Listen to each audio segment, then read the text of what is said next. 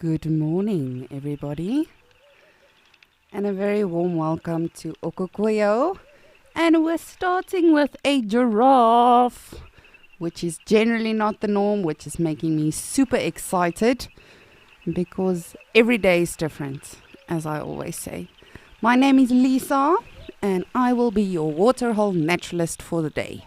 Of course, observing Djuma, Okokoyo, as well as Mashatu. And yes, hoping we are going to have a beautiful day.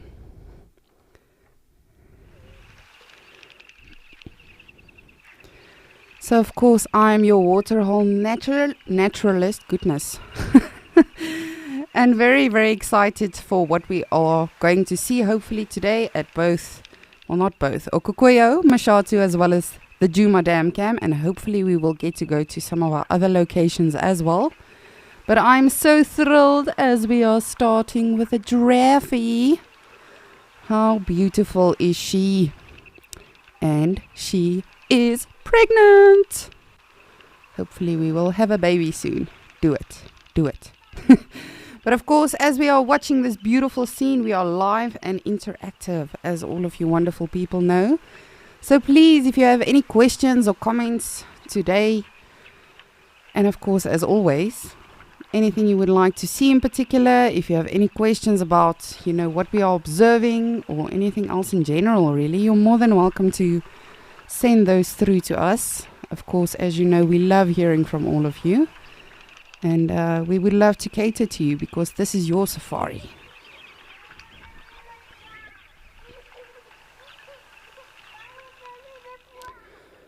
Jasland, good morning. Another trip with Mother Nature indeed. We will be escaping to nature today and just going on a therapeutic journey, as I call it. Because this really is therapy. I don't know about any of you, but this in itself already is just an incredible start already. So I'm very, very excited. And hopefully Mashatu will also spoil us with some animals today because, of course, it's been fairly less action-filled at Mashatu nowadays, or this past few days at least. And yes, of course, our other water holes as well.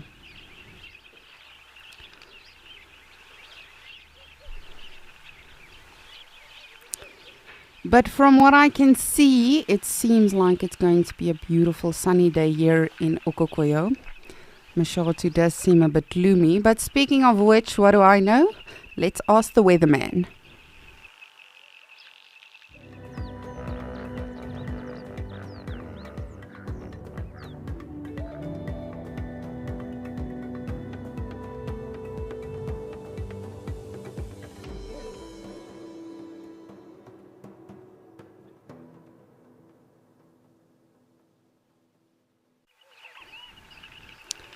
Alrighty, so we will see, what the weather does for us today and how the animals are going to react to all of it in our different locations. But hopefully it'll be a beautiful day and a lot of animals come to our water holes and drink water.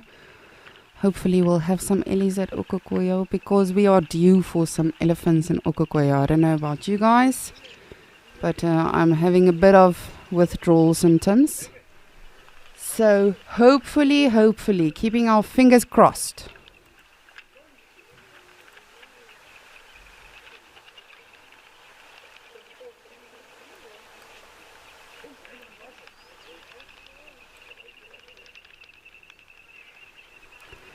Yolanda, you would like to know how tall is a giraffe when it's born. So giraffes are, of course, the tallest living land mammals. So fully grown, they can become up to 6 meters tall. A baby giraffe, however, is about, give or take, I would say 1.5 meters. A rough estimate around there. But that being said, I have to say giraffes are probably, for me personally, one of the faster growing animals. And again, the reason for that, well, again, this is speculation. This is what we interpret from nature. But of course, baby giraffes can be predated on by lions, even by a leopard, very strong and sneaky, powerful leopard. So yes, they do grow fairly fairly fast in comparison to something like an elephant, for instance. So, but yes, they roughly about 1.5 meters when they are born. Because, and this, it's sad, but it's also, it's going to sound horrible, but pretty funny. When a female giraffe actually gives birth, she does not lie down elegantly. She actually stands and gives birth. And that poor baby drops all the way down to the ground. And then, of course, she will clean it. And then hopefully the little one can get up. But I know recently in Kruger National Park, there was a sighting of a baby giraffe that was unable to get up. And eventually, lions came in, and it became a very unfortunate and sad event. But the mother stuck around, like she tried getting it up and all of that. But I'm not sure if the baby had a broken leg or perhaps a deformity. So it really is sad. But at the end of the day, we do have to bear in mind it's survival of the fittest, even though it's never easy to see. Just want to have a look-see, see what else is around the water hole. I'm so thrilled that we have giraffes this early. Of course, the animals are not on schedules, even though we do send their rosters to them early in the morning, tell them when to come. But it's always interesting to see what is around and what's coming to the different water holes, because it's always a surprise.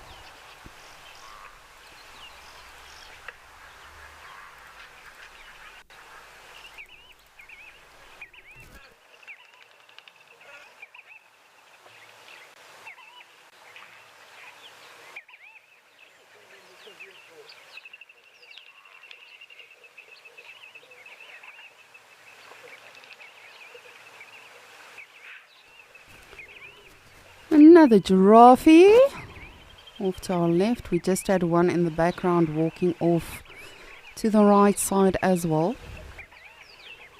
Just want to have a look-see and see what else is around at Okokoya's waterhole.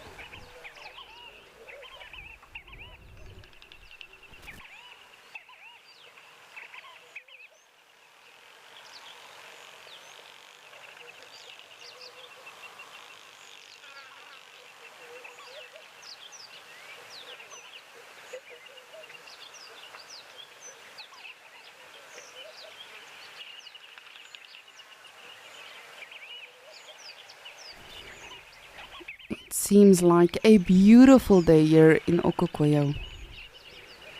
Hopefully it will heat up nicely and sort of push the animals towards us. Again, we can't be greedy. We're happy with absolutely everything we see.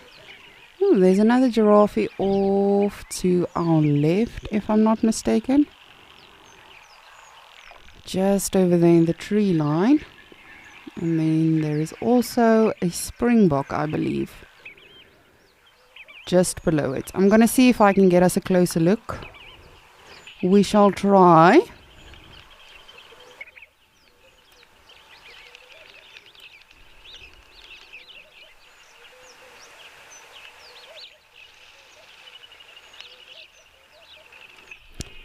Yes!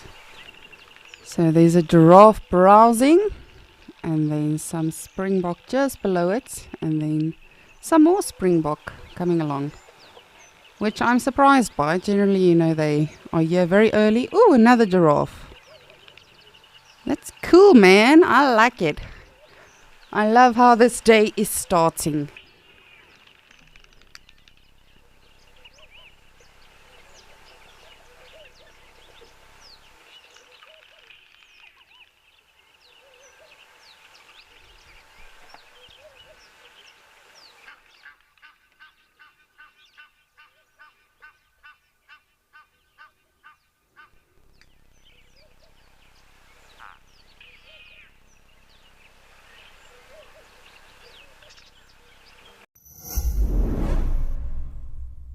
November is Impala lambing season, and we are lucky enough to see all of these adorable babies taking their first steps in the world. In celebration of these youngsters, we are hosting a fireside chat dedicated to all things cute and cuddly. Come and get your fluffy fix on the 13th of November after the Sunset Safari. Join Cedric and Ali for our most adorable fireside chat yet.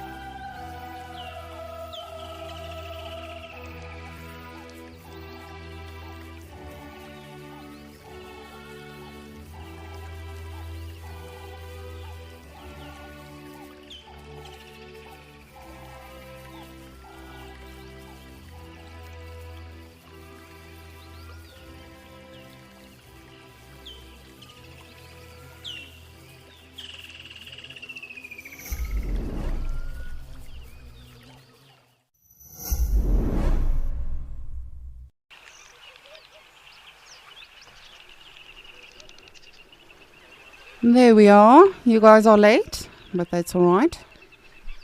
We forgive you. Our beautiful oryxes.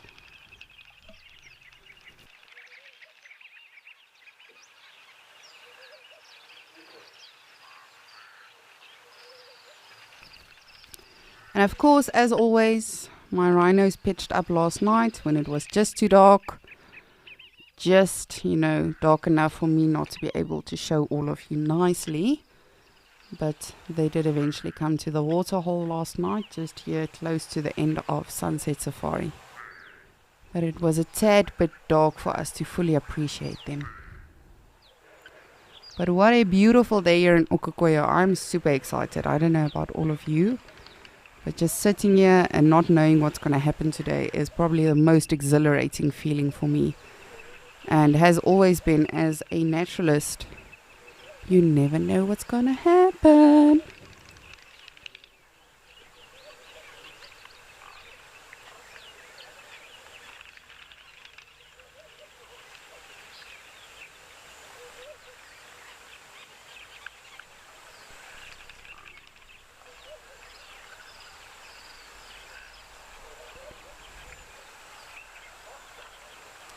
Samuel, good morning. You are saying you love the reflection of the clouds in the water. Me too. Honestly, yesterday I sat on the Juma Dam camp probably for half an hour straight, just literally watching the clouds. It was so fascinating. And for those of you that were not with us yesterday, we spoke a bit about the clouds and, the formation thereof and how it can, of course, predict the weather, but sometimes it does surprise you, even if you think a certain thing. But that was always, funny enough, my weak point when I was studying to be a naturalist. Find it super fascinating.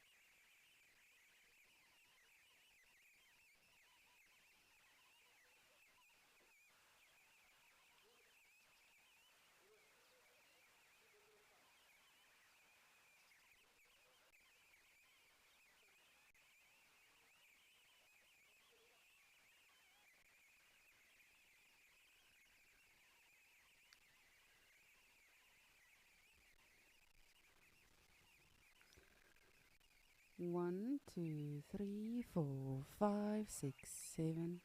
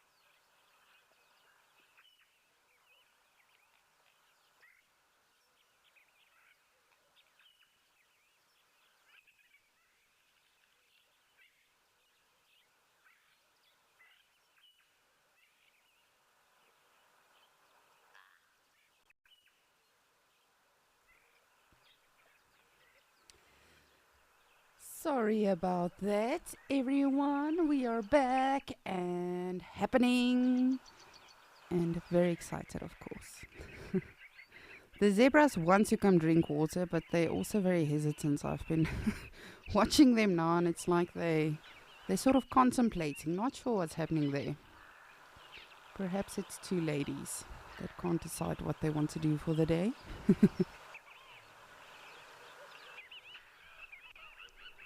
Come on, animals. I'm so happy about our giraffes, though. What a beautiful day in Okokoyo.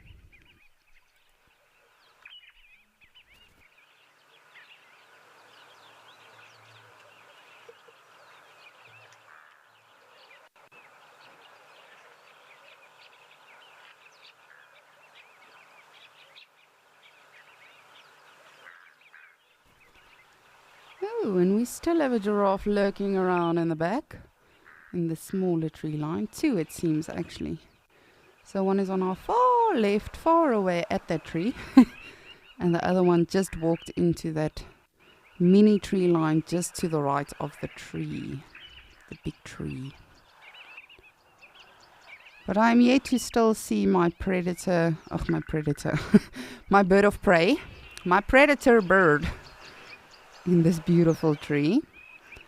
I've been keeping a close eye on it, and I really need I don't know. I'm feeling a big eagle or perhaps something like that. But if you could be a bird, and this does not just have to be an African bird, it can be any bird in the whole wide world. What would you like to be? I think I would like to be, an African fish eagle. Because of course, then you've got the ability to soar and everything.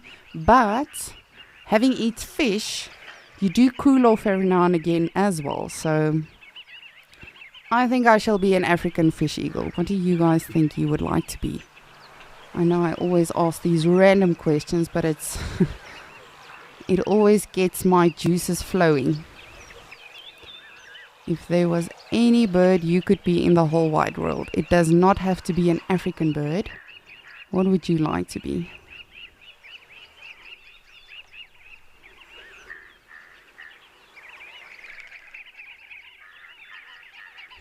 No way! That's my first warthog in Okokoyo. Let me just see if it's a warthog. How funny will that be if it's not?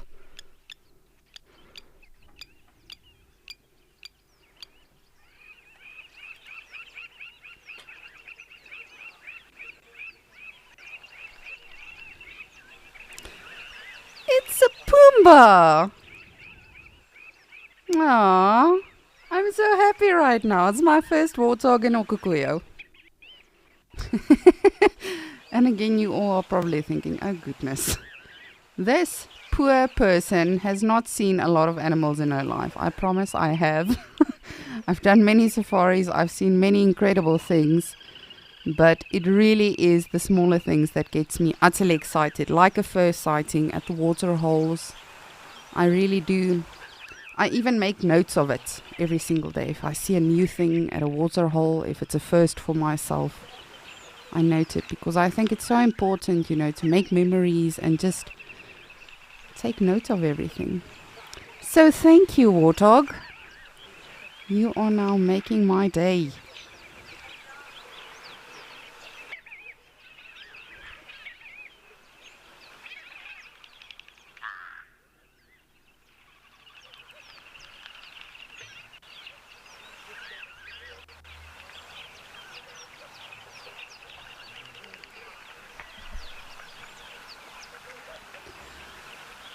And at various of our water holes, of course it is summer now, so the warthogs will of course take advantage of water holes where they can mud wallow. Not that there is a lot of wallowing space here for animals here at Okokoyo's water hole, but we've seen at Mashatu as well as Djuma, the animals can really wallow there to their heart's content.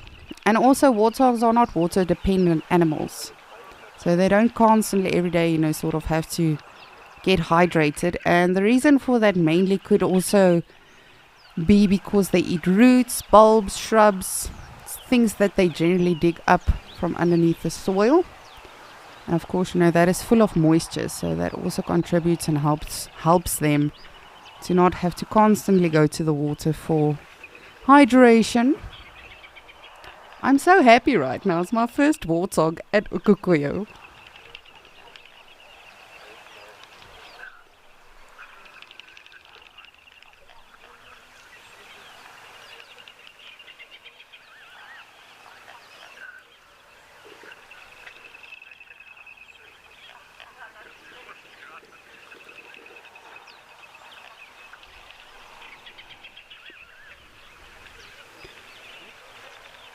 Of course, we know they are called the warthogs because of their warts on their actual faces. Very feisty little animals. Spoke about them a little bit yesterday. Not a fun animal to have to rescue and sort of rehabilitate. They are very, very feisty. They're very strong, even as piglets. That is why, of course, something like a lion will often take them on. Even leopards every now and again, but leopards mostly will try and ambush them, sitting on top of their termite mound, observing them, and then perhaps either waiting for them to come home after a day or starting their day. But even predators, do do get severely injured by warthogs. This one isn't that big, but you get some really, really big warthogs. I've seen some fairly big warthogs in my time.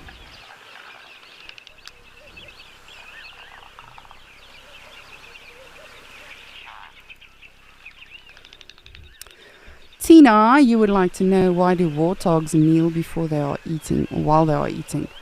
So it's because they pray before a meal, and just show thanks. No, I'm kidding. No, so because they eat the roots, the shrubs, the bulbs, everything that is pretty much just beneath the soil or very low to the actual ground, they use their heads as shovels to dig up their food. And thus, as soon as they kneel, it becomes easier as opposed to just doing it standing. And of course, as soon as they kneel, they've got more frontal power in their front body. So then it makes it easier to actually dig up their food as well. But that's a good question. People often wonder, it's an odd thing when you do see it. So very good question, and please keep them coming. And do let me know, what bird would you be if you could be a bird?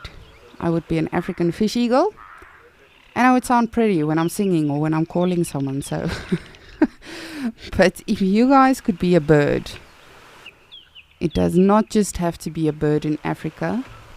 What bird would you like to be and why?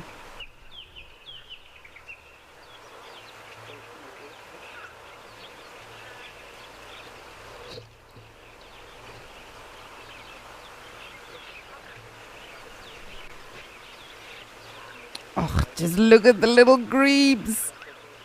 I love them. I could literally watch little grebes the whole day. They are adorable, they sound adorable, and of course it's very funny when they just plonk underwater and then pop up somewhere else. They want to make friends with Pumbaa. I'm really loving this, I'm not gonna lie. A simple warthog sighting, but my first in Ukokoyo, so I'm so happy.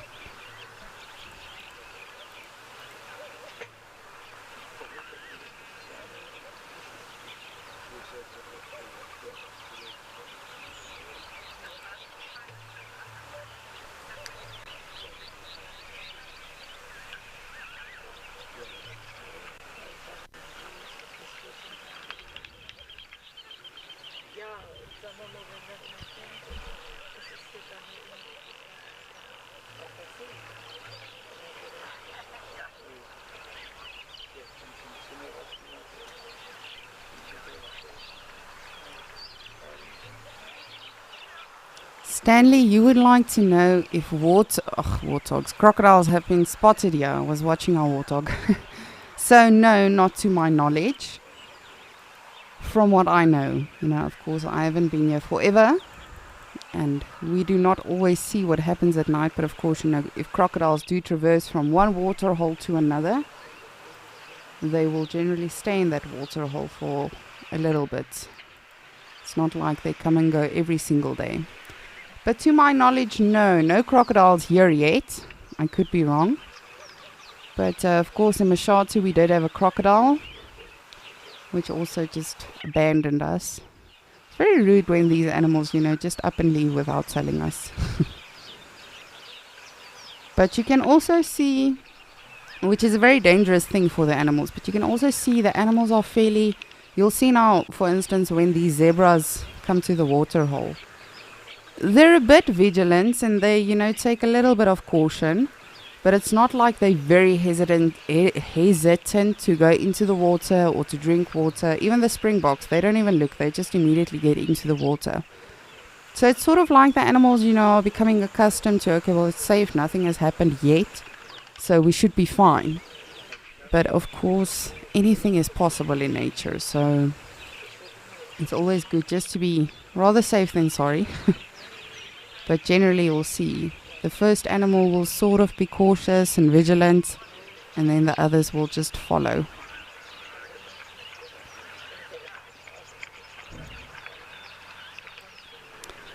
You see our zebras want to come.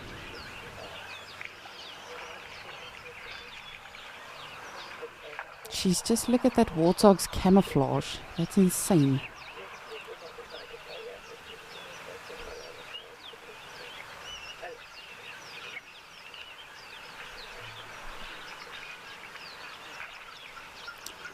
Good morning, everybody. It's a pool party. Jeez, that one zebra almost looks like a red zebra. But of course, they do dust bath and roll around. Specifically in this soil, you know, they will appear more orange. But they do that, might be for itching. But from what we've seen and observed over the years and years and years of watching these animals, we believe it's, you know, to sort of get rid of pests and parasites and stuff that might be on their skin, just like we've seen with warthogs, buffaloes, rhinos, elephants. They love to mud bath, and we believe it's for that reason. Just for an insect repellent.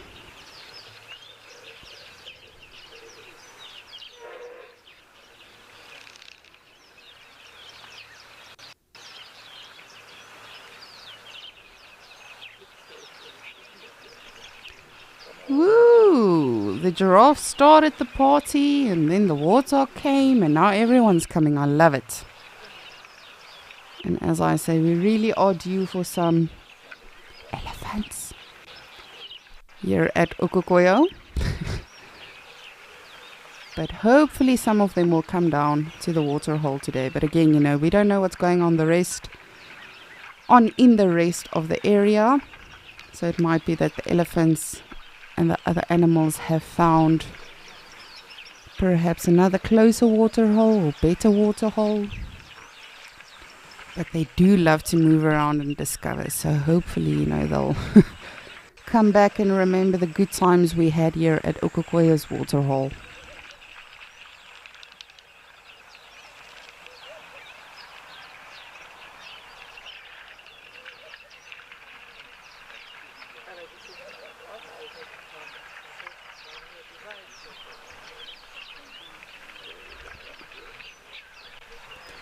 No baby animals yet. Very disappointed in you all. And again, that's always an interesting topic that I've had quite a few discussions with various naturalists. Because of course, you know, many people believe that animals wait for the first proper rains, and then as soon as the first baby falls, they'll all sort of give birth. Which is very true from what we've seen over the years.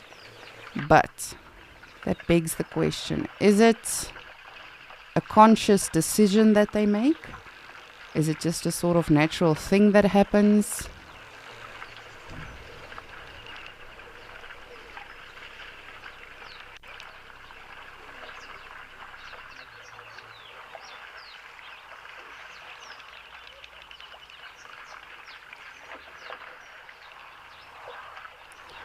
Just want to try and see what this bird is. I'm not quite sure.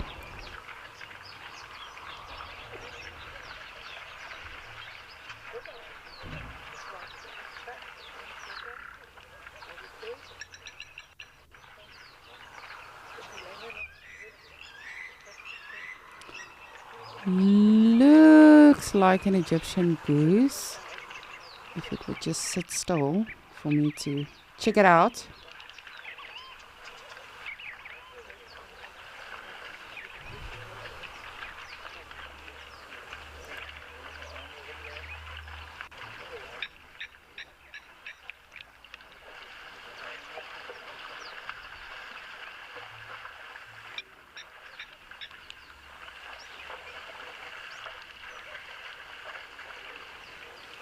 Oi! Sit still.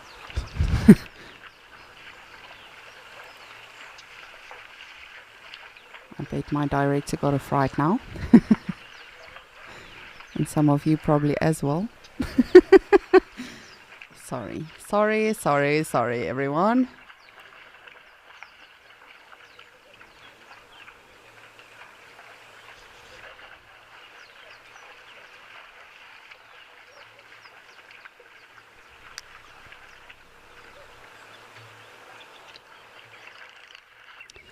This is an Egyptian goose, yes.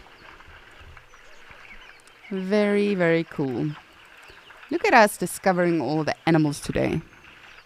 How cool would it be if we just one day, just zoom in on this rock, or these rocks, I should say, and then just have a leopard that's stalking something. How amazing would that be? Because of course here in Okokoyo we do have the big four, would have been the big five with the exception of the buffalo that does not occur here.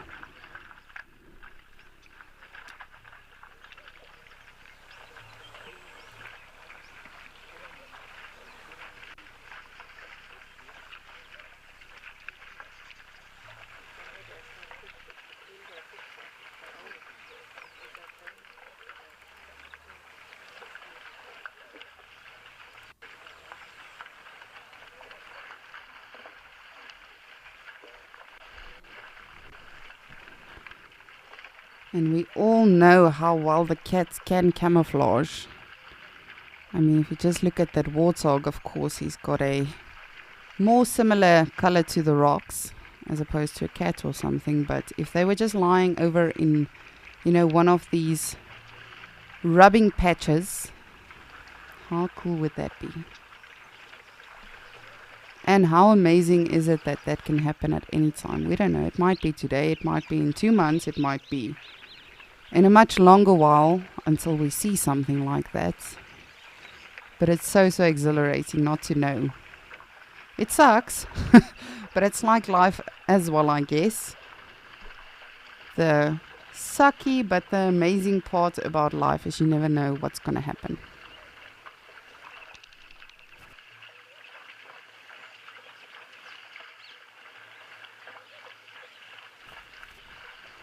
It's becoming a proper party now. I'm loving this. Giraffes, impalas, springboks, warthogs, Egyptian goose, wildebeest, zebras, oryx. Woo. Lots and lots of animals.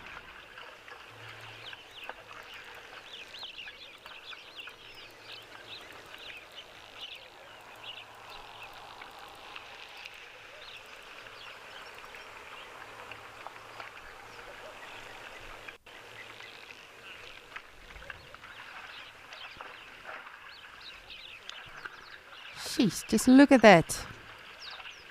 So many species. I love it.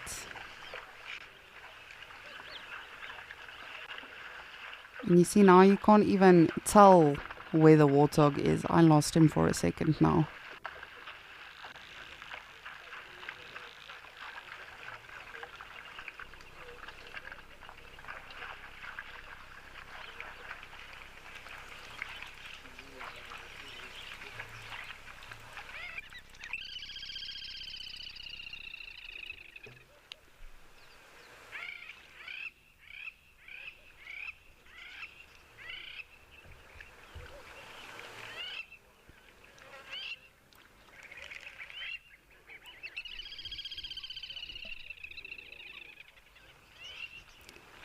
Come on, animals. We need a baby animal. You see, this is the thing. As soon as you see a lot of animals in the start of a safari, you just want more of it. As opposed to, when there is not that much happening, not that many animals around, then as soon as you see, the first thing, you just utterly excited and just absolutely appreciate it. But you see, now I'm getting greedy. Now I've seen the animals, now I also want to see the baby animals.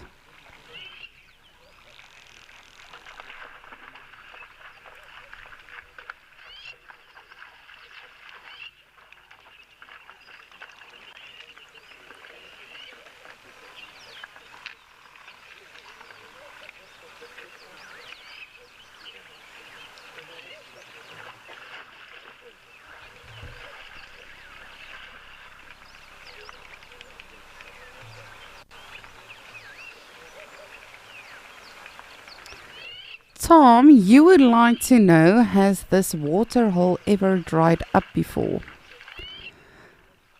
So I'm going to be very honest with you. I'm not sure. I'm not too sure, but I don't think so. And please, if anyone else, has more information, you're more than welcome to correct me. As naturalists, even us, we don't know everything, and we still too learn every single day. But not to my knowledge, no. At least recently or in recent years. But I promise to research that for you, and I will get back to you later today. But no, this is a fairly sufficient waterhole from what I know in terms of, I almost said sponsoring. Providing the animals with water. And also, of course, animals do smell water. They are super, or their senses are very, very, very, very, very good. So they do smell water from afar. But that being said, and again, this is just my personal interpretation. This is not what I, read from a book or anything. From what I've seen with the different patterns with the animals, it's almost like it's becoming a routine for them, and it's a habit for them to come to this water hole. Now, again, it could be because they smell it. It could be because of the game paths, because 99% of the time a game path, which is this thing, let me just show all of you, this thing that the wildebeests are now going to get onto. Well, not now, it seems like they're having a family meeting first. But a game path more often than not leads to a watering hole. There we go, that's path just to the right of the wildebeests. So animals do know that as well, but of course, as I say, they can smell it. So, but to my knowledge, no, this water hole has not dried up, and hopefully it never does, which is why it's a very dangerous topic this to touch on, but which is why global warming is such a problem, because it changes weather patterns and all of that. We see that just in South Africa alone. The rain season starts later and later and later each year. And there can, of course, be various reasons for that. For me personally, this is a personal opinion, I believe global warming does contribute to that. Because, of course, all the gases, chemicals, everything going into the atmosphere does, of course, affect cloud patterns, does affect the moisture and the droplets and everything that form the clouds for the rain, etc., etc. But I'm not going to go into that too much now because, as I said, it can be a sensitive topic for many people. But yes, hopefully this water hole never dries up, and hopefully there will always be enough rain for it, to keep helping the animals, because at the end of the day, that's what it's about. We don't go to this water hole and drink water and, keep hydrated in that way and get our nutrients. The animals do. So this is something we spoke about yesterday as well.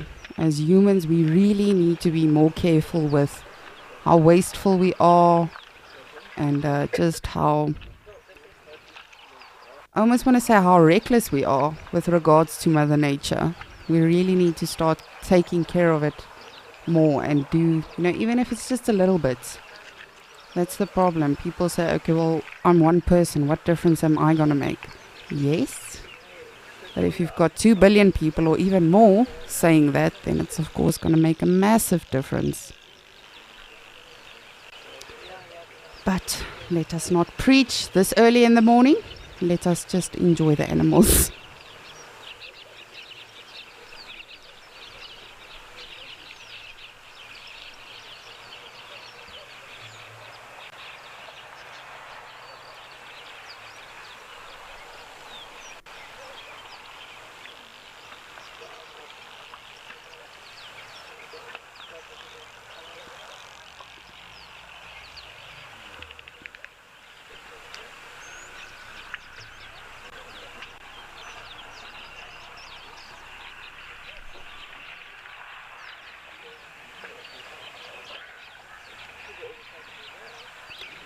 Kim, good morning.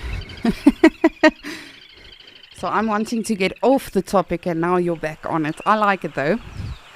I'm always open for these sort of discussions, because I do believe that as people, we don't take these things serious enough, conservation and all of that. You would like to know, what role does animals play in global warming? So animals they don't contribute to global warming. They suffer because of it. And as I say, it's things we don't think about, but in the bigger picture, it does play such a massive role in their lives. So stuff like global warming, like the gases, the chemicals, everything that we put into the air, not them, we as humans, affects so many things. It does. I personally, again, this is a personal opinion, I do believe that it does affect weather patterns. It does delay rain every year, from what I've seen personally in South Africa. I don't know about other areas in the world or other countries. But yes, it's sad if you think about it. Because as humans, because of weapons, technology, and money, we think we are these glorious and in charge creatures. I almost want to say gods. And we feel that we have all this power and everything. And it's like rhino poaching as well. I've always said, if you want to shoot a rhino, if you want to kill a rhino and take its horn, by all means, I will give you a machete to take its horn. But do it without having to shoot the animal. And it's the same with everything in Mother Nature. We feel we've got so much power over all of these animals, just like another sensitive topic, but just like trophy hunting as well.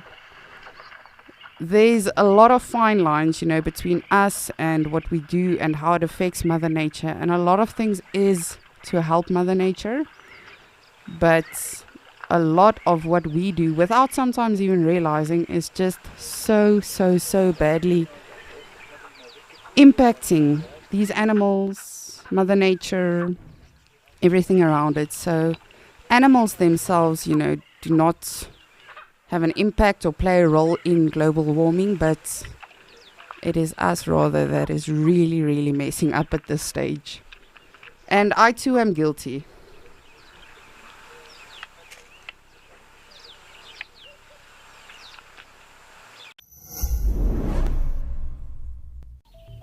And just look at that. This must be the smallest baby black-backed jackal I have seen in the wild. Look how full the belly is. Just look at those large ears turning in all directions. Beautiful late afternoon sun on it, the hole right next to it. Join us as we learn all about the wild babies, how they adapt and grow, and what it takes to survive in the wild.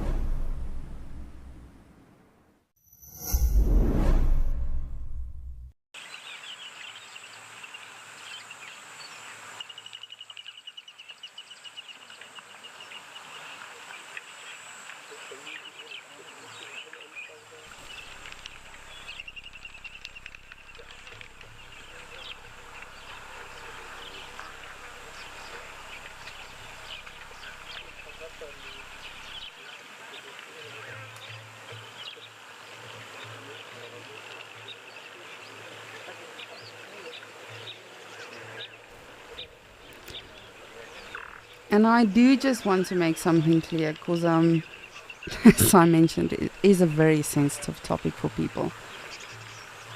I mentioned trophy hunting and all of that. Now, as I say, when you start talking about things like this, everyone's got their own opinion and their own view on it because of their own experiences. I'm not saying hunting is a bad thing. Again, there is a fine line between all of these things, and I'm talking about hunting, I'm talking about poaching and all of that. Of course, poaching is very, very, very wrong. But there is a fine line when it comes to these things. And the reason for that is because us as humans are here to coexist with animals. And sometimes I do not think we are doing the best that we can. And I know I opened a whole can of worms for myself now today. As I said, it is a sensitive topic for some people to talk about. And we all have our different opinions around it. I'm just saying, as humans, we should definitely be more thoughtful of how we go about and do our business and how it affects all of these animals and all of their existence, etc., etc., like rhinos, like pangolins, like wild dogs even, that are highly, highly endangered. We need to be more thoughtful of what can we do for these animals. Even these animals that we are looking at right now. How can we help them? What can we do to save them?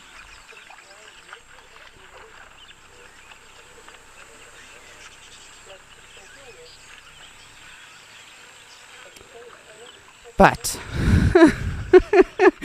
we are very, very serious for this early in the morning. But I do know someone that is also very passionate about these sort of things, and that is Mr. Rolf. So I'm going to send you over to him.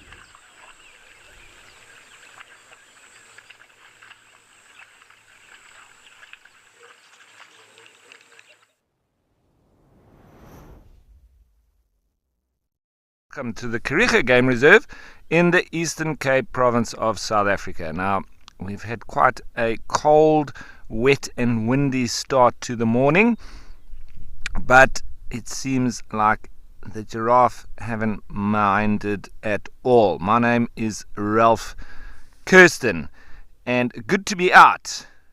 Even though we did get a little bit wet earlier, it's always good to have the rain, so no complaints here. The giraffe, you can see there in the background, there's a little bit of necking going on. Let's just have a look.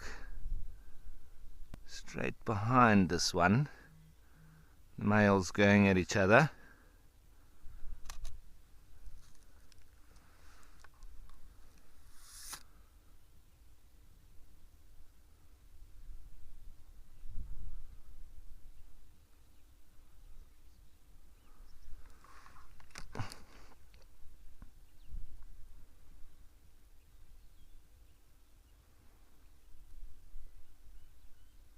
Can hear a red-throated wryneck calling. Wap, wap, wap, wap, wap.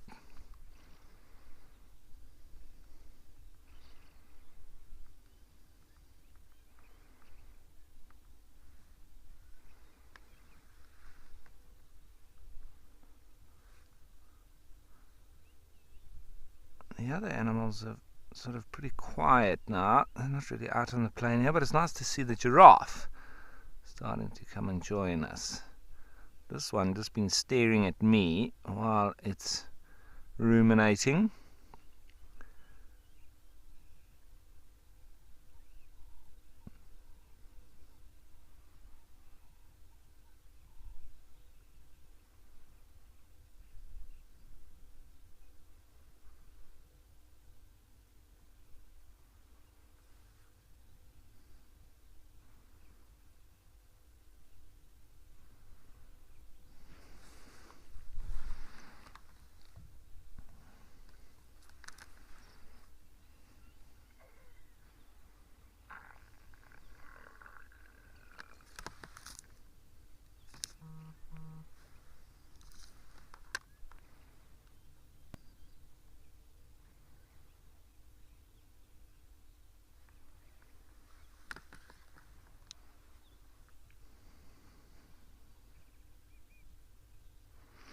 Catherine, nice question. Yeah, they do. They've got very long tongues. And they use them obviously to get a hold of the leaves that they feed on. And if I'm not mistaken, they can get up to about 45 centimeters. So 45, 50 centimeters. So it's really long. And they are sort of a dark blue / black color. Lots of melanin in it, because they do spend a lot of time sticking their tongue out in the hot African sun. And if they weren't full of melanin, they'd get very sunburnt. And that would be pretty sore, especially on your tongue. So let's just have a look. We might be able to see, it is a little bit far, but you might be able to see them using their tongue as they feed. Those two on the left carry on their little necking exercise. No, they're not going to feed. Looked like they wanted to feed on that plumbago, the blue flowers. These two more interested in fighting with each other.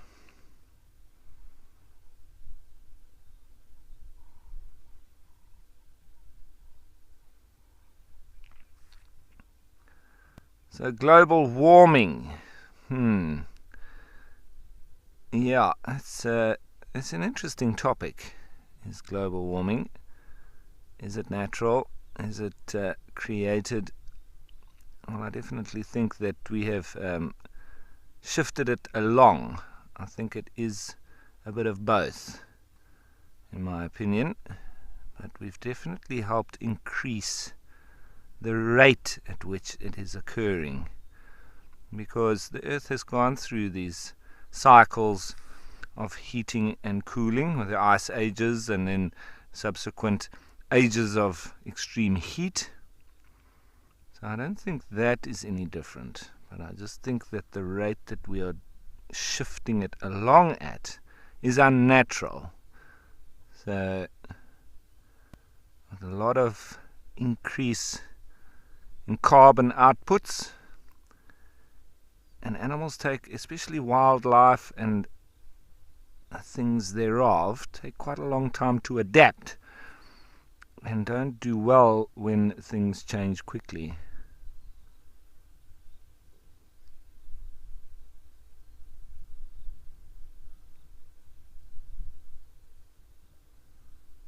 I just think on a local level, for me, we've got a scourge of plastic. And we really need to change up what we use, especially with these single-use plastics. Living here next to the coast, we really do see it a lot, especially when there's floods or anything, increase in rainfall. Then we start seeing a lot of plastic washing out on the beaches. And that's just the tip of the iceberg, what is washing out. In my opinion, it should be the big corporate companies that sell these products that should be forced to either clean them up or to use alternative packaging. So whether it is SAB or Coca-Cola, whatever you like, if that rubbish is lying around, I think it should be the corporate responsibility of the companies involved.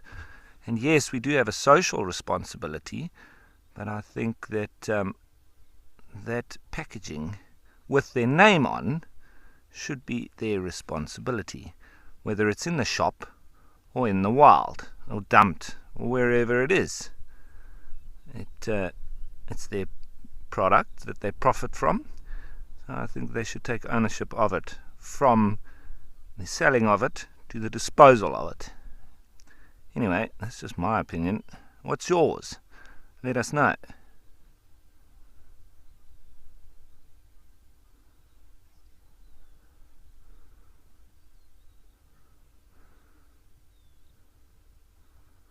Rachel, Well, they are the animal with the longest legs, but they're not the only animal with long legs, no, in comparison to their body. If you look at ostriches, they've got very long legs too. And lots of birds that have very long legs in relation to their body. So if you look at the secretary birds, maybe Andrew will be showing you. I know he was looking at the secretary birds yesterday. Very long legs. So all the storks got very long legs, and many other different birds as well, especially the ground dwellers. They've all got very long legs to keep them up out of the grass and away from pesties as well as predators like snakes. But in terms of mammals, giraffe do have an extremely long set of legs. And these three all in a line here now, making for quite a nice picture. They almost seem to be as one. One giraffe with 12 legs.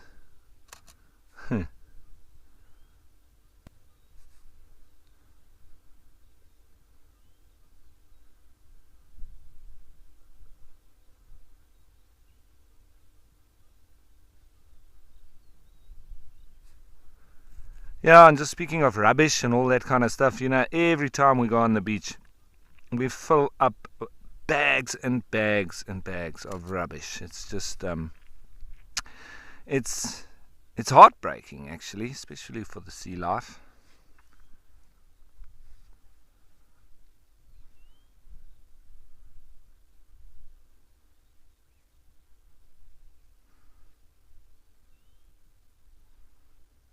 These two are really getting going now. I think we'll keep watching them. They seem quite evenly matched. I like it when there's a nice match up as well. Similar size, similar age. See how they push up next to each other. It's also part of the fight. And then use their neck as a pendulum swing and the head as a club.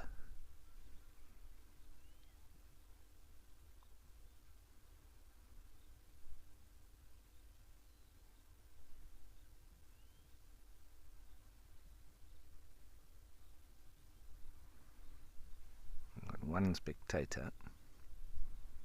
I moved a bit fast there. Oh, two spectators.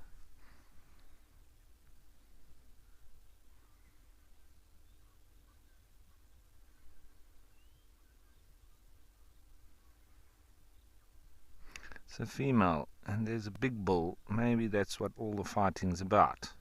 Maybe they are trying to court this female.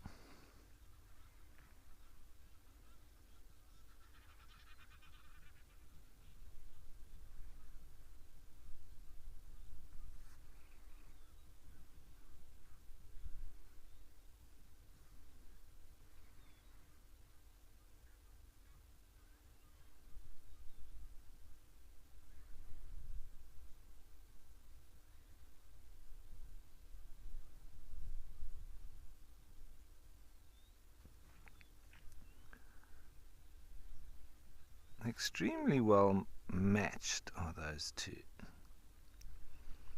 I want to stick with them because I'd like to see who the winner is.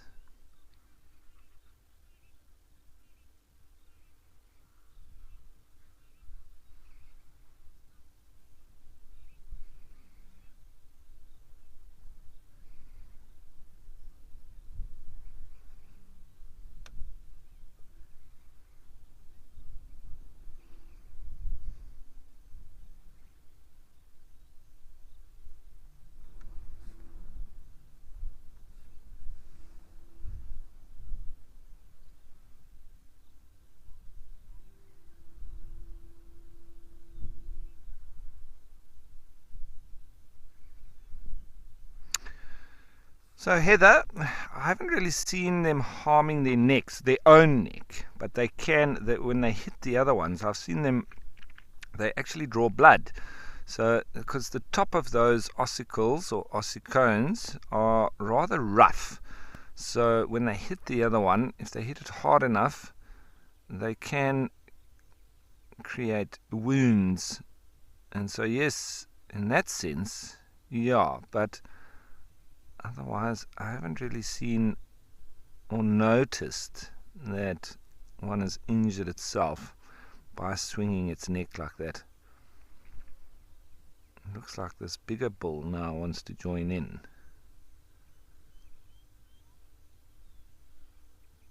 I think he may have the upper hand. He's a bit bigger than the other two. Sometimes, like I've said before, when they can get underneath the bigger bulls when they're a bit smaller. It's not always that the bigger bull wins, but generally the older bulls are more experienced in this neck fighting. They do have more weight behind them as well. So for the pushing and shoving, they generally win that and have a bigger head to swing and club.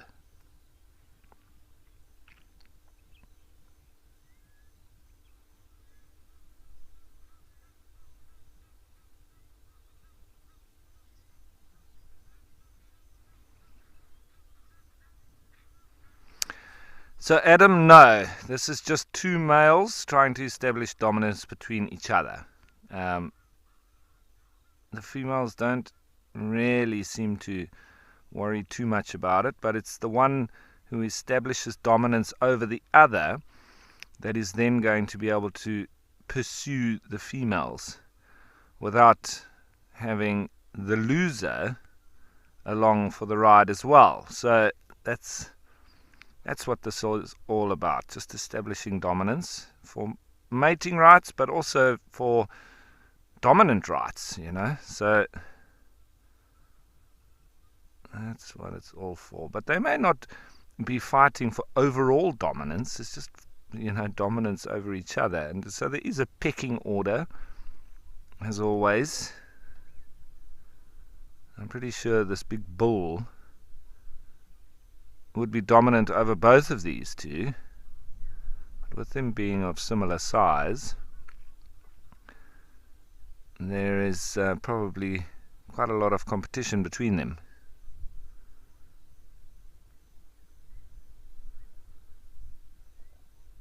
So working out who is the stronger and better necker of the two will then establish who's going to be dominant.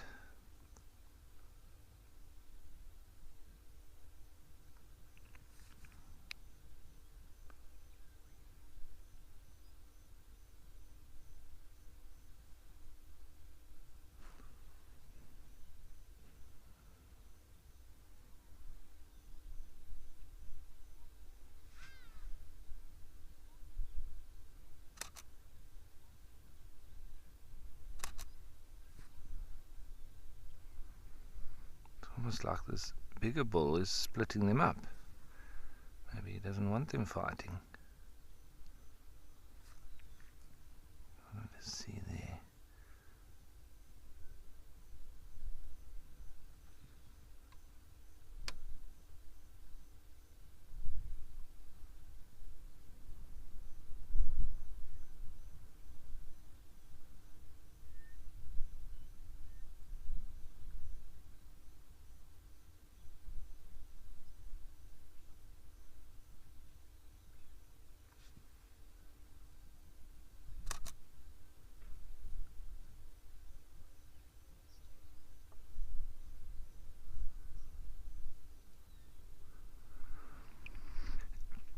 So Jojo, I'm not sure if you mean how long can they grow or how long can they grow for in terms of their life. Well, they'll never stop completely growing. They do slow down, but they sort of get to a length and then they will grow a little bit as they age,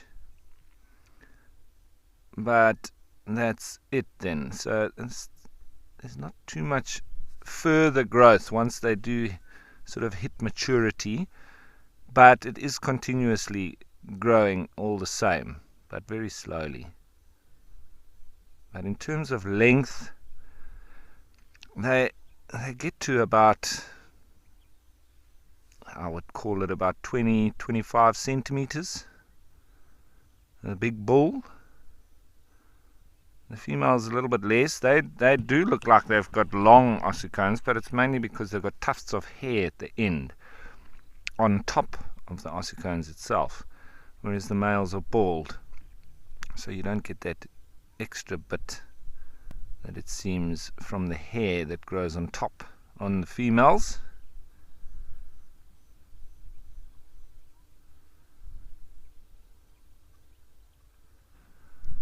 They are born with ossicones, but they're not attached to the skull when they are born, so that they aren't injured and they don't injure their mother as well as they are born. And then they attach to the skull after about a week.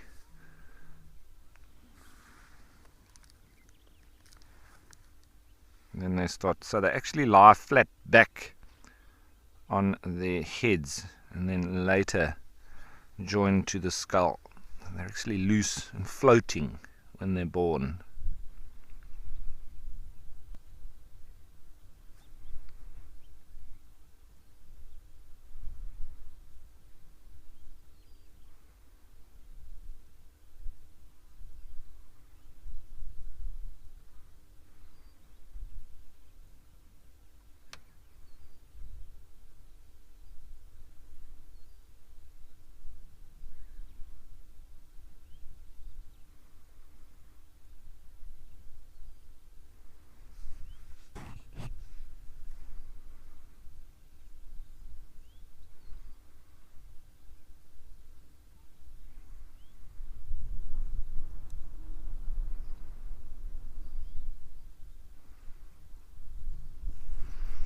So Sammy giraffe live for up to about 50 years, about 45, 50 years of age.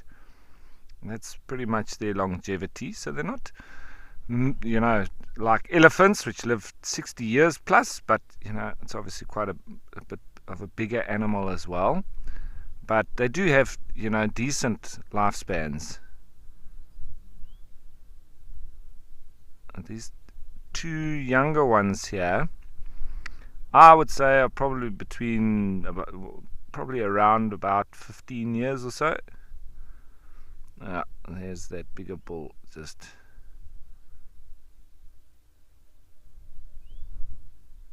was it?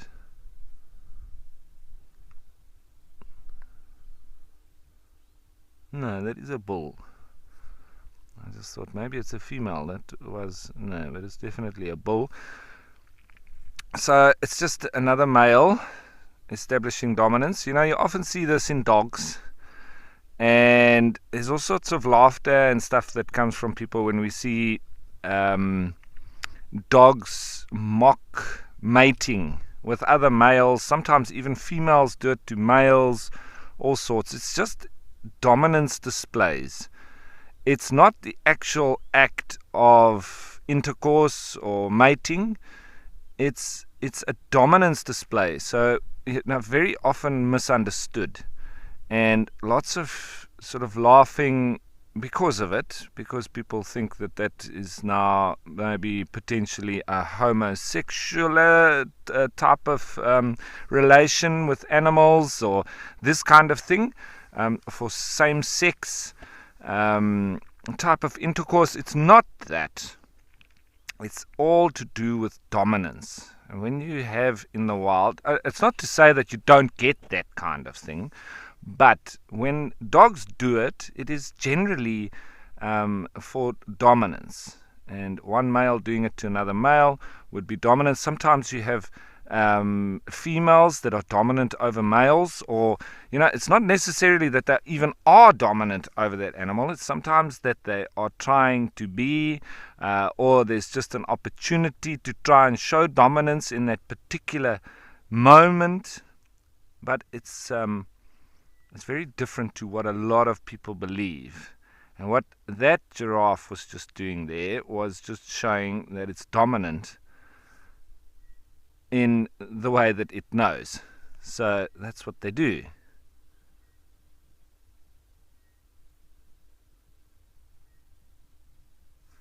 I often find when people laugh at things like that, it's really a clear-cut case of misunderstanding. When you don't understand something, people very often laugh at it. I find that humorous. That one there, I'm pretty sure has got a bone. Whenever they pull these funny facial expressions and do things like that, it's normally when they have a piece of bone and they're rolling it around in their mouth. His head's like a fire hydrant that's out of control. Look at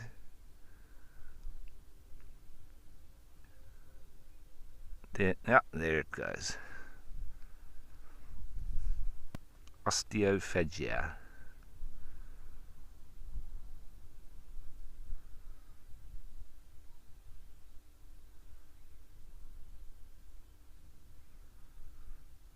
A giraffe can be rather comical. But they are very interesting, very cool animals. Being the tallest land mammal in the world.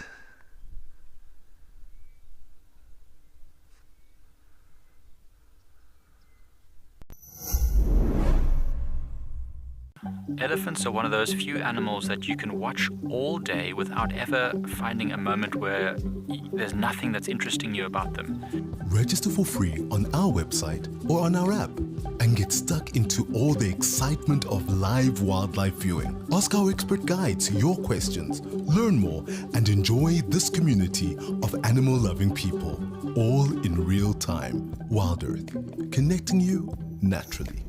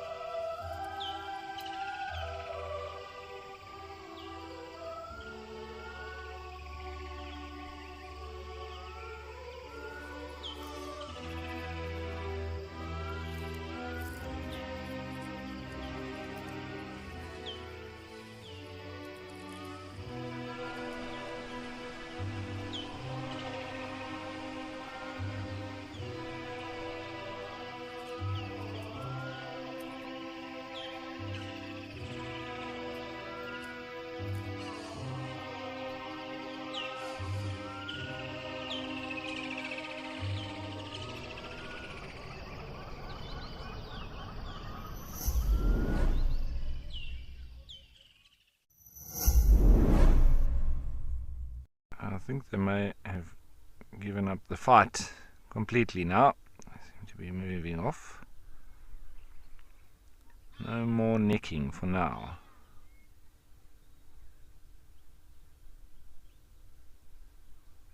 I love to watch their gait, how they move on the left side and then the right side.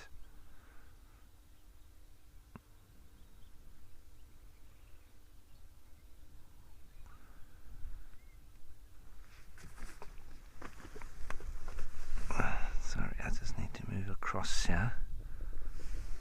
And we can just watch them feeding there. Maybe we'll get to see their black tongues.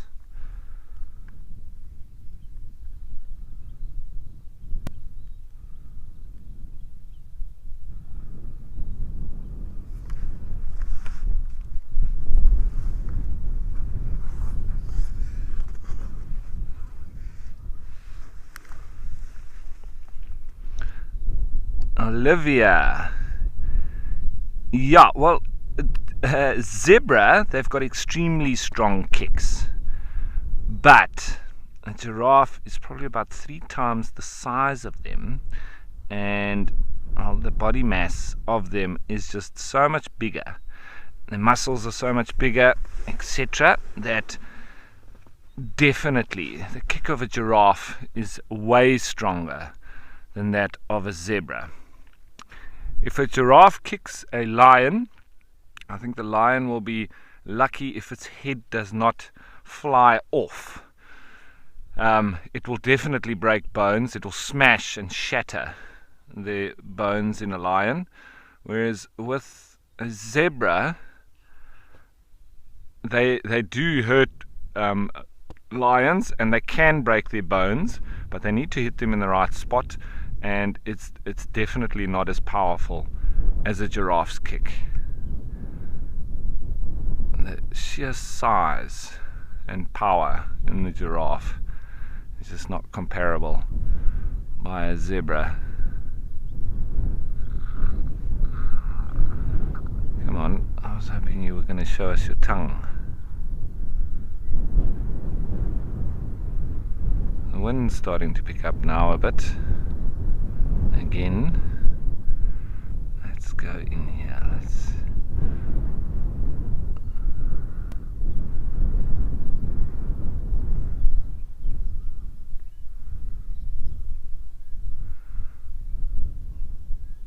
just see if we see its tongue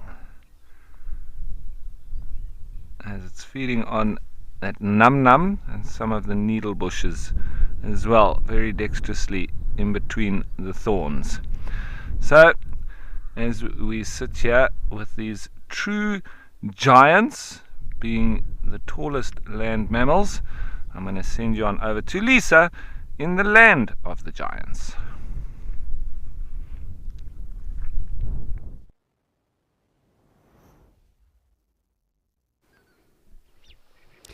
Thank you, Rolf. And believe it or not, but Mashatu still has animals. And these are the sacred ibises. My first sighting of them in Mashatu. So I've had a first sighting of a warthog in Okukoyo today. And now this is also a first for me. So very, very cool. Very interesting birds, actually. They are monogamous, but they are also colonial, which is why you can see them in this massive, well, to me this is massive, but in this flock right now. And they've just been chilling. I've been watching them for a while. They've moved from one side of the waterhole to the other. I suspect they are becoming a little hot now. As you can see, they are predominantly in the shade now, but we'll, of course, keep an eye on them and see what they will be up to today. But very cool. Much prettier than the Harida, of course.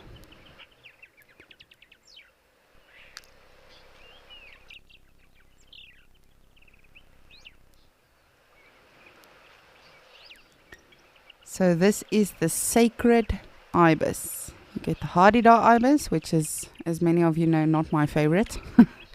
And then the sacred ibis. At least they are a bit prettier than the Harida ibis.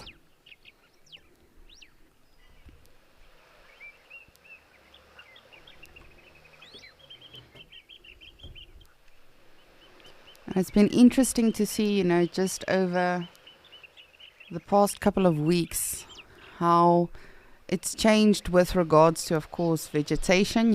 It has become a little bit more green. But also with regards to like the bird species we find now.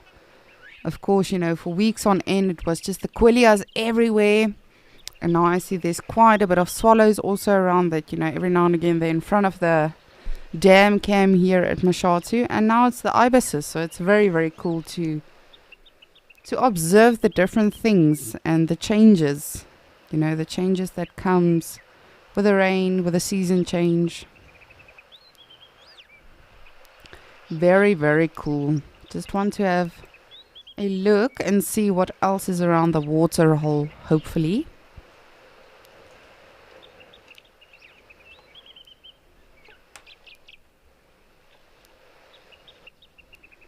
And of course, just like their siblings, the Hadida ibis, they've got this beautiful probing beak for, getting to the insects and everything that might be in the soil.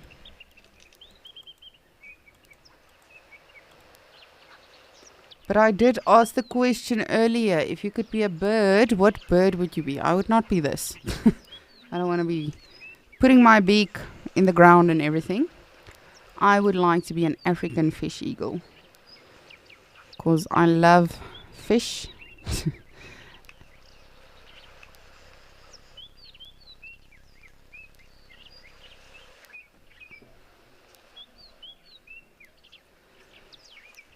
Sorry, I love fish. I would love to fly, even though I'm terrified of heights. And as a fish eagle, you do get to cool down every now and again as well, of course, when you're hunting. So that is what I would like to be. But what would you guys like to be if you could be any bird in the world?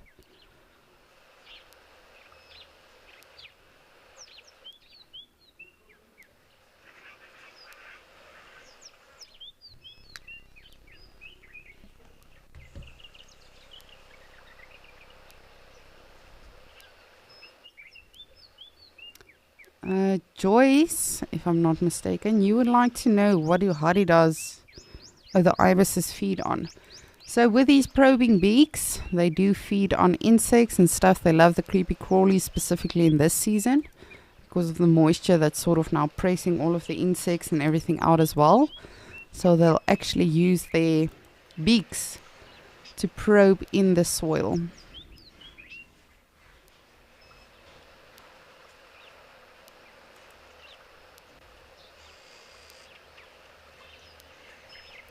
Just making sure, as all of you know, I check every nook and cranny just to make sure we are not overlooking a potential visitor. And of course, this used to be the favorite spot of our crocodile, which I have no idea where it's moved off to. I do miss it, and it's also something I obviously took for granted while we had it.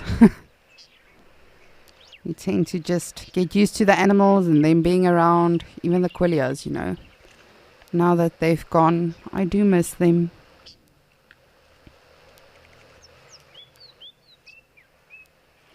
Ooh, just want to have a look. I saw movement in this one tree.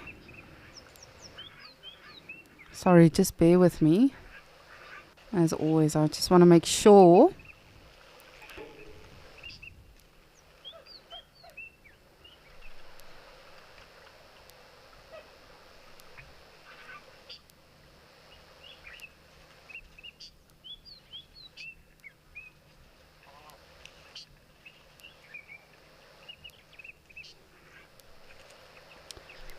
Oh, it's just more of you can see that white blotch moving around. It's just another sacred ibis that is moving around there. And of course, a very good spot that, because there's a lot of moisture there. Even though the soil is hard enough for them to walk on, they can actually get some better delicacies in areas like that. But I did see some more just here to the side in the open clearing of the waterhole as well.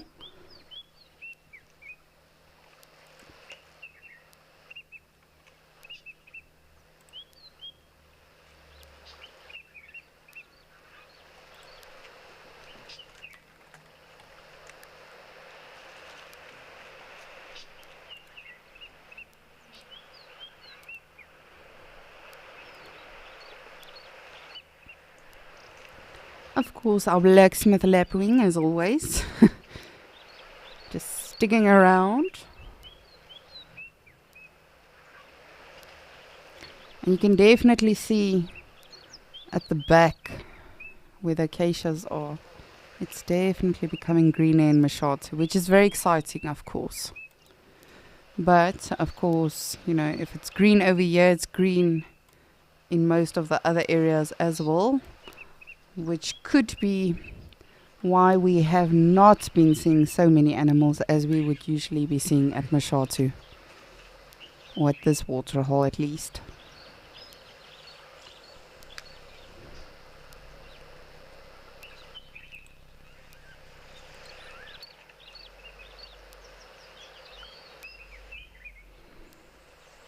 Lauren, you would like to know which bird is a symbol of peace.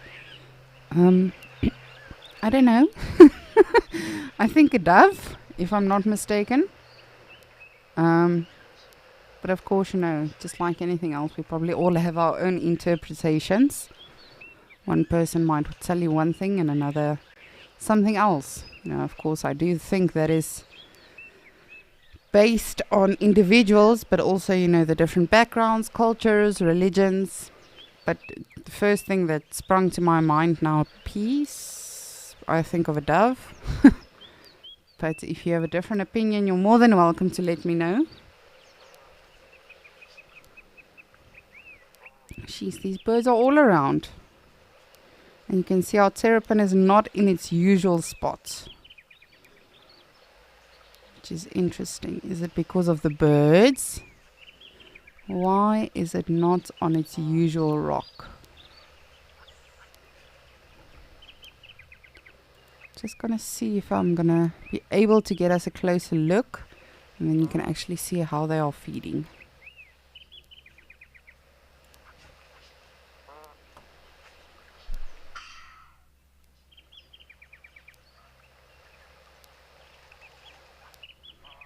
Ooh, we've got some impala as well. Hopefully they'll come to the water. They're just off to our left. So of course right now they're drinking water, but you can see that one specifically walking there close to the acacia. He's actively trying to hunt now.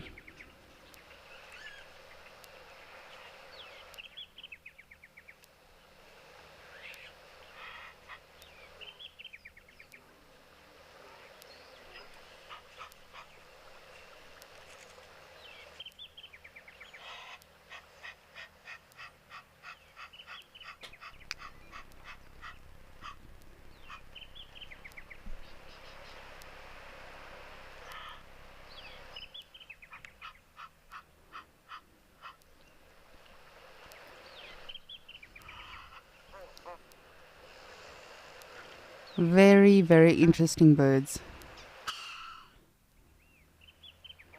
Very beautiful actually as well, as I say. Unlike the hardy-daw, I think it's just because I'm used to a hardy-daw.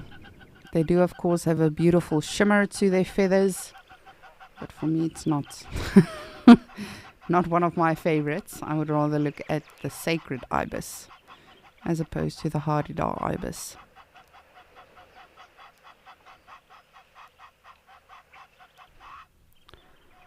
Just gonna go on a little bit and see if our impala is still around.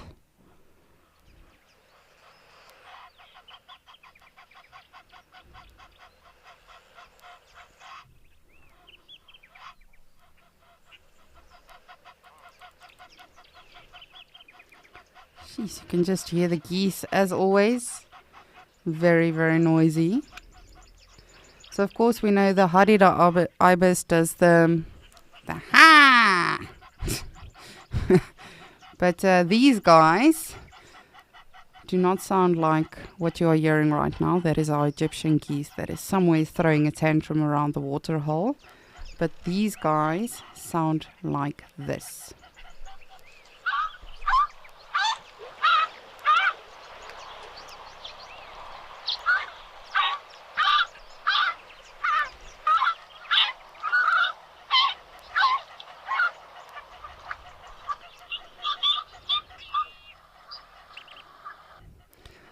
So I mean, also not beautiful, but I'd rather listen to that than the hardy-daw.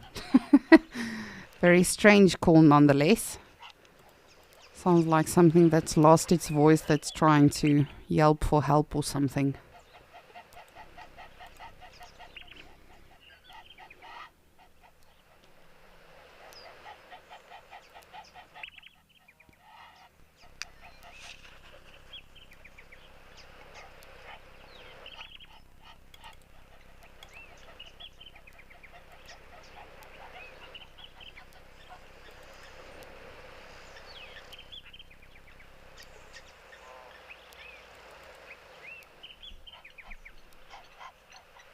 Finally, we have impalas, and hopefully, they will they will tell the other animals as well how glorious this waterhole is, how lovely the vegetation is around this waterhole. They will hopefully spread the news, specifically to our elephant friends.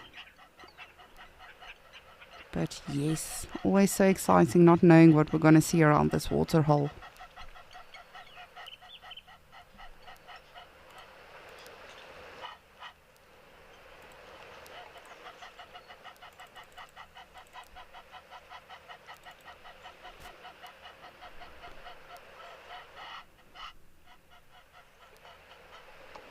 You can see it is fairly windy here in Mushatu today, even though the weather seems nice and sunny. You can see there is a fair gust, if you can call it that, because it's not super windy, but it's also not just a light breeze. But of course, wind can also deter animals from moving around too much, as they don't want to be vulnerable, as they don't want to put themselves at risk, when they cannot perfectly hear and sense where anything might be coming from, whether it's a predator or anything. So then often on windier days, from what I've been seeing this morning, for instance, in Djuma, there has not been a lot of activity around the waterhole. And again, that could be for various reasons. We can't read animals' minds. But from what we think, from human interpretation, studying them over the years, it's probably because they cannot smell, they cannot hear all that perfectly, as opposed to when there's no wind. So they rather just stay in one area as opposed to taking chances. But again, that's just our interpretation. We don't know. I wish I did. I really, really wish I did know what was happening in the mind of an animal and why it is that they do what they do. But we can only speculate.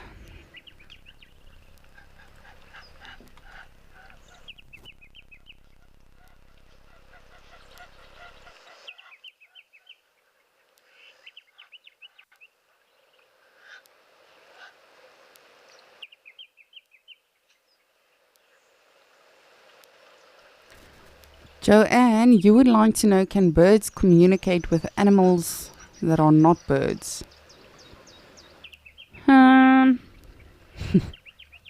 See, this is a tricky one. Because in terms of actually building a conversation with them, I wouldn't think so. But again, I'm not an animal. I don't know what's happening between them. And of course, communication amongst animals is not just vocal. It is through smell. It is through a lot of things that we don't even fully understand. So, but I do think to some extent they do. For instance, a francolin, when it sees a snake or predator, it will obviously give an alarm call. When oxpeckers find a rhino or buffalo or something to perch on, they will let each other know. But an alarm call, for instance, from a bird, I would say that's a form of communication for other animals, because you do see impalas immediately looking up when they do hear an alarm call from something like that, for instance. But again, then we ask, does that francolin know it's now alarming all of the animals, or is it just alarming because it can alarm and wants to also let the predator know? So it's very fascinating. And again, that just every day that we observe these animals and watch them around the various locations, not just even on Escape to Nature, when we're on Sunset Safari as well, there's so many questions that just pop up in my mind of why are these animals doing it? Did they learn to do it? Is it just instinct? Why are they doing this? So I do think animals always do communicate to some extent, yes. And it's sad that we don't understand them and will never fully understand them as to why they do things, how they know to do things. But yes, keeps us wondering, keeps racking our brains, which is good. You know, if we understood everything, if we knew everything there was to know about nature, just like every single day, you know, a new creature is being discovered or new organism or something. And that truly is the incredible thing about Mother Nature and just everything in and around it. There will always be something for us to discover. Just gonna take one last look around.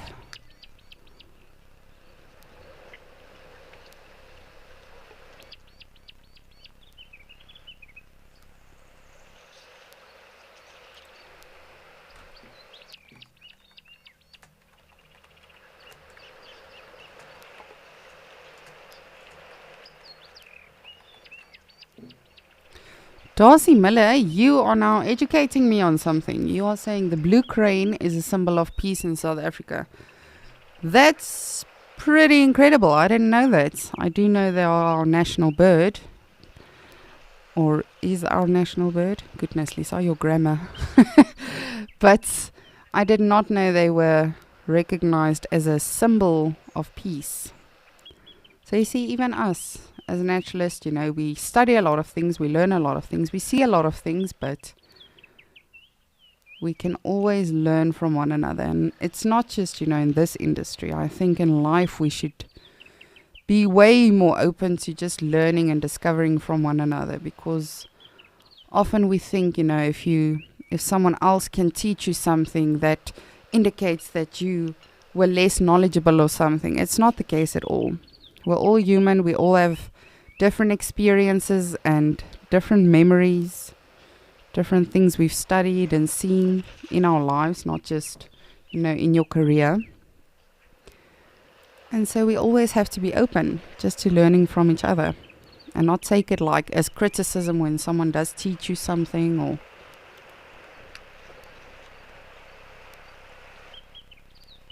so thank you for that, Darcy Miller. I appreciate it.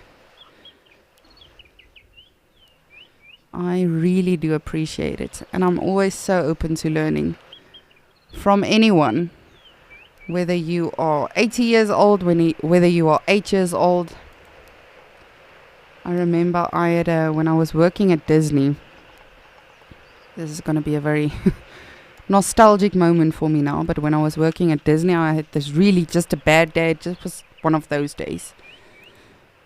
And I had this kid coming up to me and we did some activities and he learns about animals. And I promise you, just within the 20 minutes I spent with that kid, I think he taught me 3 things I didn't know. And it was about African animals. It wasn't even about American history or anything like that.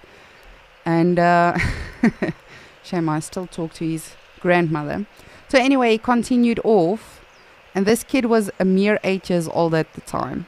And so I told, you know, the grandma, oh, what an incredible kid. He's so enthusiastic. He's just ready for life. And the next thing she told me is, yes, you would not say his father passed away a month ago and he was just diagnosed with brain cancer, would you? And I literally, like, my heart fell to my feet. And in that moment, I just learned that we really should be so much more open to learning from each other, as I say, but just also, you know, listening to each other and each other's experiences and just sort of be more open to helping each other. But that was my kumbaya moment for the day. Just getting back to Darcy Miller, thank you for teaching me that a blue crane is a symbol of peace. I did not know that. I just always thought a dove is a symbol of peace, but good to know. And of course, blue cranes, very beautiful birds that we have here in our beautiful country.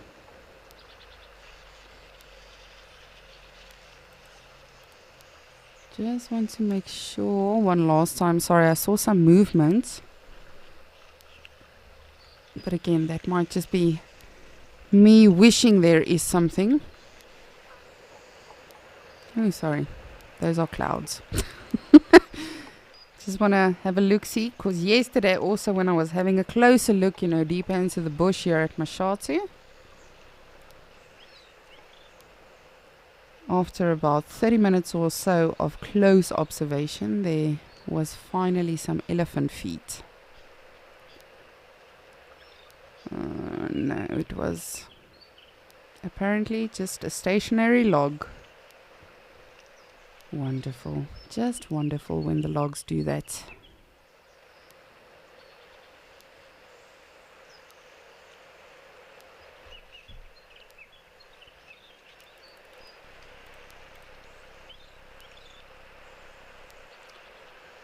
Alrighty, but of course I will keep an eye on Mashatu. I think perhaps I should just stop looking at it because it knows I'm watching it, so then the animals will hopefully come down for some water. But wonderful that we saw the ibises here. It's very, very beautiful birds for me personally. But in the meantime, let us go to Ukukuyo and see what animals are hanging out there.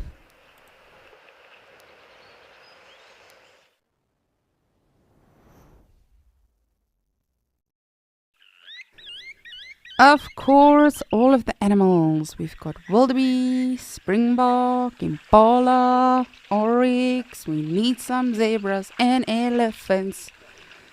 I really want elephants. We have not seen elephants in a while now at Ukukuyo, and I'm getting withdrawal symptoms. But this is a beautiful scene nonetheless. I don't know about all of you, but I really like this.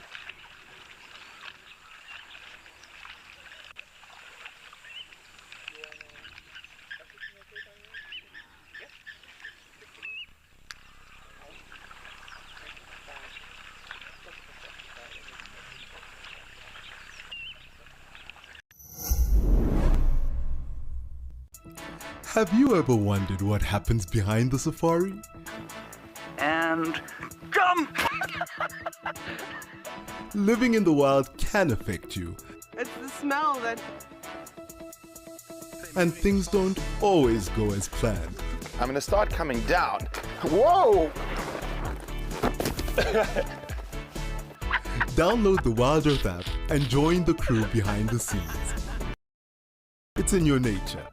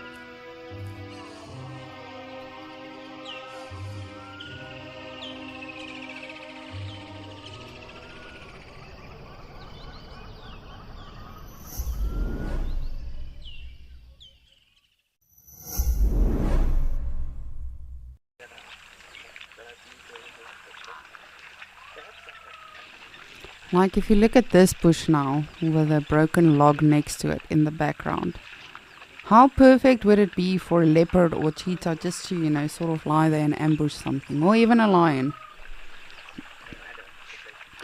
Because when I first started observing Okukuyo and learning about it, Andrew, when he was still on the water holes, he told me, yes, you can find lions here as well. And I was like, there's no way.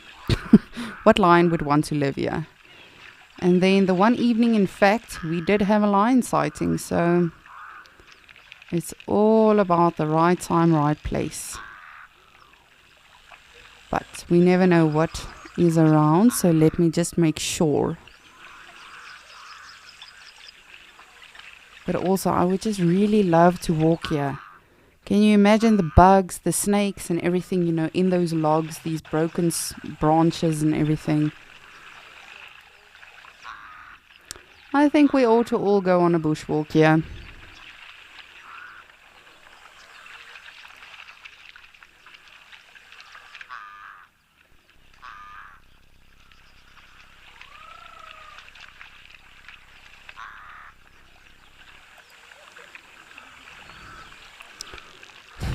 Judith, you would like to talk about some dung.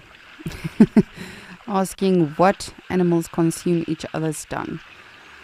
Well, first and foremost, elephant dung and rhino dung is often a popular one because it is not very well digested. Just bear with me while I look around while I'm answering you. But yes, because they don't digest very well, they eat vegetation, it's still full of nutrients. So I've actually seen monkeys eat elephant dung, which is not a common occurrence, but of course, we don't see everything, we don't know everything. Animals will always surprise us. But then a lot of the times your baby animals will tend to feed on the dung, and eating of dung is called coprophagia. So often you will see baby elephants, baby rhinos, they tend to eat their mommy's dung. Because of course, they do depend on the milk mostly, but eating the dung, as I say, it's been digested not very well, but at least once. And therefore, it is not as harsh on their tummies. But I'm just trying to think now of the other animals that eat each other's dung. If you think of anything, do let me know. Just trying to think now, but yes, elephant and rhino dung is generally a favorite because it is so full of nutrients, and it's just vegetation. It's not, for instance, like a lion's poop, which smells horrible, by the way. I don't know who of you have ever smelled lion dung. It is really horrendous because of course they are meat eaters, so it does not smell wonderful. Just trying to see if anything else is amongst these rocks. A jackal, a leopard, or even a warthog. I will settle for another warthog.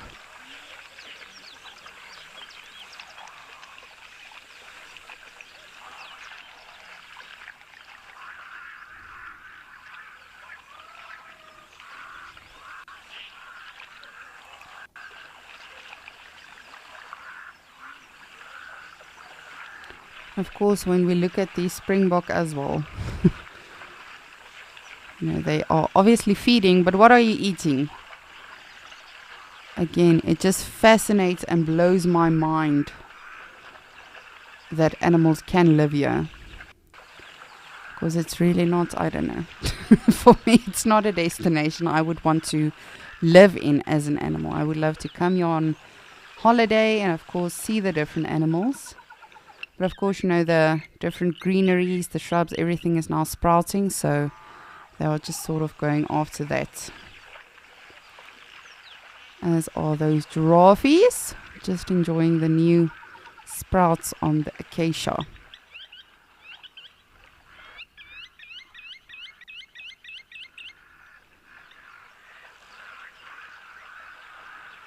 Oh, I got very excited there for a moment with that springbok and that zebra. I thought it might be a baby zebra, but when I actually used my eyes, I realized it is not. As always, I'm just going to check our tree and see if anything else is in here.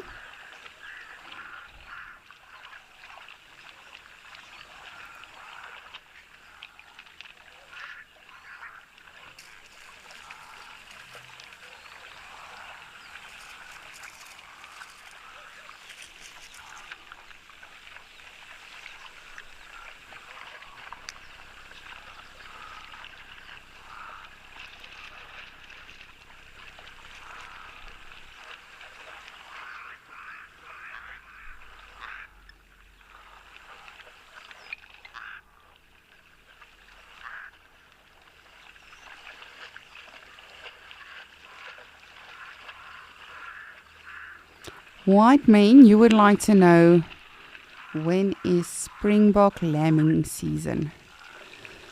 So really, like a lot of all of these, goodness, Lisa, words. Like a lot of these animals, like the impalas, the zebras, the wildebeest, they will have their young in the raining season. So mating really can take, there's not a specific mating season. However, generally from what we've observed, they have their young in the raining season. And they are only pregnant, you can see it's not a very big antelope. They're only pregnant for about 5 or 6 months. So, and we have seen that most of the females are also pregnant. So hopefully we'll see baby springboks soon enough. I'm really so excited. But thank you for your question. Always good hearing from all of you. And please do send me any other questions or comments you may have. I'm still waiting for all of your answers. If you could be a bird, what bird would you be? I would be an African fish eagle. But I'm probably going to get home and then say like, oh, I should have said that. Or But what bird would you be if you could be a bird? It doesn't have to be a bird in Africa. It can be any bird. And why? I would be a fish eagle because I love fish. I can cool down when I'm hunting. And then I sound beautiful when I serenade.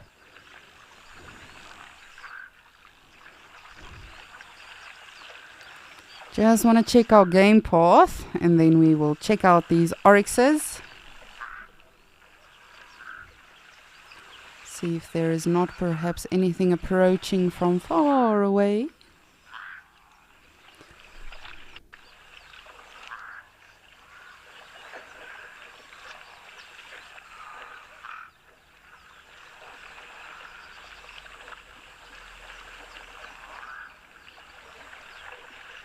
Oh, all of these logs are really throwing me off today. Keep thinking it's an animal that's lying down or perhaps something. It's a loggerdail.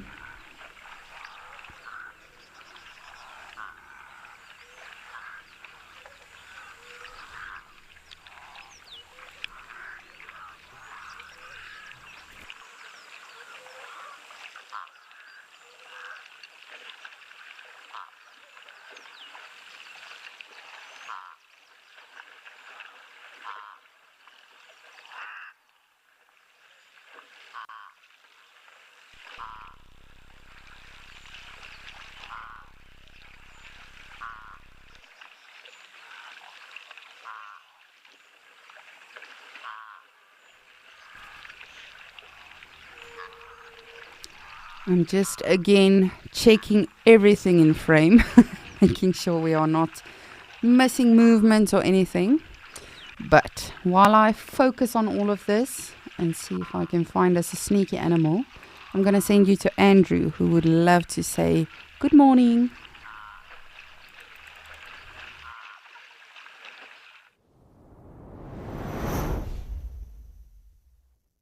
In cloudy Eastern Cape, we are here in Amakhala Game Reserve, and we've just managed to get a gap to go out, and we are quite excited to get out there and see what the reserve has to offer. Seems like it's going to be a nice day, we hope. Hello again everybody, my name is Andrew. I'll be taking you on safari this morning. I do have Morgan with me on camera, and we are excited to showcase Amakhala and hopefully a lot of animals. Okay, beautiful landscape with this beautiful tree in the foreground. So that's known as a white milkwood. And it's actually a very significant tree in this area because back in the settlers' time, about 200 years ago, they actually used to make golf balls from that tree over there. By extracting the latex and oxidizing that latex, they could make sort of like a rubber golf ball, and that's how they used to play golf back in the day. And there's also a very world famous tree down in Mossel Bay. So if you ever do get a chance to go to Mossel Bay, ask the people around there, where is the post office tree? And that is a white milkwood that back in the Portuguese sailors' times, the white milkwood growing along the coastline, the sailors used to sail past and then tie shoes to the tree and then put letters for their loved ones in the shoe, and then the loved ones would pick up those letters. So it gets the nickname the post office tree.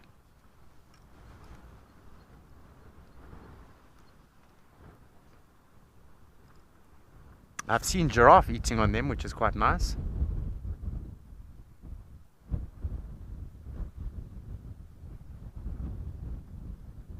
So very dramatic out here with the wind and the landscape.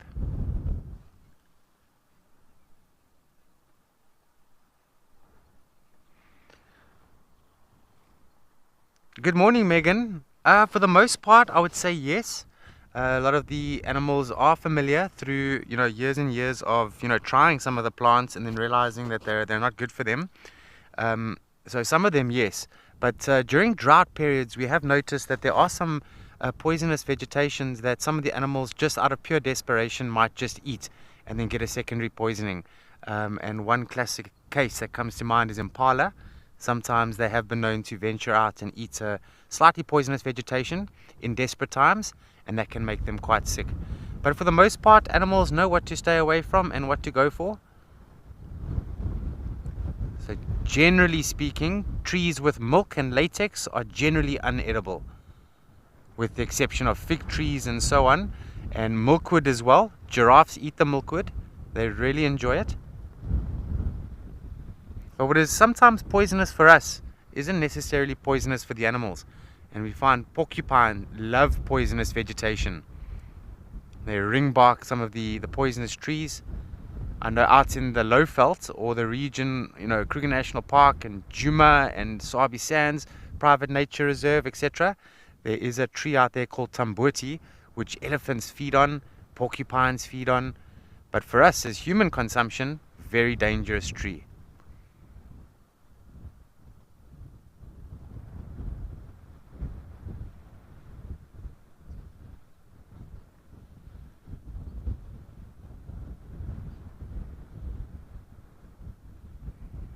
As I was saying, it's pretty dramatic out here with the clouds and the landscape and the wind.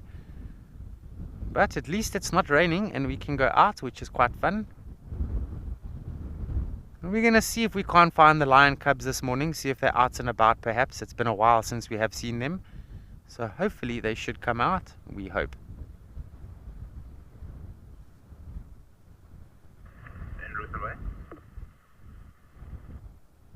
Sorry, someone is calling me on the radio. Just one sec. Just stand by for me, Mali. I'll be with you in 2 minutes.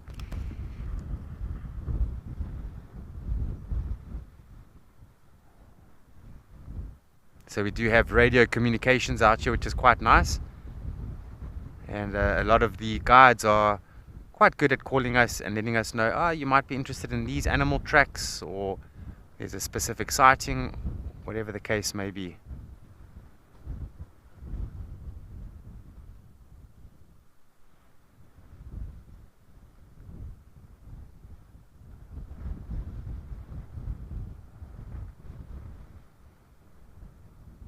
We hope this wind dies down. Yesterday was really a difficult experience going out there and being blasted by the wind constantly. I think dust got into all areas of our body, and just hoping that doesn't happen today.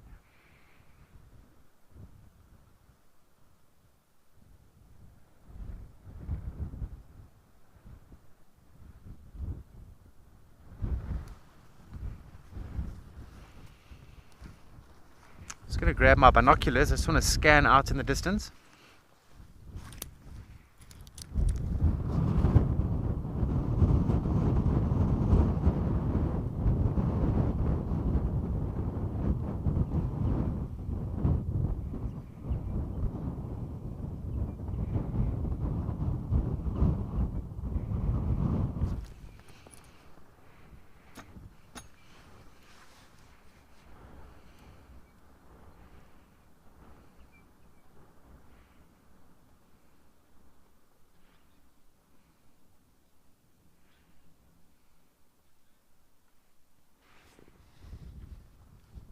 Just a wonderful lookout point from here. We're at the Allow Lookouts, just on the eastern side of the ridge, and definitely one of the good spots to view and to hopefully spot animals. And this is where a good pair of binoculars comes in.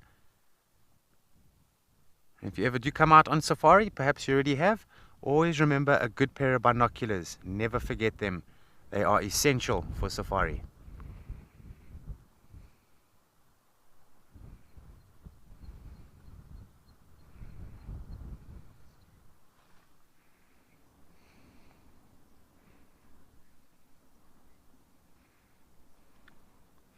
Madison, you're 7 years old.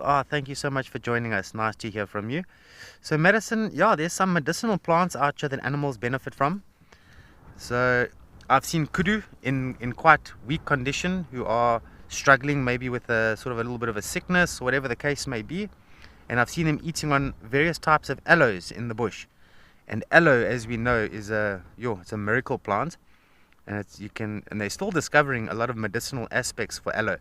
So a lot of the animals that feel that they might be in a sort of a weak situation, they do go for some of the medicinal plants like aloes. Some of the plants out here will help them with removing the worms from their stomach. I know it doesn't sound very nice, does it? But yeah, there are some plants that help with that. And also there are some plants out here that if the animals eat regular amounts of it, it helps to flush toxins out the body, what we know as detoxing.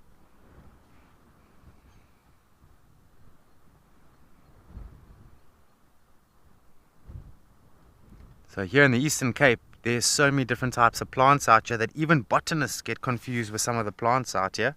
And botanists are people who study trees and plants and so on. And lots of different things for animals to eat out here.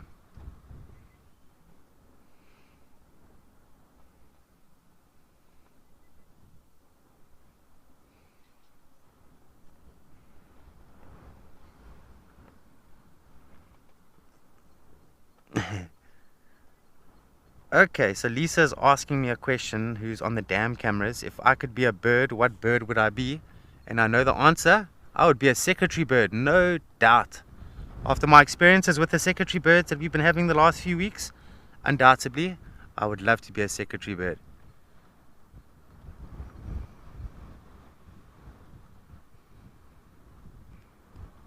I used to be quite interested in snakes when I was young. I still am. And to know that secretary birds can, find snakes in all sorts of hiding places, that would be quite nice. But I don't know how I would feel about gobbling one up and eating it. That would be something else.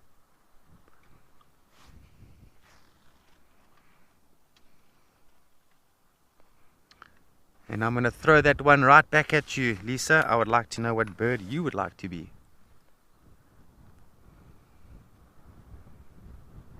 I think Lisa would, a Hardidar ibis would suit Lisa.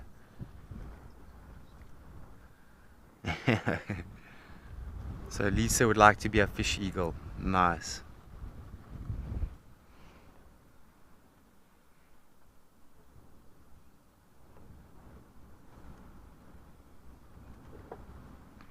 No, I think it would be amazing to be a fish eagle, to fly as high as you can in the sky.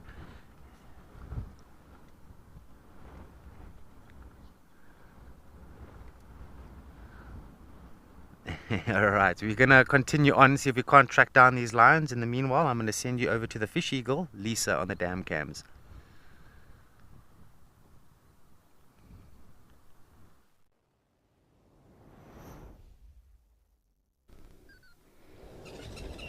I'm not sure how I feel about that comment, Andrew. A hardy-da. All of you know how I feel about a hardy-da. They're super noisy. But yes, I get that part. I am noisy. And I guess I am terrified of heights. Okay, it's fine. I'll give it to you. I'm just not sure why you said that. But speaking of birds, we've got a beautiful grey heron on the Djuma Dam cam, who was, of course, now as we went live, just hiding. So we will just wait for it. But yes, definitely I agree on the secretary bird, but don't know how I feel about snakes. I would rather be this heron as opposed to a secretary bird that eats lizards and snakes and all sorts of other things. But seeing those little chickadees yesterday, I mean, I can understand that. They were quite adorable, so I do get where you're coming from with your answer. Oh, come on, birdie. You've been moving this whole time and now you're just, of course, being very much on purpose. We'll just be a little bit patient. You can see it's very windy in Djuma. Water is unsettled. Everything is a little bit miserable, but you never know, that might bring us some predators forth. Hi there, heron.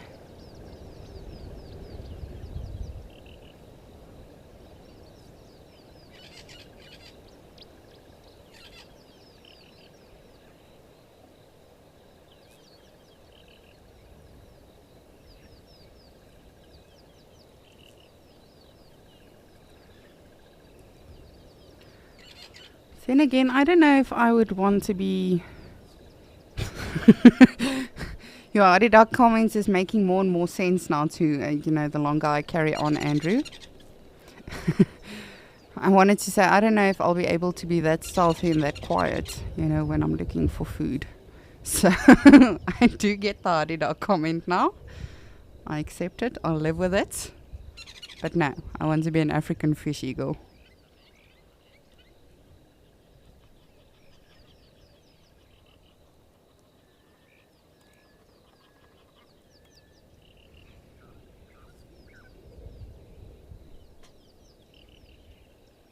Just look at that, the precision, and he really has to think about every single move he makes.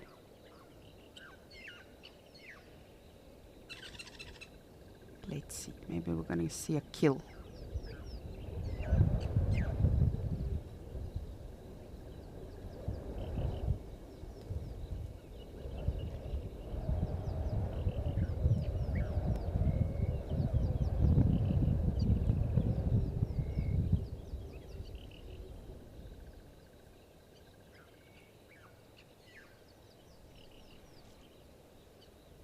Oh, just imagine we were on a blanket now, or in a camping chair just next to this water, and just listening, smelling, seeing.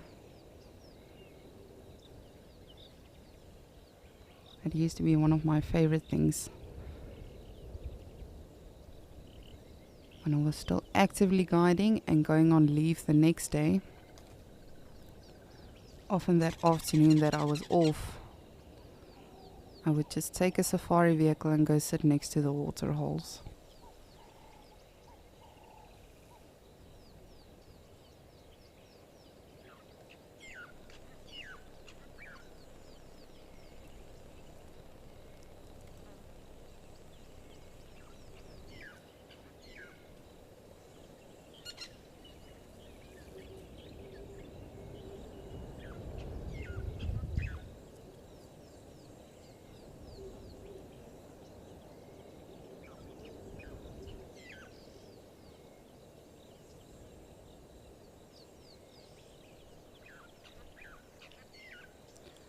And of course, you know, we get a lot of different herons.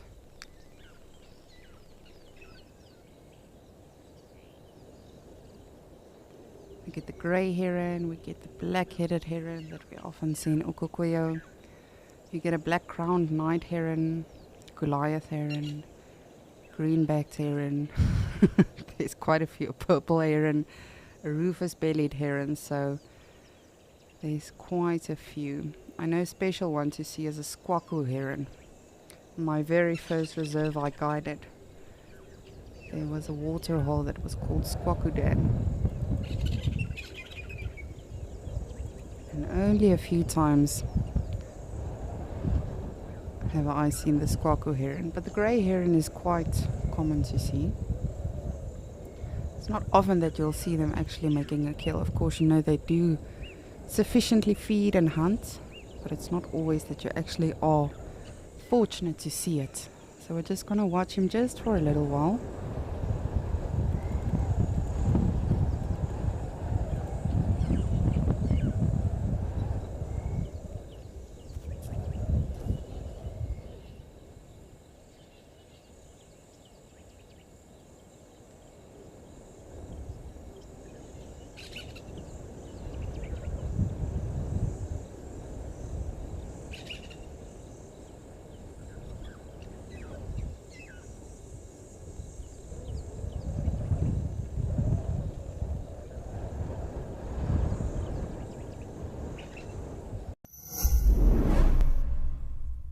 Did you see that incredible sighting with Lauren and the wild dogs? Oh, and on the sunset show yesterday, Tessa saw ribs. Are you someone who only has time for the best bits? Well, we have some great news for you. It's absolutely amazing. Download the Wild Earth app today and you can watch the best highlights from each safari show. Look at this! Every single day. Look at how fascinating this is. Wild Earth.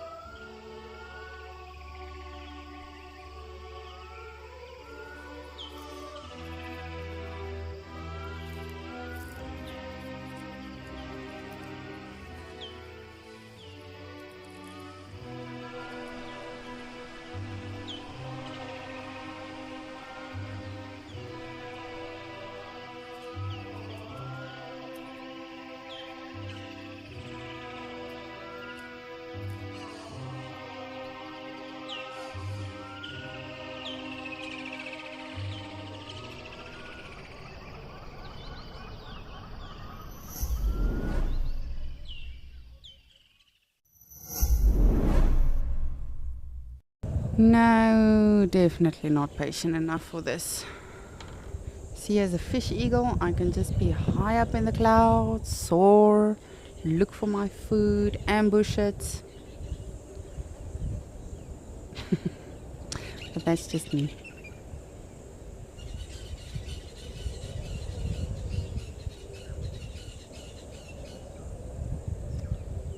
You're just gonna see what else might be around. Because as I say, in weather like this, sometimes, you know, not a lot of animals are active, but often on safari I've seen when it is like this, it might be good for predators. I remember one of my fondest safari moments was when it was really, really windy. It was drizzling, it was miserable, and my guest did not want to go out on safari. And I said, let's just go. Even if it's just for an hour, let's just go try. And I think we were literally out for 15 minutes. I heard a kudu screaming or barking. And yes, lions had made a kudu kill. Alright, well, the wind is not really in our favor here at Djuma, so let us see what is happening at Ukukuyo.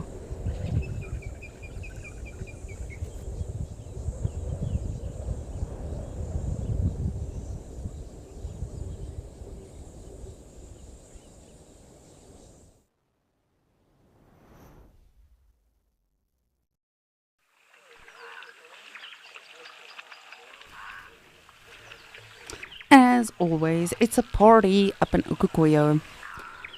But yes, what I was saying there with the wind that we did have in Djuma now. One of my best safaris happened on a super miserable, super windy day. It was just horrific. And literally 15 minutes within the safari, we found a pride of lions that had just taken down a kudu. And they were literally right next to the road. And the next thing, the one female started calling. I was not too sure what had happened because we suspected that there might be cubs, but we weren't sure because then we hadn't seen them for quite some time, so we thought they might have been taken out. And then the cubs also appeared and joined in on the kill. Of course, when they are younger and smaller, they do still have to learn how to feast on these animals and then eventually also learn how to hunt themselves. But yes, that was one of the coolest sightings I've ever had.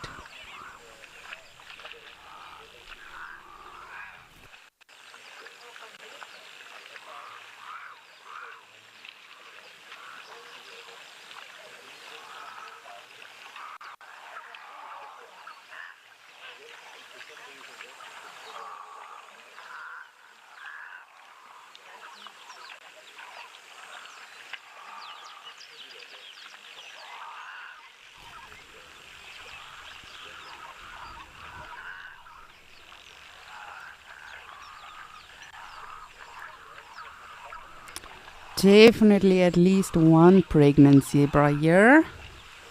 The one that's furthest to the front.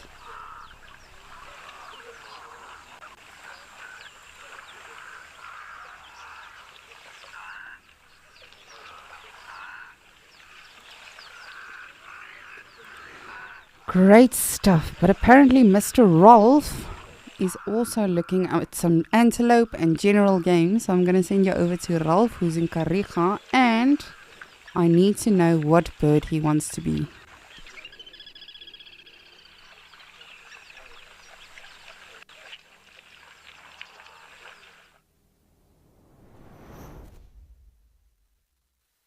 The giraffes that were necking a bit earlier, they've moved off and they've been replaced by a lot of eland as well as blesbok now that are running through. There's a couple of zebra as well. I did notice there was a young one there.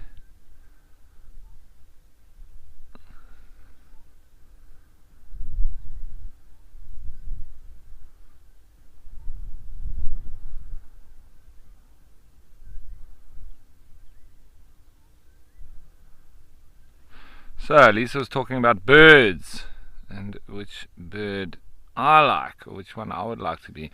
I do really think that a gymnogene is one of those special birds with their double jointed legs. That could be a good one to be. I think a Pels fishing owl is very special. But I must say that for me, here in Kariega, the Narina trogon would have to take the cake. I was hearing them calling earlier. Oh, this one is doing a bit of rolling. I think that's a bit of a youngster.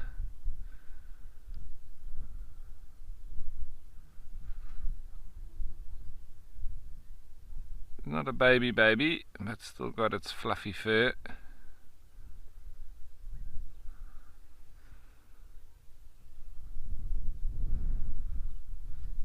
So still very overcast and grey, but the rain has stopped for now. I'll have to wait and see if we get more. I think it's going to be on and off for the next few days.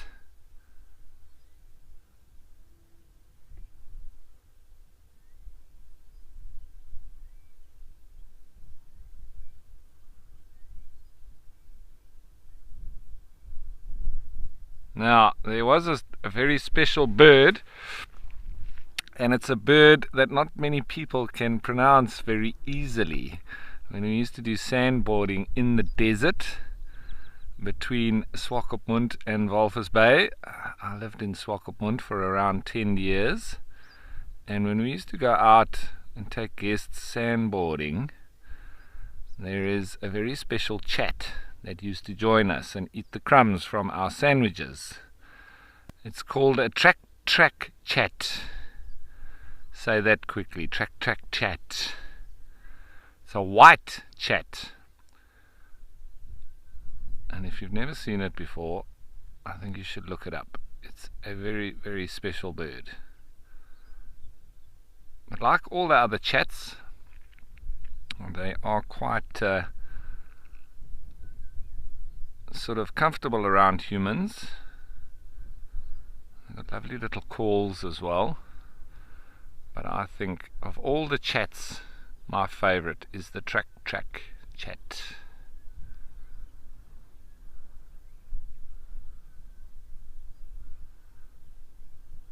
That's another thing. Get on to all the different birds that have the birds that have lovely names.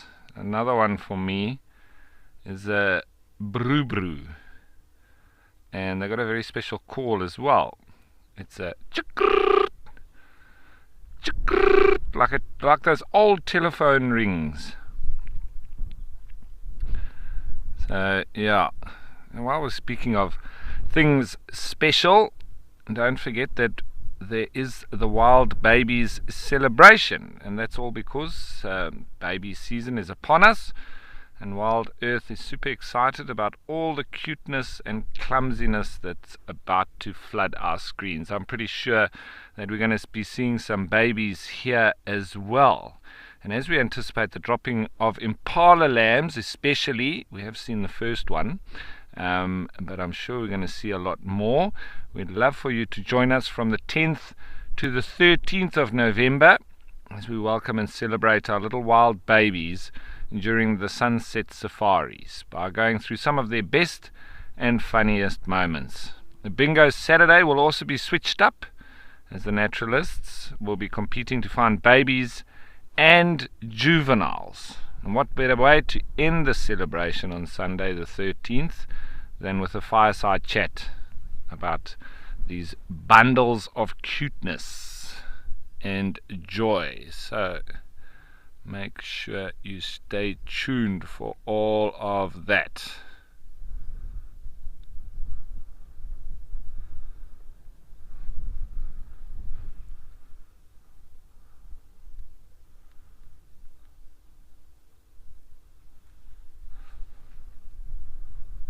There's a nice big bull eland.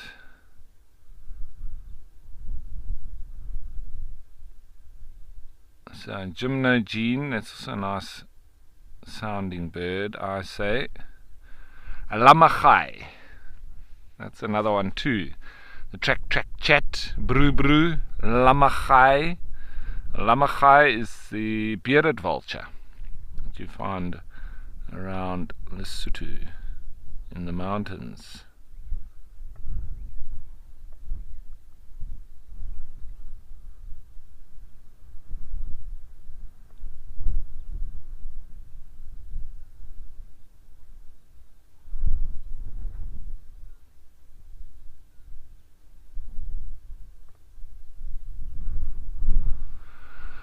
So Jordan,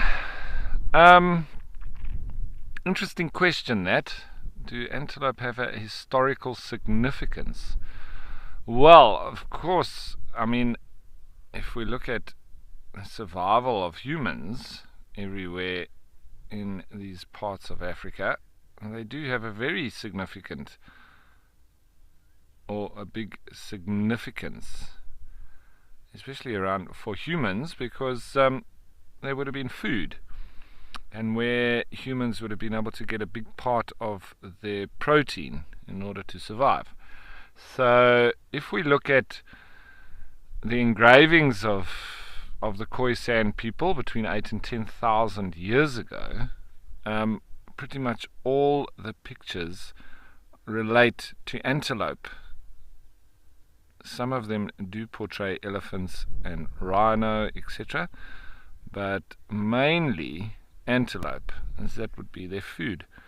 So I would say, much like the predators, a big part of their lives is following antelope around, while humans historically would have had to do the same, not only for food but also to find water. And if you've got food, water and shelter, you are able to survive. So massive significance, I would say. I hope that's what you were meaning.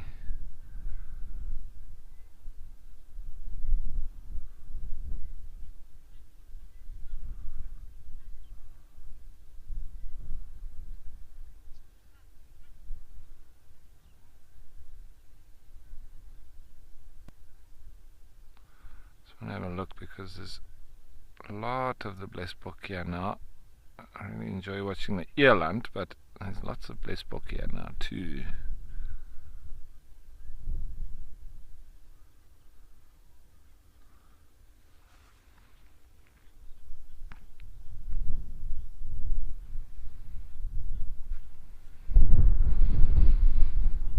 Blesbok can really run fast, and you might see there's a couple chasing each other around. There comes one running across the screen. I think there's a ram. That's a female, and there's a ram after it.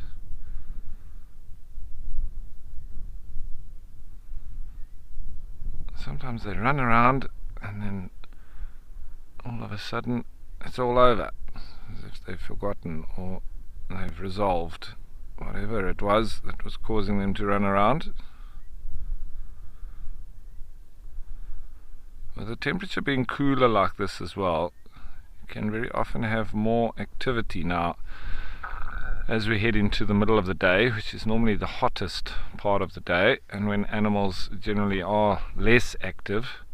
When it's cooler, it's windier, and there may be a little bit of rain about, you can find that they sometimes are more active because of that change, the difference in temperature especially, and so they're more comfortable being more active when it's cooler.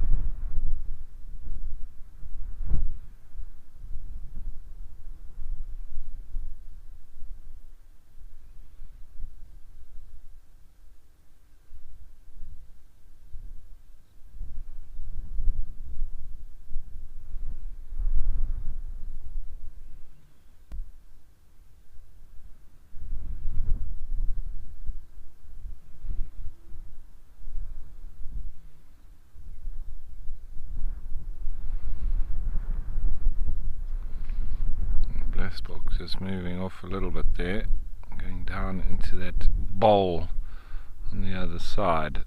Yesterday I was up on the other side looking down onto that bowl.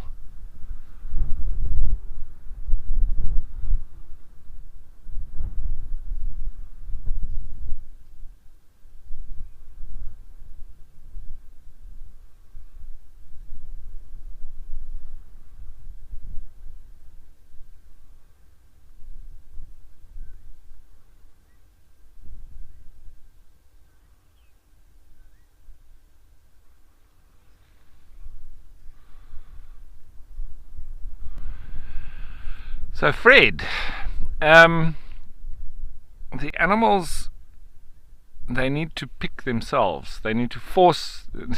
They don't sort of generally pick a leader. The leader picks himself. And when I say that, it's because they fight for it.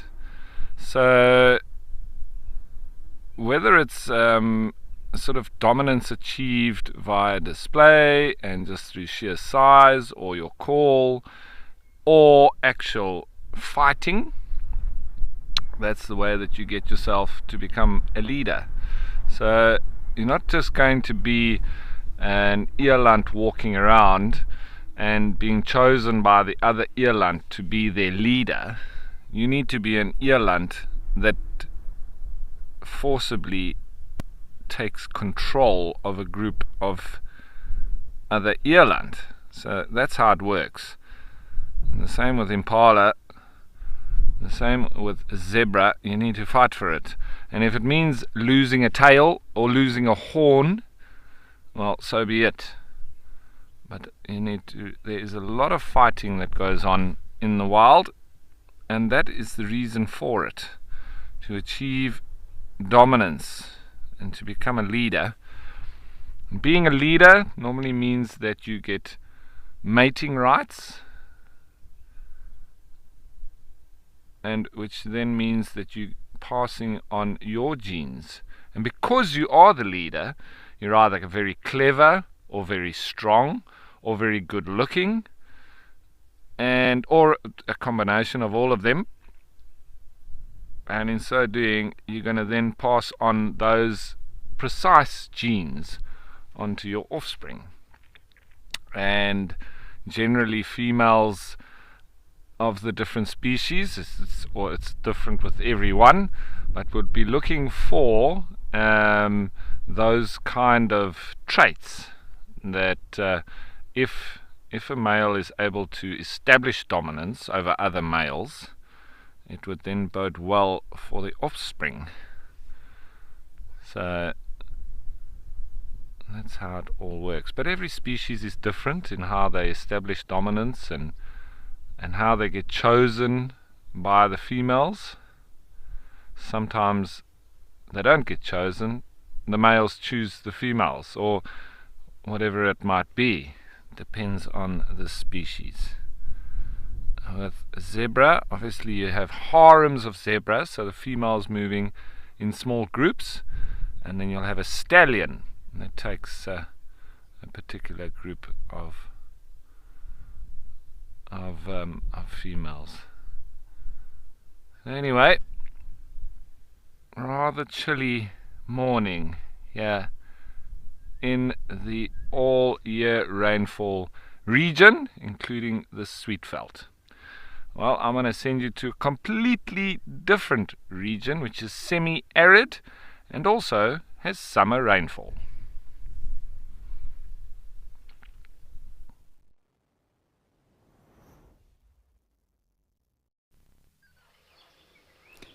Thank you, Rolf. I'm still... Ooh, there's a hammerkop. That's pretty cool. I'm still just checking out these sacred ibises. They are super fascinating. Like, they've just been sticking around, pretty much stationary, feeding every now and again, but very interesting birds I'm finding to observe.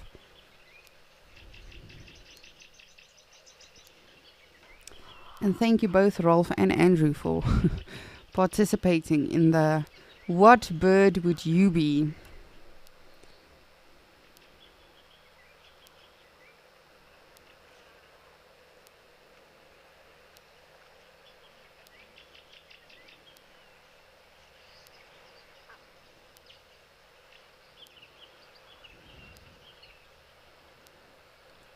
It's really beautiful birds, these. And there's not a lot of differences or major difference between male and female. The males generally can be a little bit larger and may have longer beaks, but other than that, it's not like a lot of your other birds, where it's just the male that's beautiful and the female is very dull looking. Very, very fascinating birds.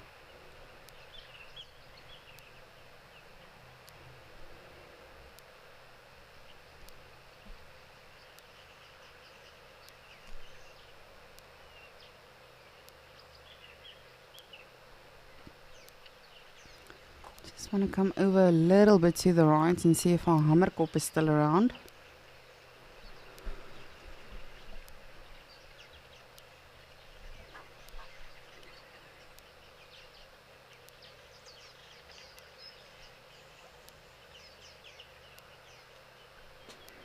It seems like he may have moved off a little bit.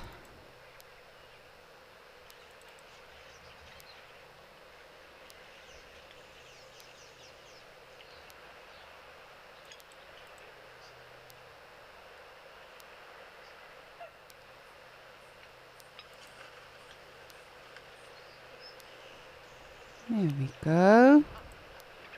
There you are. So that brown bird that you see the closest to us in comparison to the ibises, that is a hammerkop, also a fishing bird. However, just hidden a little bit now.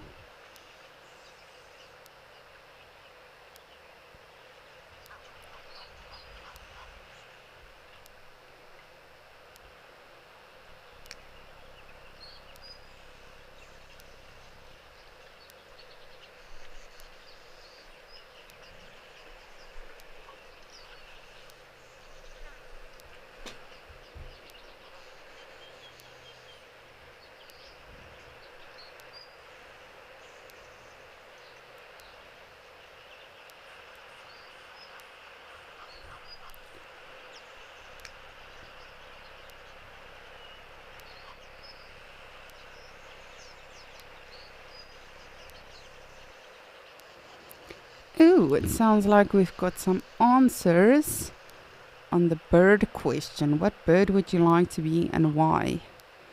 Darcy Miller, as always, thank you for getting in touch with us. You are saying you would like to be an American bald eagle. Yes, agreed. I'm not clued up on them because I don't have much experience with them.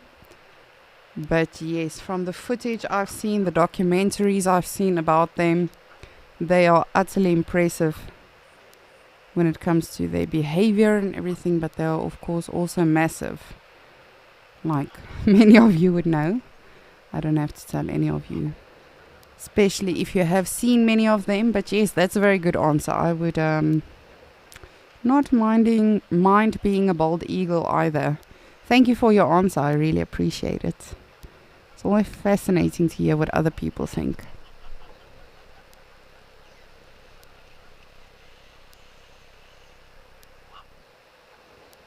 Ooh. Well, I just got some intel that Andrew apparently has a beautiful surprise for us. So let's head on over to Andrew.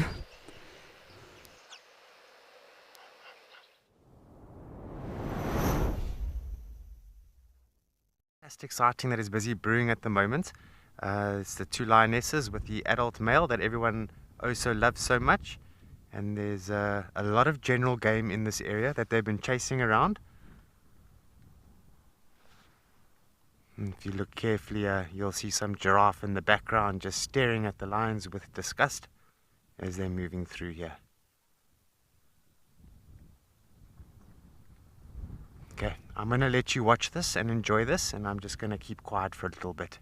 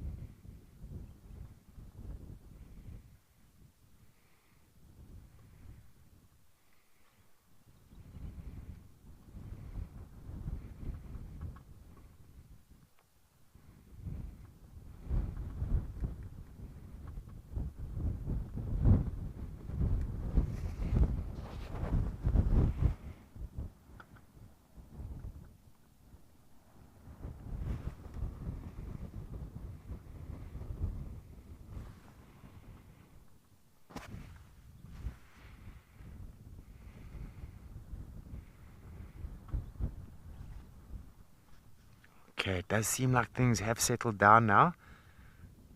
They were chasing warthogs, but the warthogs ran for their lives and they're long gone now. And of course the giraffe in the background staring at these lions knows exactly where they are. And so the lions decide, let's just lie down and let the dust settle, which is a very good idea. No point in moving around if everything knows you're there.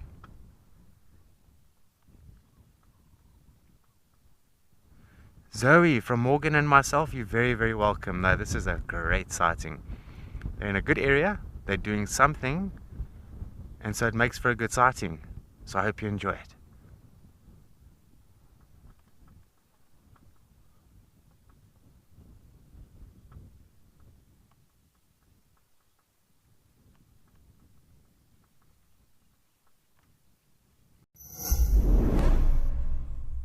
If you aren't an explorer yet, here's a sneak peek at what you're missing.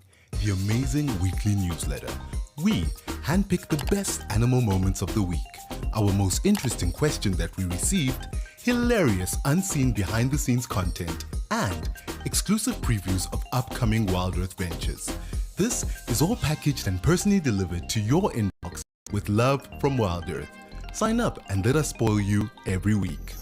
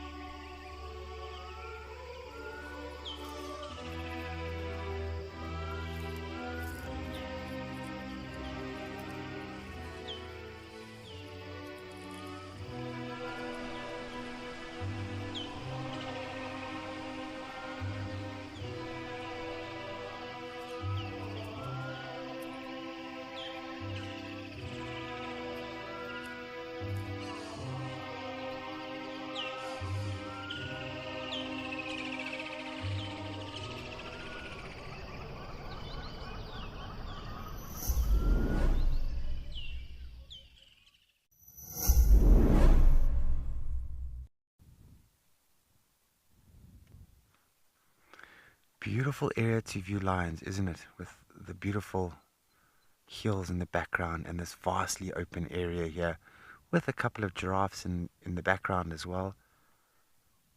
All the birds are singing. The air is fresh.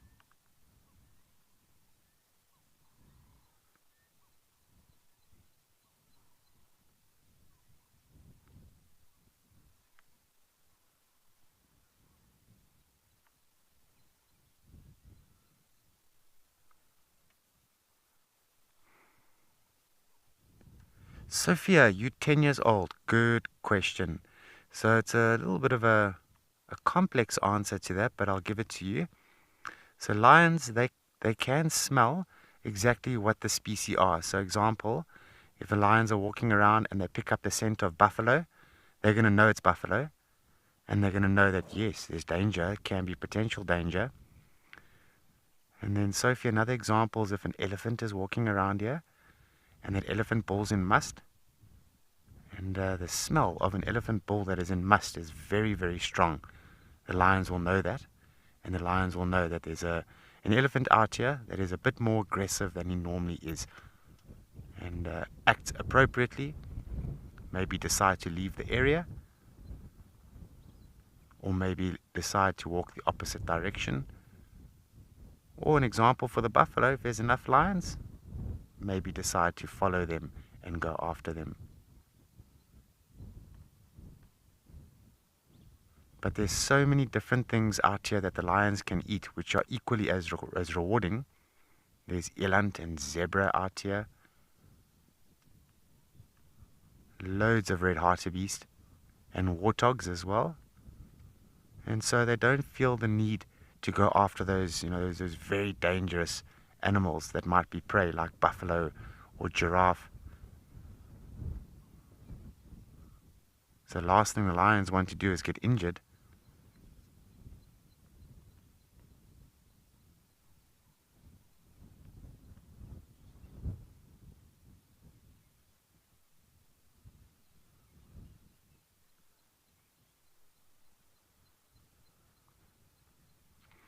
Amber, hello. Thank you for your input there. So females are very successful at hunting with one another, with other females. They get to learn each other. They all got specific positions within the hunt. And they communicate with each other very well through subtle communications, like flicking ears and blinking eyes.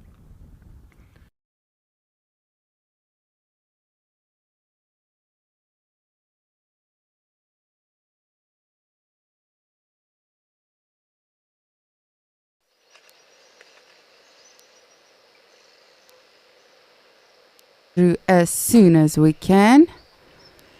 Our apologies.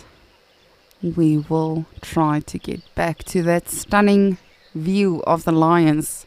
How incredible is it that they camouflage that well? Truly, truly amazing. And what a sighting. Always incredible to see a prey and predator in the same frame.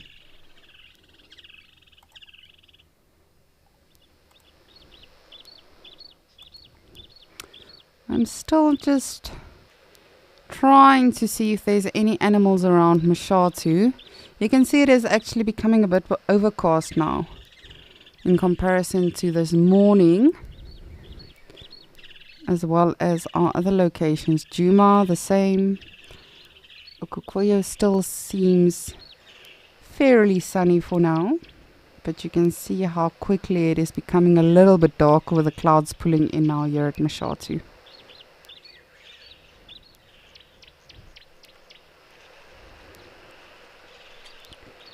And our ibises are still around, the sacred ibises.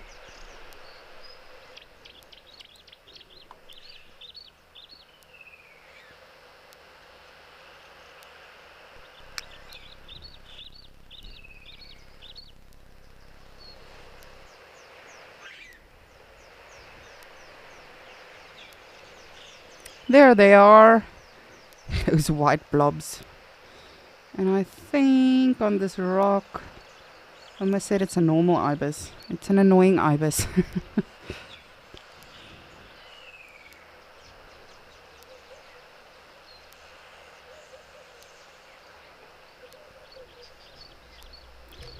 And there is our Egyptian geese, of course. I have not seen chickadee in some time, which is making me a little bit worried. Maybe I have not been paying close enough attention. But from, oh no, is it not? Just trying to figure out if the youngsters were those two, because from what I know, these are the two parents with their one youngster.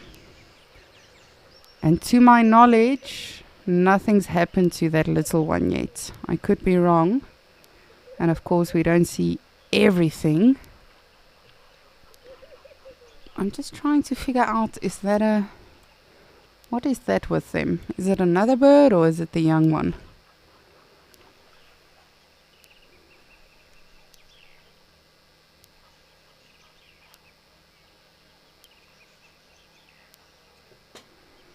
Jeez, it is the youngster. Look how big it got. Aww. I love seeing these animals grow up. Jeez, I can't believe how big it is. That's incredible. But of course, you know, they could potentially fall prey to anything. So, as always, Mother Nature has thought of everything and they grow quite fast. Oh, that is amazing. I'm so happy to see that.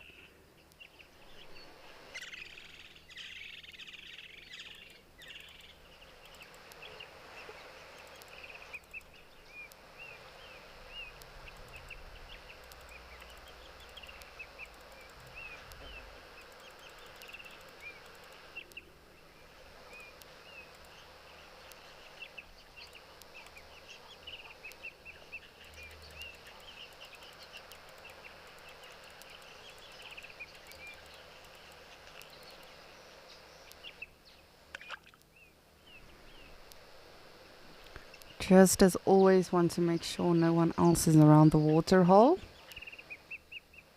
We've got some impalalas just off to our left, over by that log just in the shade.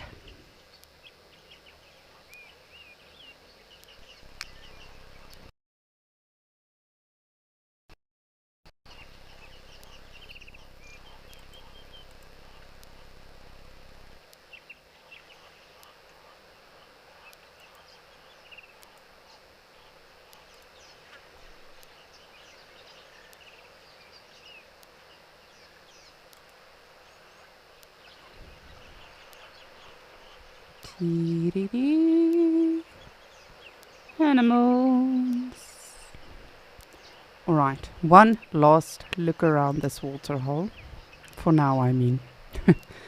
Of course, we are always observing it and always keeping an eye on it. Seems like the impalas are coming for some water.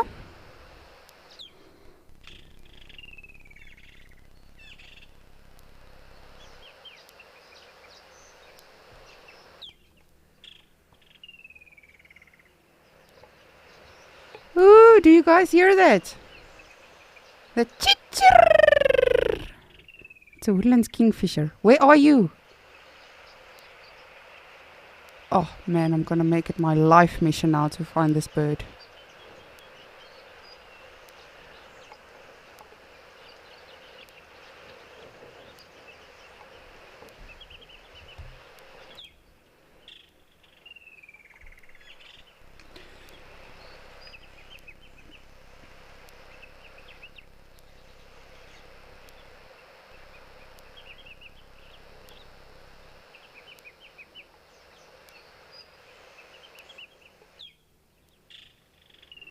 Oh, well spotted, Dee.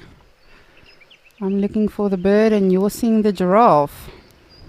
We've got a giraffe coming to the water hole that's just behind the trees.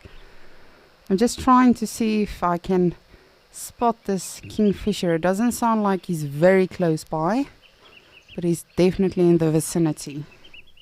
And generally, for the most part, they are quite easy to see because they have a beautiful, beautiful blue plumage to them. So I'm just gonna, just give me a sec. Just want to keep quiet for a little bit. Just see if we can hear more or less where it's coming from.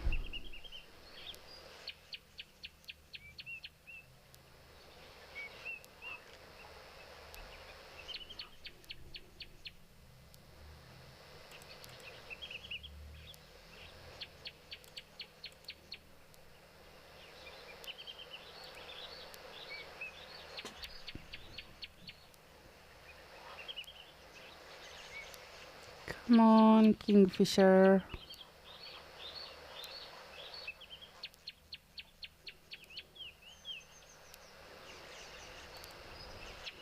And that other tsk, tsk, tsk, tsk, tsk, tsk, tsk that you can hear is called a Cameroptera.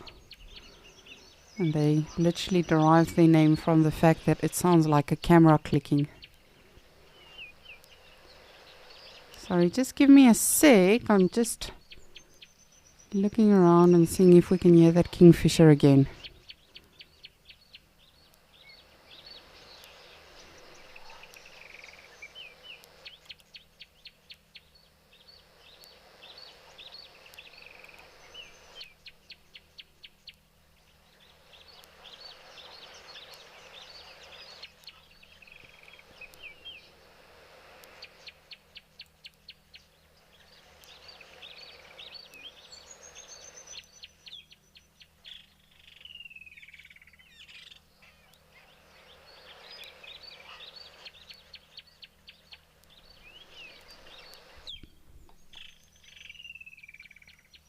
Where are you? I don't know if you guys can hear it. A chirr. That is it. But where is it?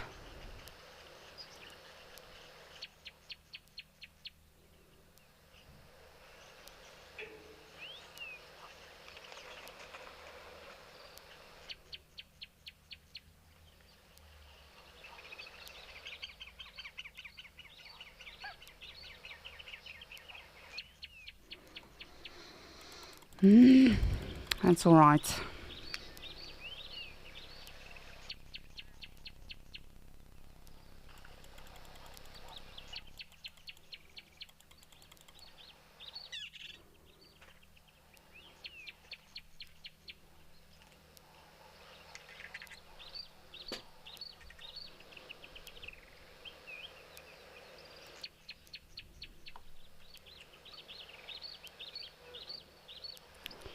Just want to make sure he's not here on a dead tree close to the water.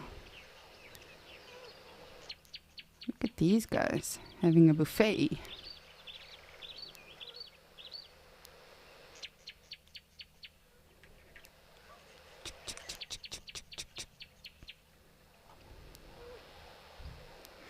Okay, I'm just going to check the other side of the water hole again.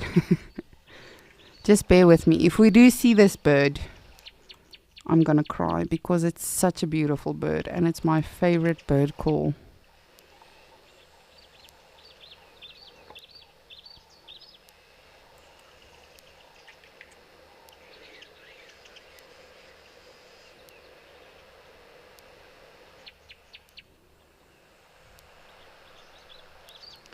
And of course, with the clouds pulling in now, it's not making our jobs entirely easy. Because of course, in weather like this, you know, it's not the best light to want to look for birds and photograph them. But as I say, the bird we are looking for is a beautiful, beautiful bluebird.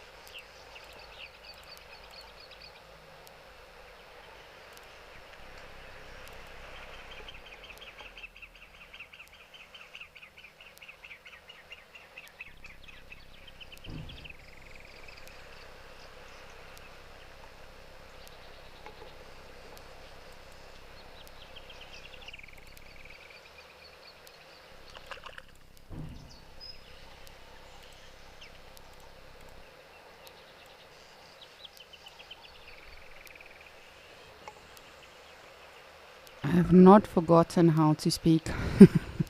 I'm just trying to keep quiet so I can more or less hear where this kingfisher is.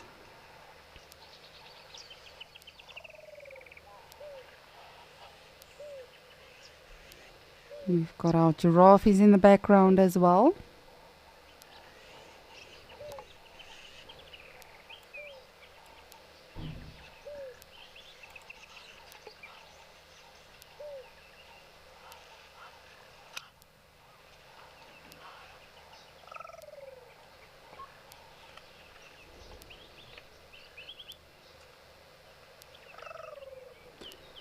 Come on, kingfisher.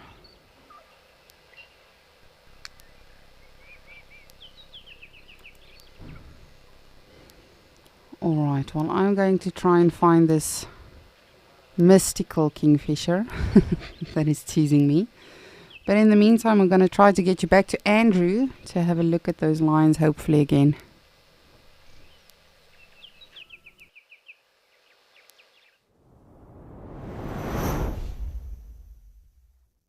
Of Amakhala Reserve in the sort of the center of the basin, not too far from Ndlovu Crossing.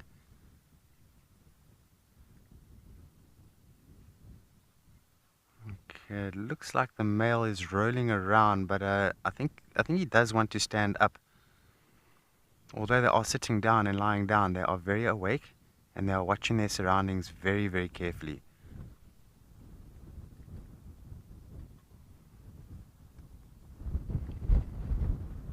I do believe they're quite hungry now. So they have been eating the last few days, but I think they are ready for another meal. And today does provide ample opportunity for them because there's cloud cover, it's cool. A lot of the general game are going to be quite stationary, just to sort of block out the wind, if you will. And then lions being very opportunistic, they will take the opportunity.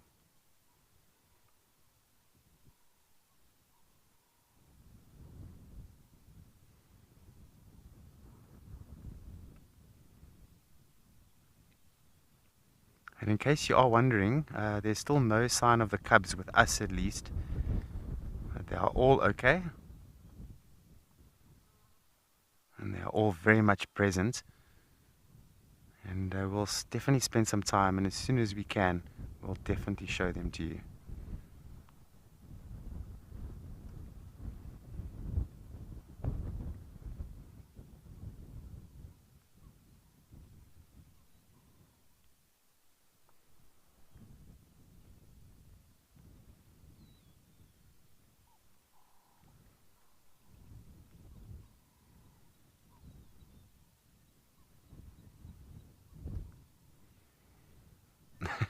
Mickey Muffles, it's a very interesting name you've got there, I like it. So yeah, many people say that. Many people say he looks like he's been brushed and he's been shampooed and all of that. I can assure you that's not the case. Nobody shampoos him and nobody brushes him. Otherwise it wouldn't end well for that person. But they do look after their manes, they lick it. And always bear in mind that lions do have a very rough tongue. So when they do lick their coats, it acts like a comb. And of course, the male lion is in extremely good condition.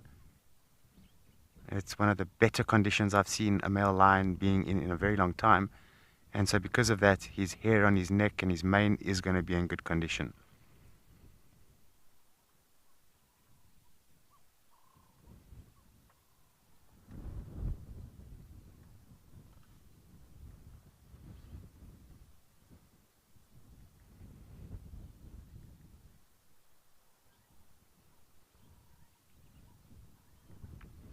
And if you have any questions that you would like to ask myself or Morgan, or anything about Amakhala, or these lions, or anything else, please do feel free.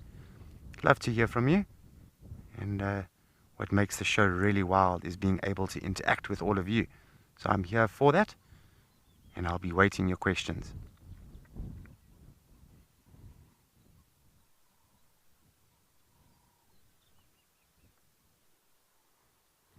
I don't know, that male lion is really staring at something out there. I don't know what he spotted. I'm going to try and figure it out for you. Let's grab binoculars.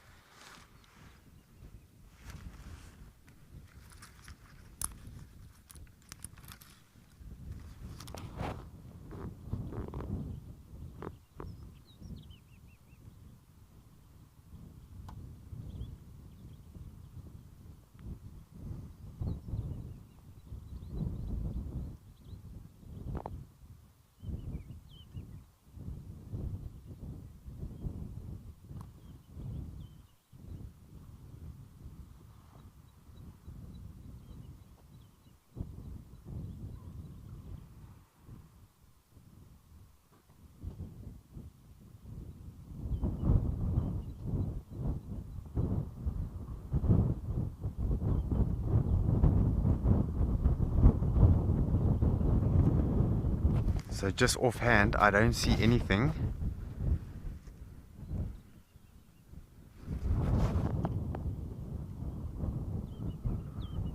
But my eyesight is not quite the same as what lions' eyesights are, so they have definitely seen something out there.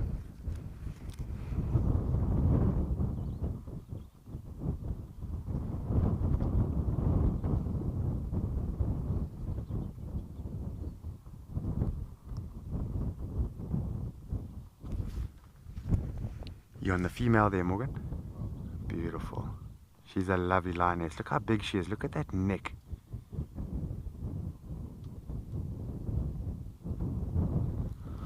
Wayne, that's an interesting question. Not all the time. They do differ from time to time. I've seen lions with very pale eyes.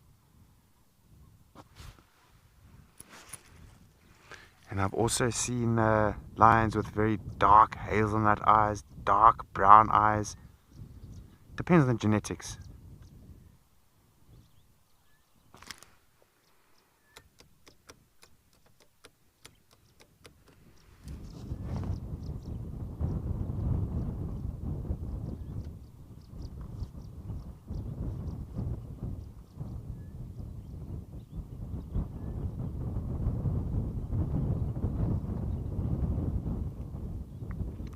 I've also seen leopards with very different eyes, and there's a gentleman out in the Timbavati, Chad Cocking. Maybe some of you follow him on Facebook with his amazing photography.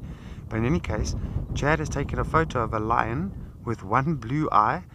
Sorry, it was a leopard with one blue eye and one brown eye. Can you imagine? How awesome.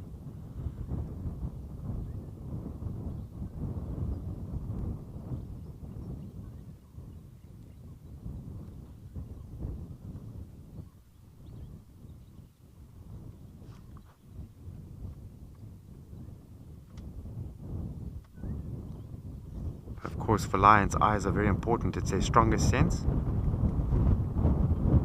And there have been cases where giraffe have kicked lions in the face and made them totally blind, 100% blind.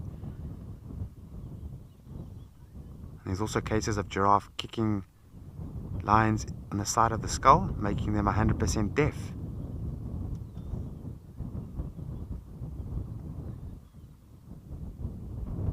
So a blind lion is not going to do very well. Chances of surviving is extremely slim. But a lion that goes deaf, they find a way to readapt.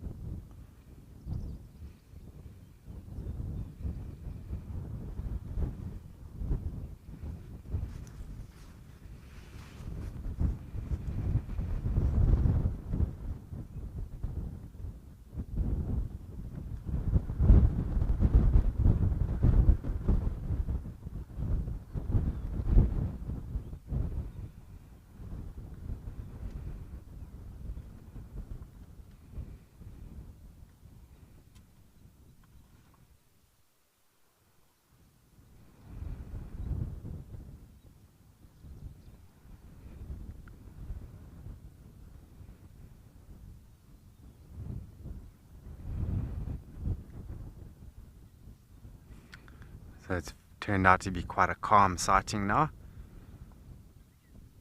And everything in the vicinity seems to have disappeared.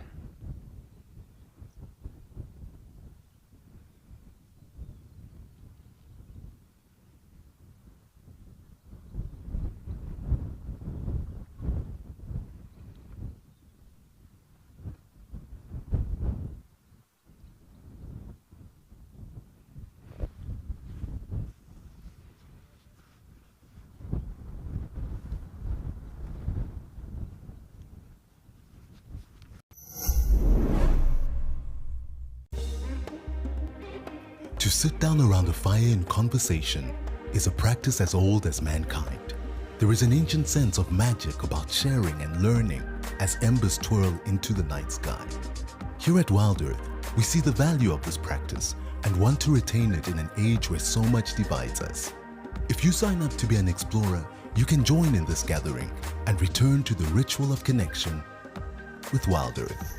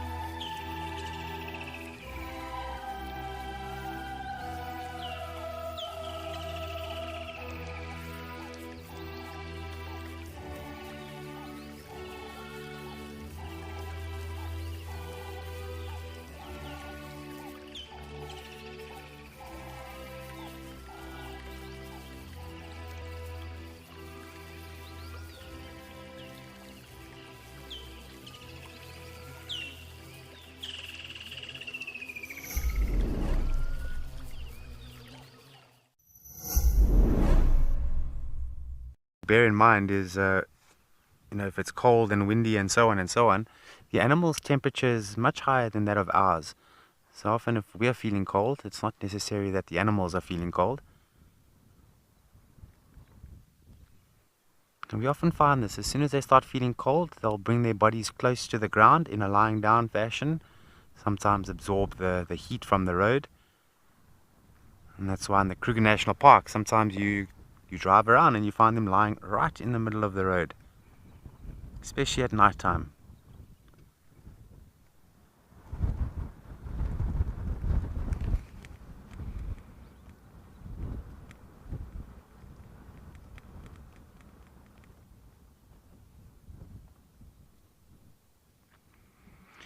Randy, hello. It does depend.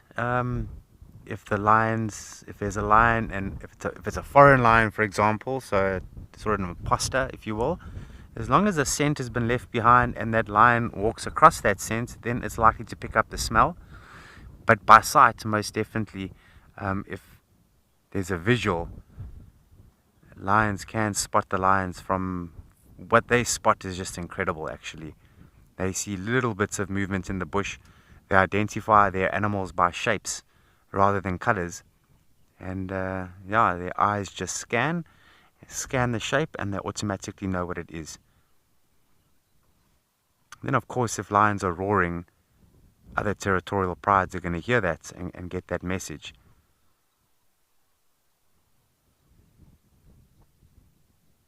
But lions do leave a strong scent behind, because we often find that the lions are here now, and then tomorrow, if there's any general game that come in here, provided it hasn't rained, any general game that come in here, they will still smell the scent of the lions.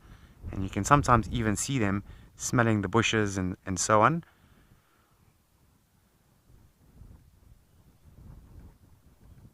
So I think in the animal kingdom, it's important to have a smell, because you can decipher a lot of information just by the smells.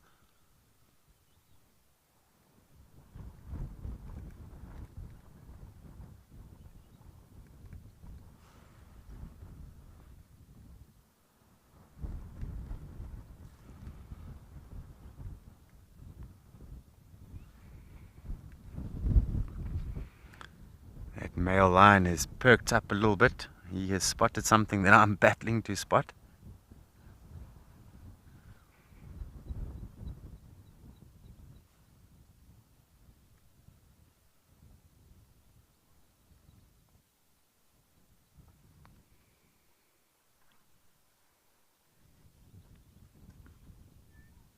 But one of the most incredible feelings you can ever experience in the bush is if a male lion is roaring right next to you. That sound and the sound waves, it literally bounces inside your body. And you can feel your chest vibrating. If you're in a vehicle, the vehicle will vibrate. It's an incredibly powerful sound.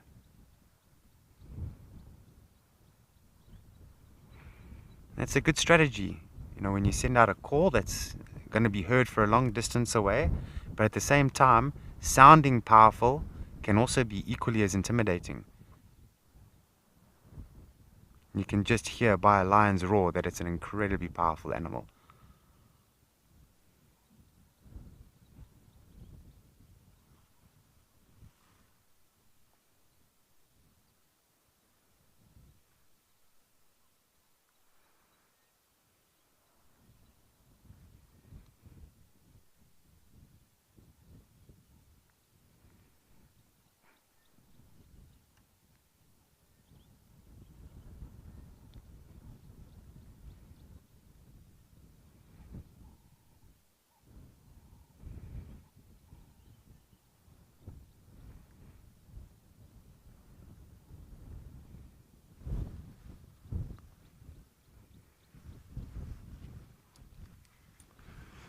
Just going to take a quick look at this male's face. Look at him, he's stunning.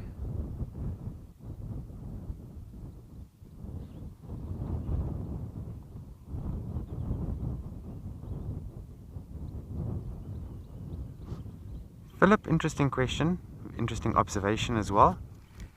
So his mane will go darker because he is still dominant. Very, very dominant animal, but of course the more competition, the more dominance needs to be exerted, and the darker the mane will go. But yeah, watch this space. This time next year we'll take a good look at his mane again, and you will find that it's going to be very dark. And females are attracted to males with dark manes, because it indicates the level of dominance, and that's what they want. They want a male that is dominant because he's going to have strong genetics, and cubs that are going to be born are going to be very strong. And that's the whole idea. Lions don't want to give birth to cubs that are going to be in any way slightly weak, because their chances of surviving and also living a dominant lifestyle is not going to be too great. So they're trying to think about the next generation as well. And that's why they're still here after all these years. Lions have been around in the nature, and they are still very strong.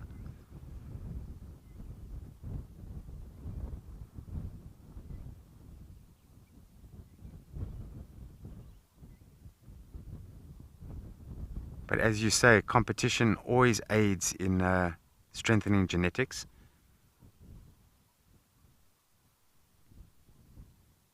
And not to say he doesn't have competition. There's other things that they compete with as well, other than lions. Jackals and hyenas and those sort of things. It all adds up at the end of the day.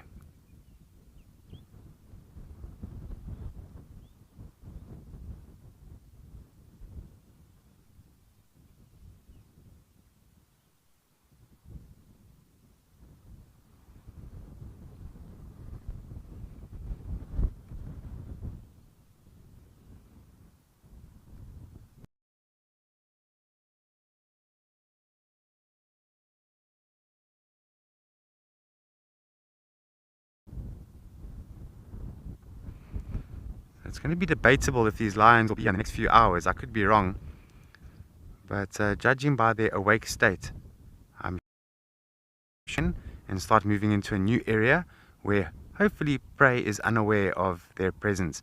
But right now, as it stands, this area that we're in now sort of has been contaminated, if you will, by the presence of lions. Everything has moved off.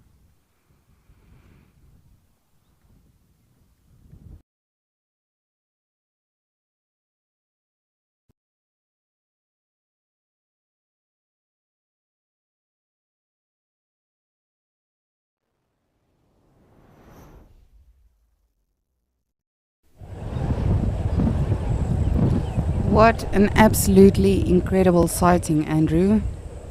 I would kill to be there right now.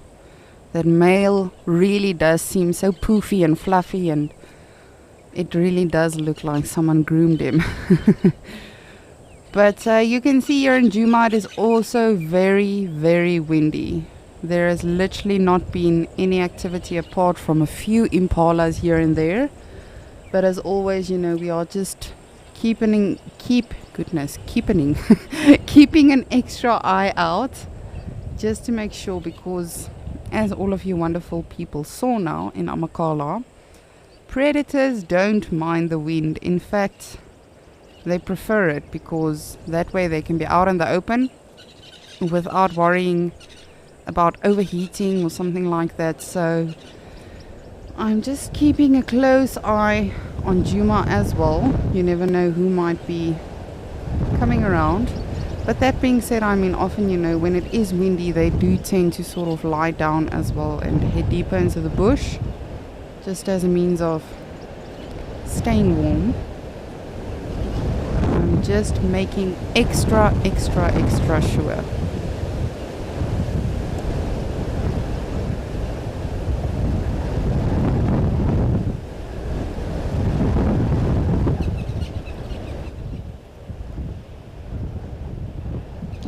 And I'm going to show you now. I do not want to jinx it, but I definitely think a storm is brewing.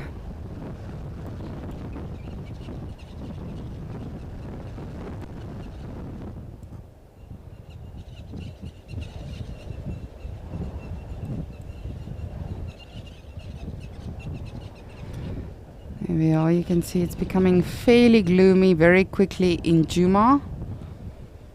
And the clouds are very, very quickly building up. So I do think we'll have some rain, but hopefully it just flies over and.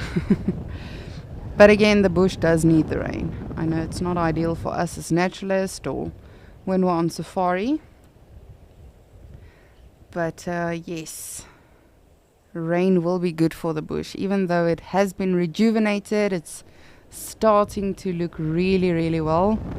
Colin, one of our zoomies, also mentioned this morning it's incredible to see how green it's already become. And it definitely is, but a little bit of rain can only take you so far in the summertime. So of course, the more it rains, the more the bush will be rejuvenated, and the longer the bush will be rejuvenated. So, but I'm not the weatherman. I do not know. Luckily, I'm not the weatherman, because I might probably always be wrong. But yes, even the zebras, impalas have not really been coming around. So they are probably just deeper into the bush, huddled up for some cuddle time.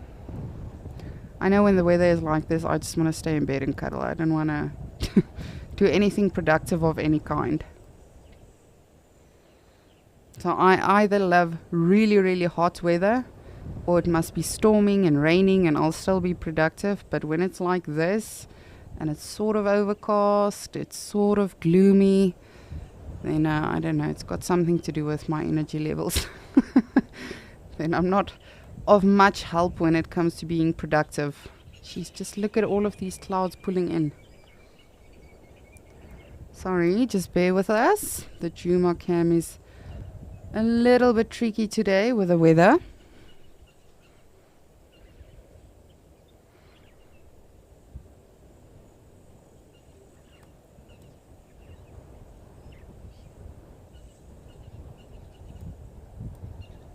Just want to check out our termite mound, see if there's not perhaps a kitty cat lying on there.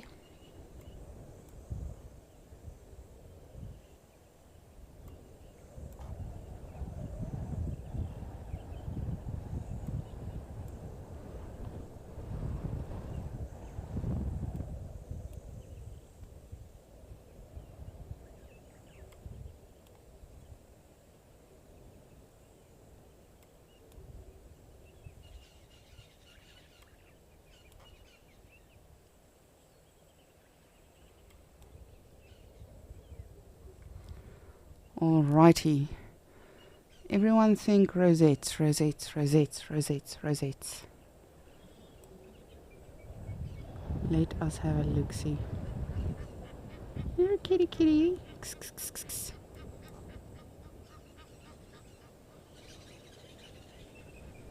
You know what the sad thing is? We don't always see everything.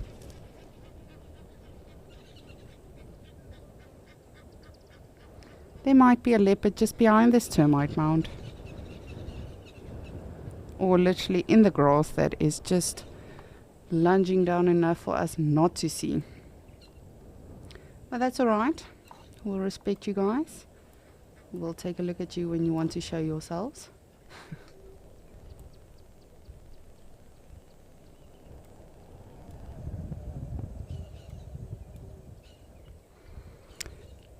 Gucci, I think it was. You would like to know if animals are afraid of thunder. Yes, definitely. Oh, spooky. Sorry, spooky. Sorry about that. I heard Gucci. Thought that's a rather fancy name. Yes, definitely. Animals do not like thunder, just like us. It can potentially be dangerous to them. Lightning, all of that. I don't know who of you... I've seen some animals that it doesn't bother at all. But I know my Cocker Spaniel, Shane, when he was still alive, he hated rain and lightning and thunder. He would literally get on top of your lap or as close to you as possible. My cats are also not fond of lightning. They'll literally go sit under furniture. So it's the same with animals, you know. They do sort of feel a storm coming and then they'll just get as deep into the bush as possible. But that being said, I've had elephant sightings where it was literally, we got caught in a lightning storm. And as we were on our way back to lodge, we saw this herd of elephants that were literally just having an absolute blast in a water hole, which is strange because, again, you would think that's dangerous. But as always, I don't know what's going on in animals' minds. But yes, they, for the most part, from what we see, they are careful of lightning, thunder, heavy weather.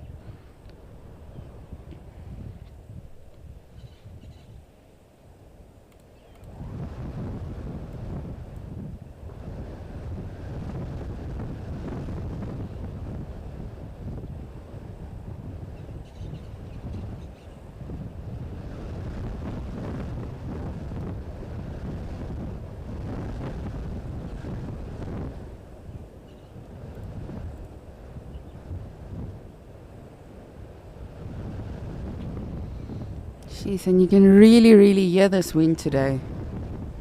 I was hoping it would be lovely, sunny. Our zebra from yesterday would just come stand here in front of the camera and have a baby, but apparently not.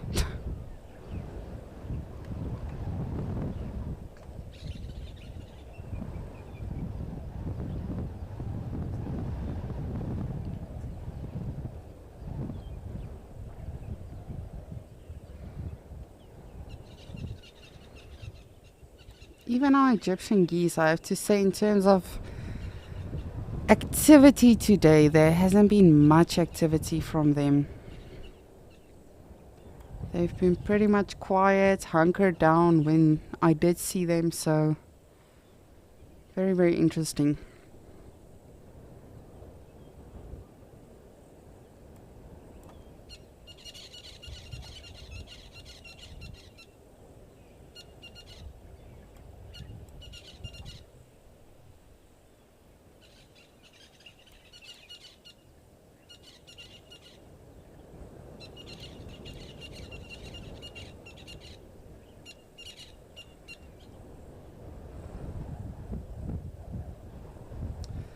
Come on, animals. Where are you?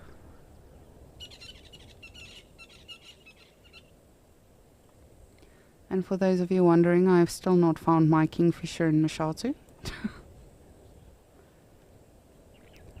think it's someone teasing me sitting there with a bird call app or something.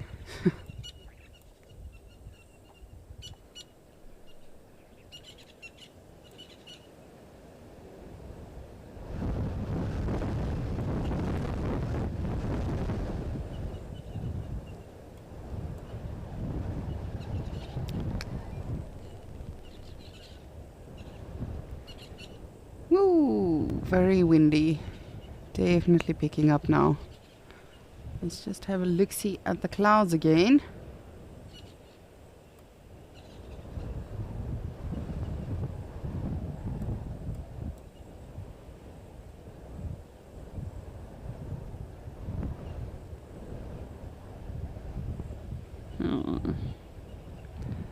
Yes, unless this blows over, I think it might be quite quite the storm.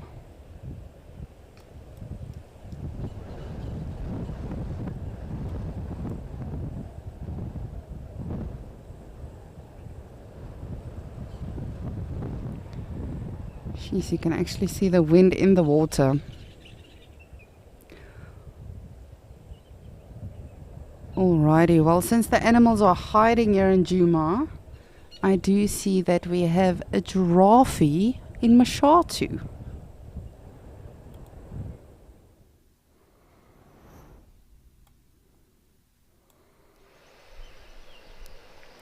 Hi, giraffe. So wonderful to see you here. I was beginning to think that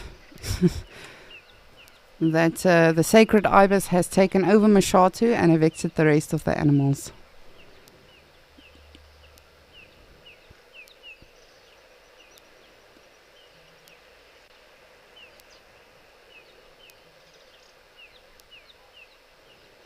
Just beautiful. And it's incredible when you look at, again, it's a little bit tricky, but when you look at this tree that they feast on, you know, it's got a lot of big thorns, and people are often, you know, sort of boggled by how do they eat, number one, how do they not get their eyes poked out.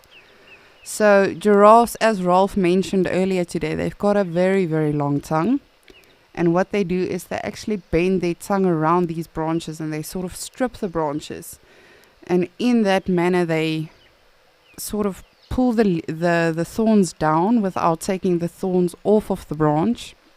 And they literally just strip the leaves off the branch. So that is how they are able to eat these sort of branches and trees and vegetation. And of course they've got beautiful long lashes.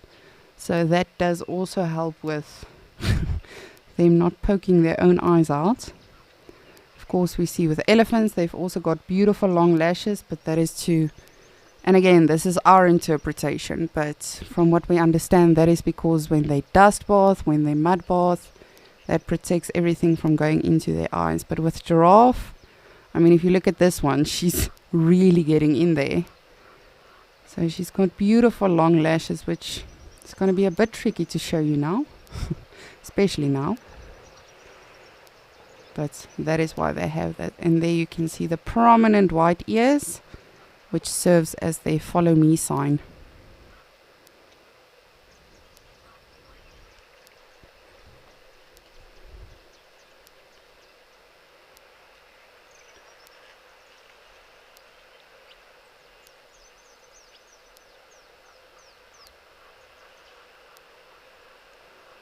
Just want to see if this whole flock of ibises are still around.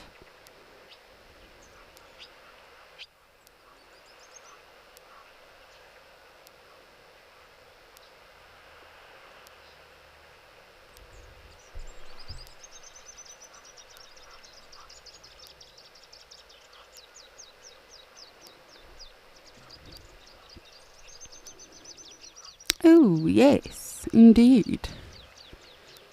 Come, giraffe, it is time to drink some water again.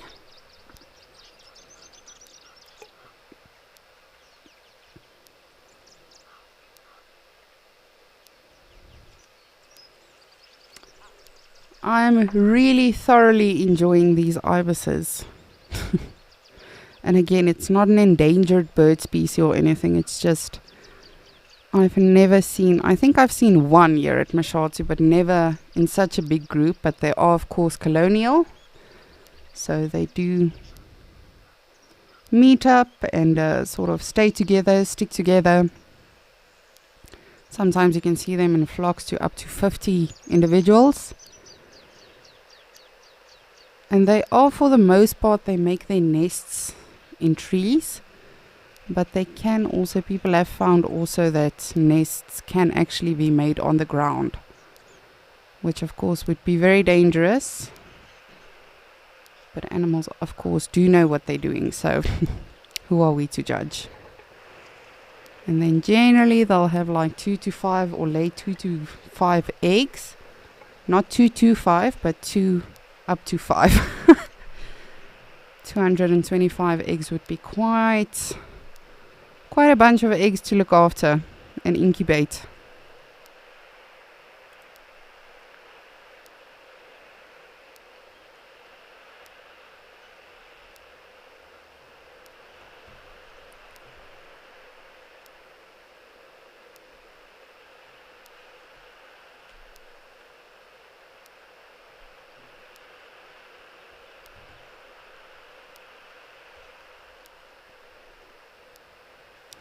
Come on, Giraffe, drink some water. We know you just had some, but have some more. You can never have enough water. Just want to see what the reaction would be from the ibises, if they would move. You can see that Giraffe seems fairly round, so I would think that she's pregnant. Of course, they can have their babies any time of the year, but from my personal experience, I've noticed that they do tend to have more babies, not more, but give birth more in the summertime as well, like the other animals.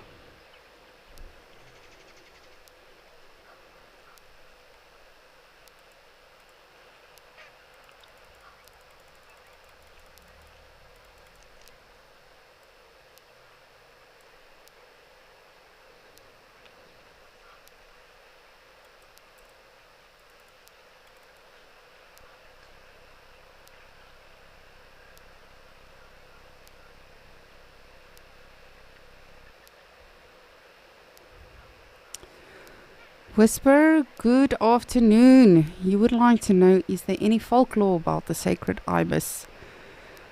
Yes, definitely.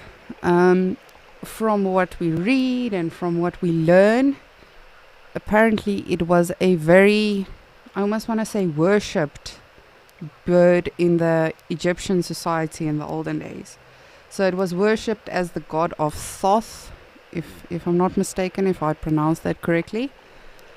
But and it was actually supposed to preserve the country from plagues and serpents and stuff like that. So it was a highly, highly respected and worshipped bird in the ancient Egyptian times.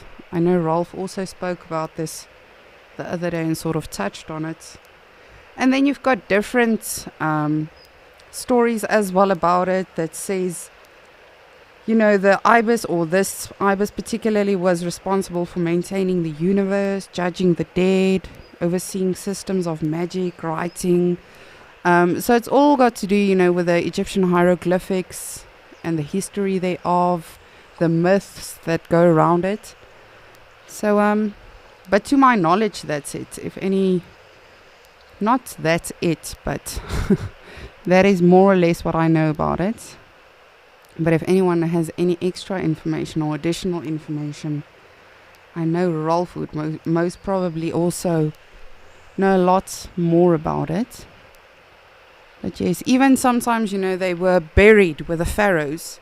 Because of course, you know, in those times it was a very big honor to be buried with a pharaoh or with royalty or anything like that. And they were actually mummified with the pharaohs. What shame. They didn't ask for it, but, you know, those were the beliefs in the olden days. I don't know if it's a bird I would worship.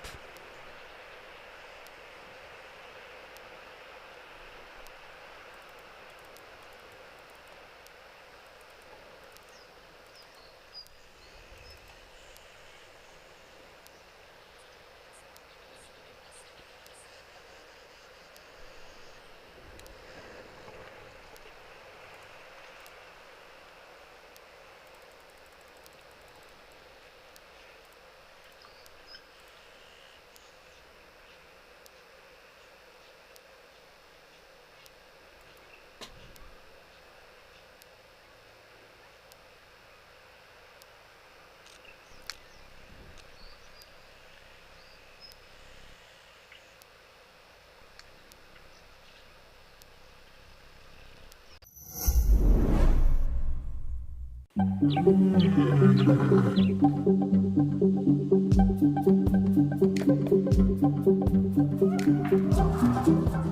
is your role at Eco Trading? Tell us more. I'm very excited to actually be talking on a more personal level. 2, 1, live. Some early information before it kind of hits the wire. General banter, just connecting.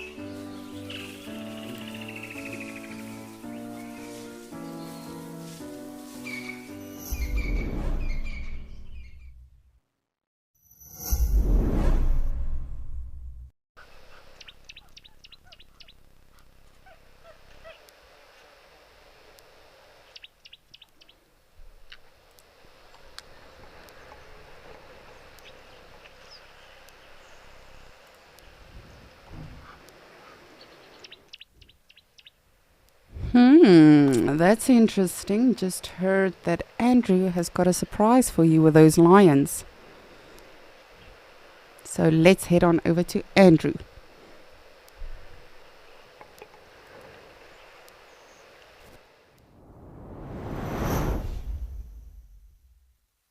Okay, so this male lion has just gotten up and left the females to come to this seasonal pan, and he's having a good old drink of water over here. He's very thirsty right now. And he's been drinking for about 2 or 3 minutes solid now, so he's taking in a lot of moisture.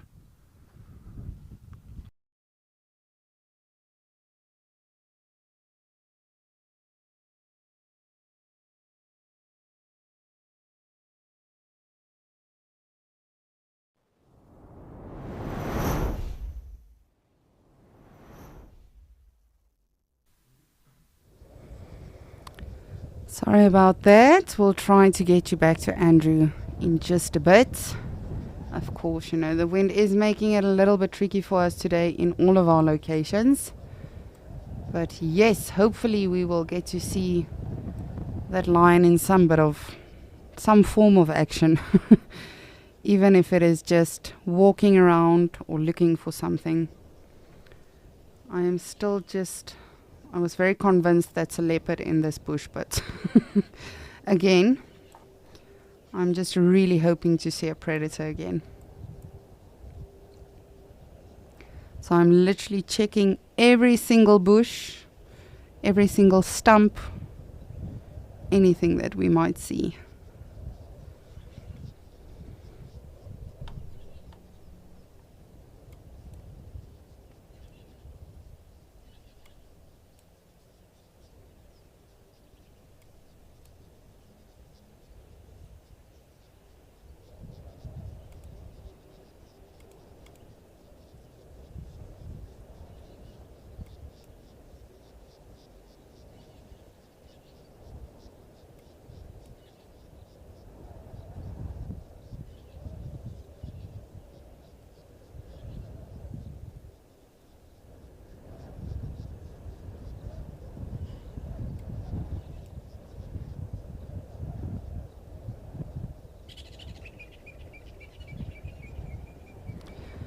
And again, you know, sometimes it's just good to listen.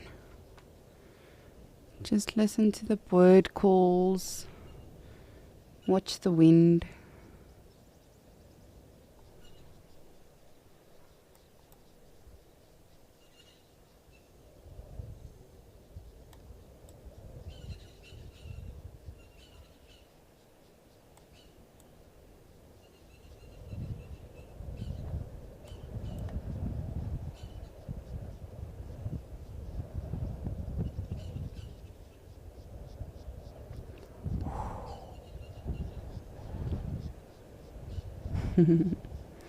It's beautiful to actually hear the wind.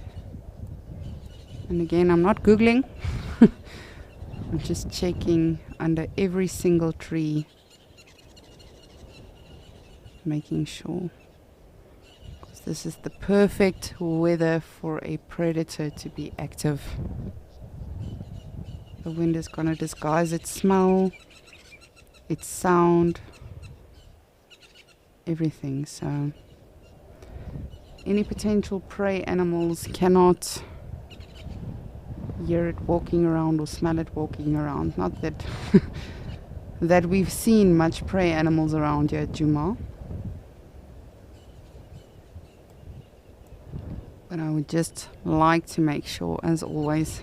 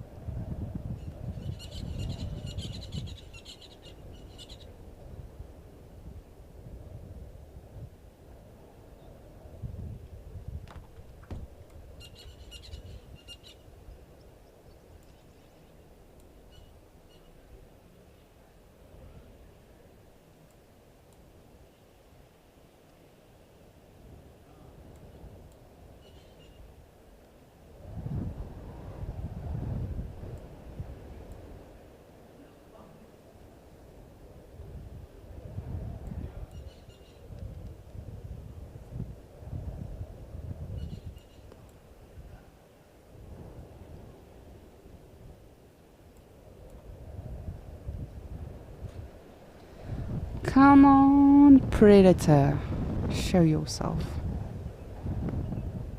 Andrew can't be the only lucky one today. We are in the Sabi Sands, of course, which is very, very, very well known for its predators.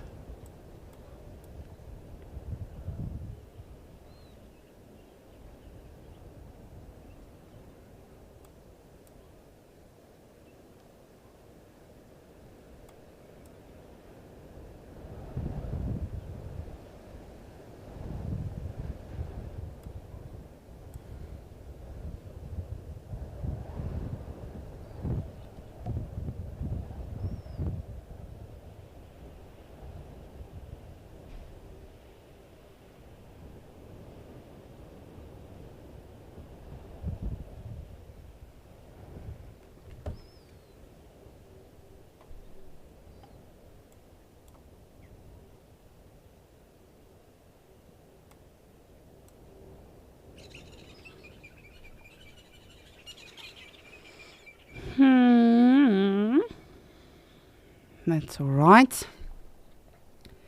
At least we know we took a good look around just to make sure we're not missing anything.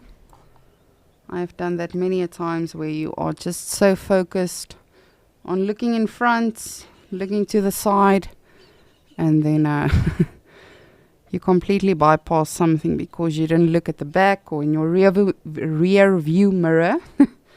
And in this case, we have now checked all of the mirrors.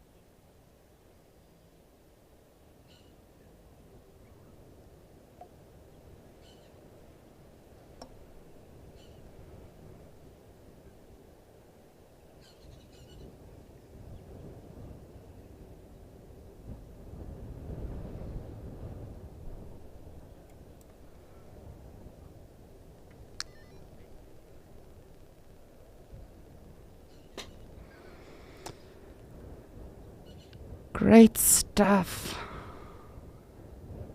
Well, I feel better now that we have completely made sure we didn't miss anything. But I'm still going to make sure at all of our water holes. But for now, I'm going to send you to Ralph, who is in Kariga.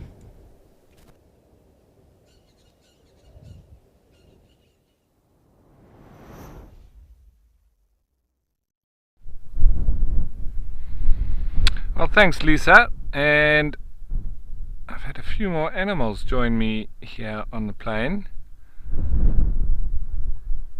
And off there in the background, that looks like Thandi, Sia, and Mtetu. In amongst all the eland, the ostriches, the zebra, the blesbok. The wind also picking up here as well. But it is making for a wonderful scene here on the eastern side of the Kariga Game Reserve. Nice mix of game.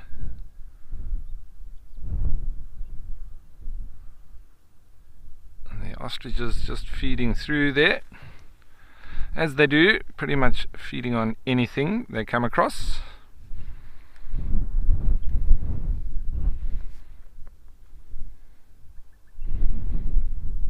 Oh, we've got a bokmakiri calling now.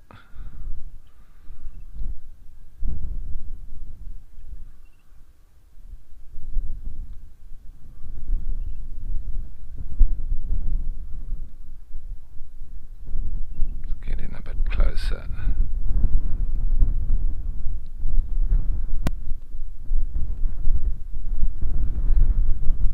Some eland and zebra just lying around. Others grazing. The rhinos also grazing.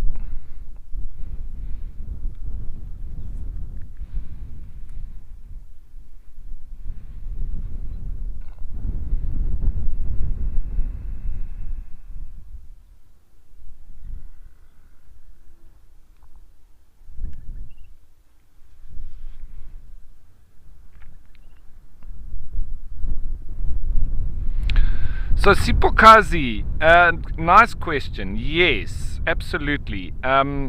Each reserve, but in more specifically, each area that you may have, that you will have a reserve in, what the scientists will do, or the owners of the farm or whatever, is very important to work out your carrying capacity. So how many animals you will be able to have on your reserve.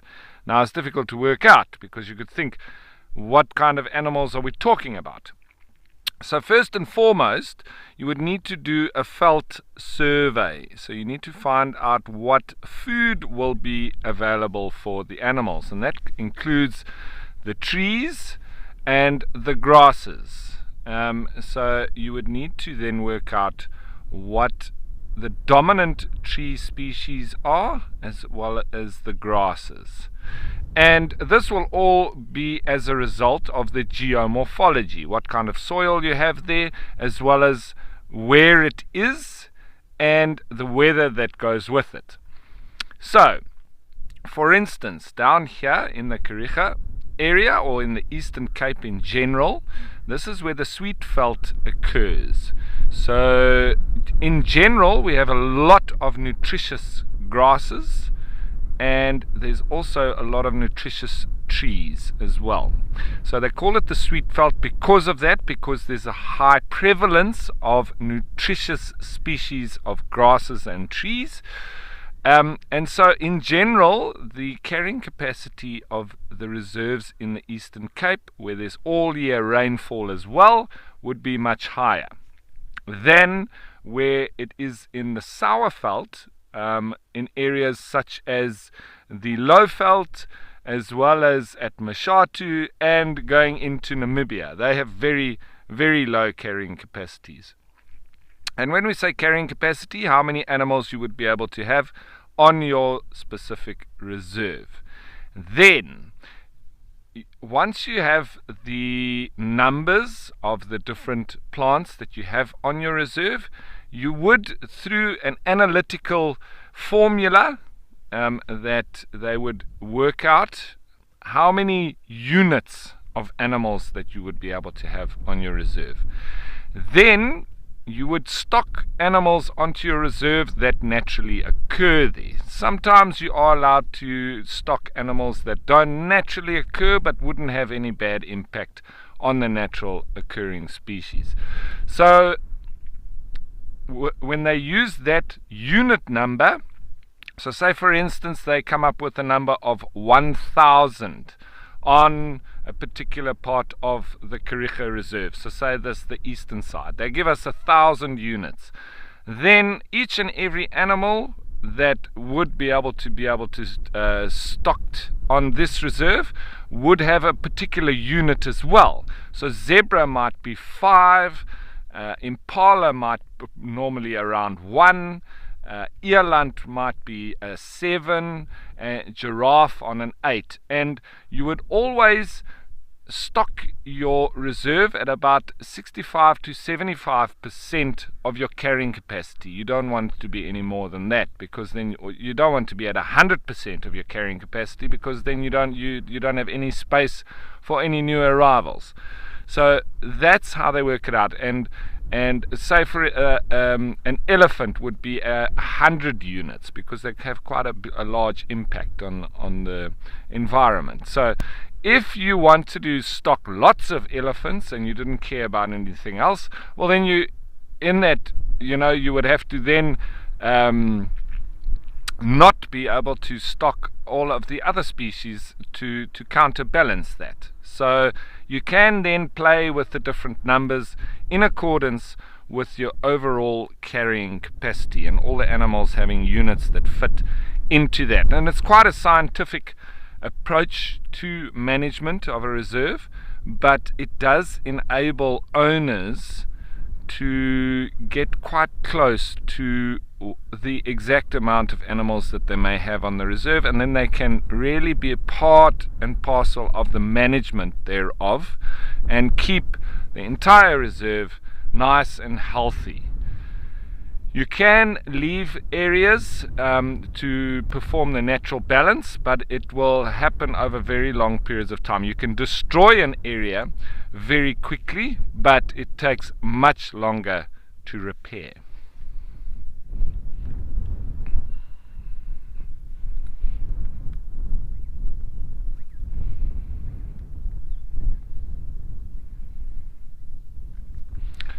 Yeah, so I studied nature conservation, which is basically wildlife management, and we had to do all of these veld surveys and game counts and all of that kind of stuff.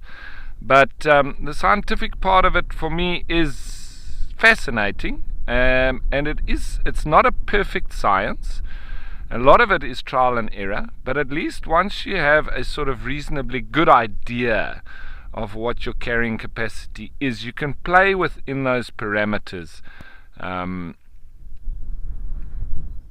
obviously many different owners do that, and then they see through that trial and error what works for them on their particular reserve. There's also lots to be said about waterhole rotation and movement, and so when you do work out your veld, or the species of veld and trees that you have, you'll also see which ones are very palatable, or which ones the animals like feeding on a lot, which ones are highly susceptible to overgrazing, and some species are actually susceptible to undergrazing. So what you'll do then is you'll put your water holes and you manipulate the animals to move to areas where you would like them to go, and those areas you would like them to go is where it's underutilized, and the species will then benefit from the animals being there. So you put your water holes into those areas where the animals wouldn't normally go and where you want to make them go.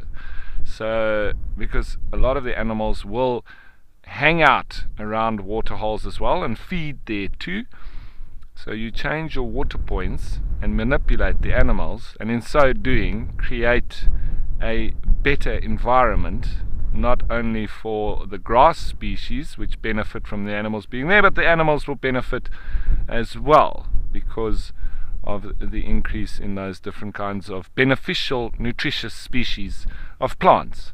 So nature is amazing, but it can be manipulated to be even better.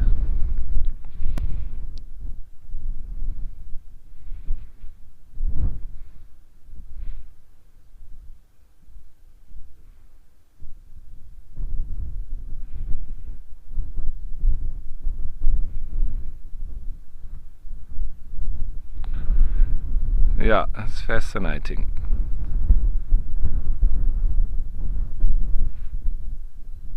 You know, some farms or game reserves, they might want to concentrate and just have a couple of different species and not have a nice big variety of species, for instance.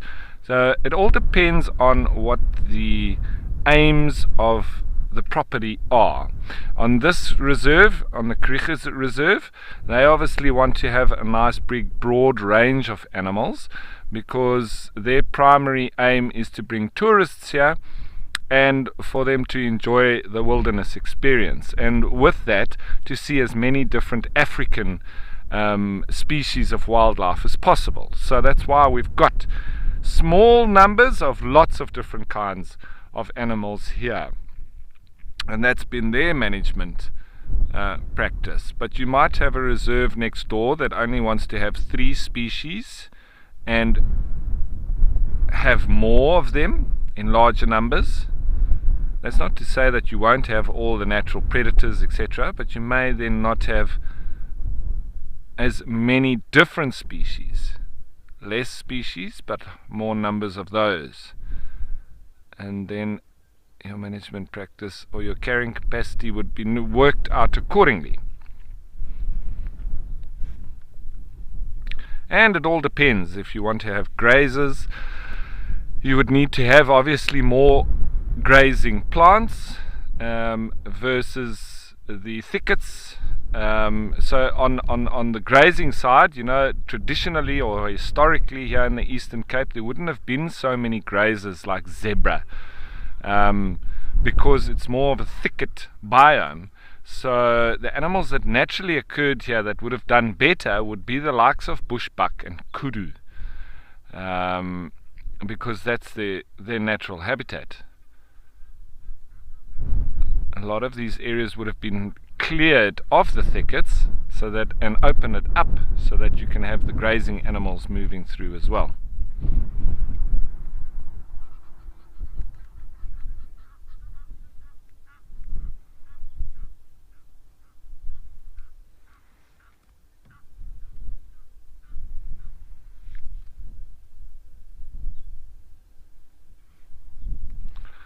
Rhinos seem to be sleeping and grazing.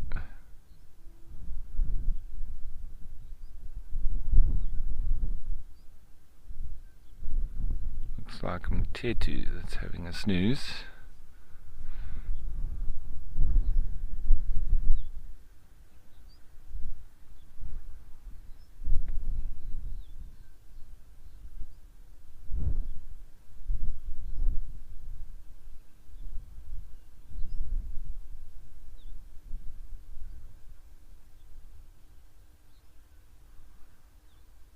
Where are these little chicks?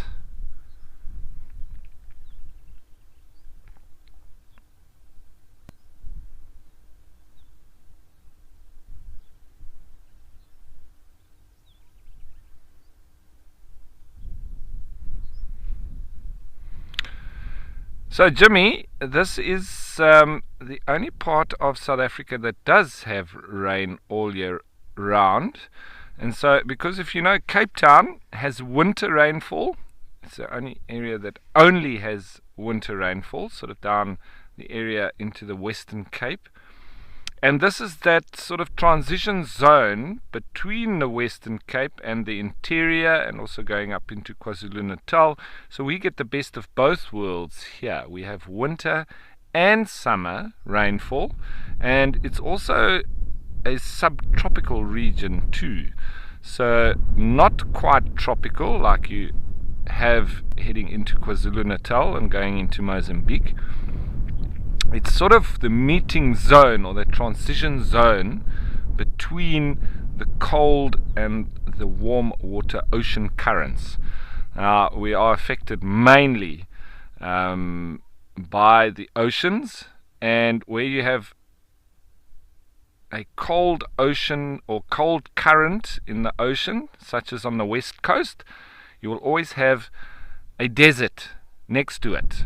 And that's where we see what happens on the western side of South Africa. It's all desert, and then we start to have that winter rainfall there in the Cape region, and then coming up onto the eastern side here into the Eastern Cape, it's where it starts changing into the tropical region, but still having the effect of the cold ocean as well on the western side.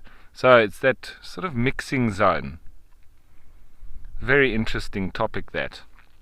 But this is where we sort of sit in that perfect area and the mixing of both of them, and that's why I believe that there's also the abundance of different species of plants as well.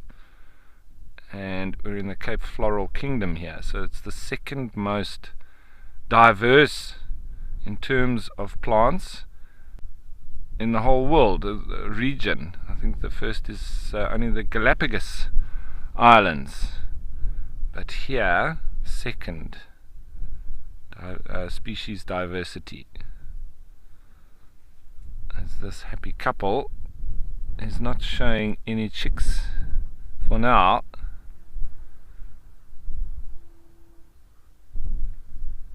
but I'm sure the way they coupled up like that, they must be looking after a nest. So I'm hoping that we'll see them soon with little chicks, and she's going to. So Mike, yes, and what is a desert? When do you consider somewhere a desert? And this is something that I also found out when I lived all those years in Namibia and obviously studied up on it. So they consider anywhere to be a desert where you have over 10 times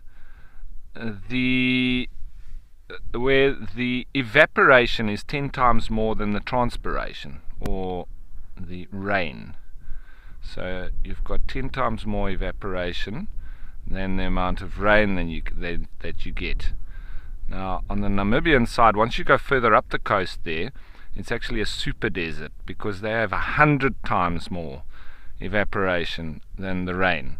But yes, the Karoo is definitely considered a desert, and it starts off semi-arid and then obviously heads up towards the Kalahari and into the Namib and is then full on desert. We have the small Karoo and the big Karoo, Klein en Groot Karoo.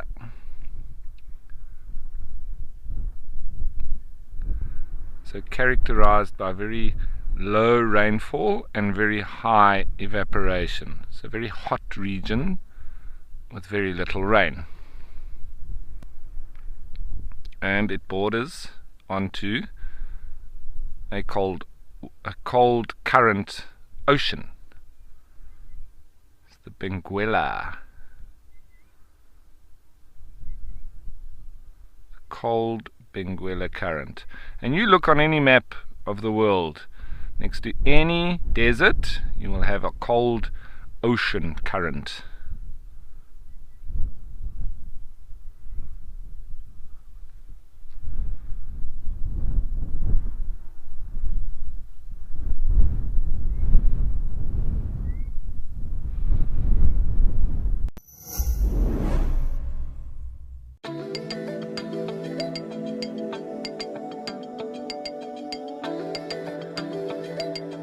This is what I love about lionesses.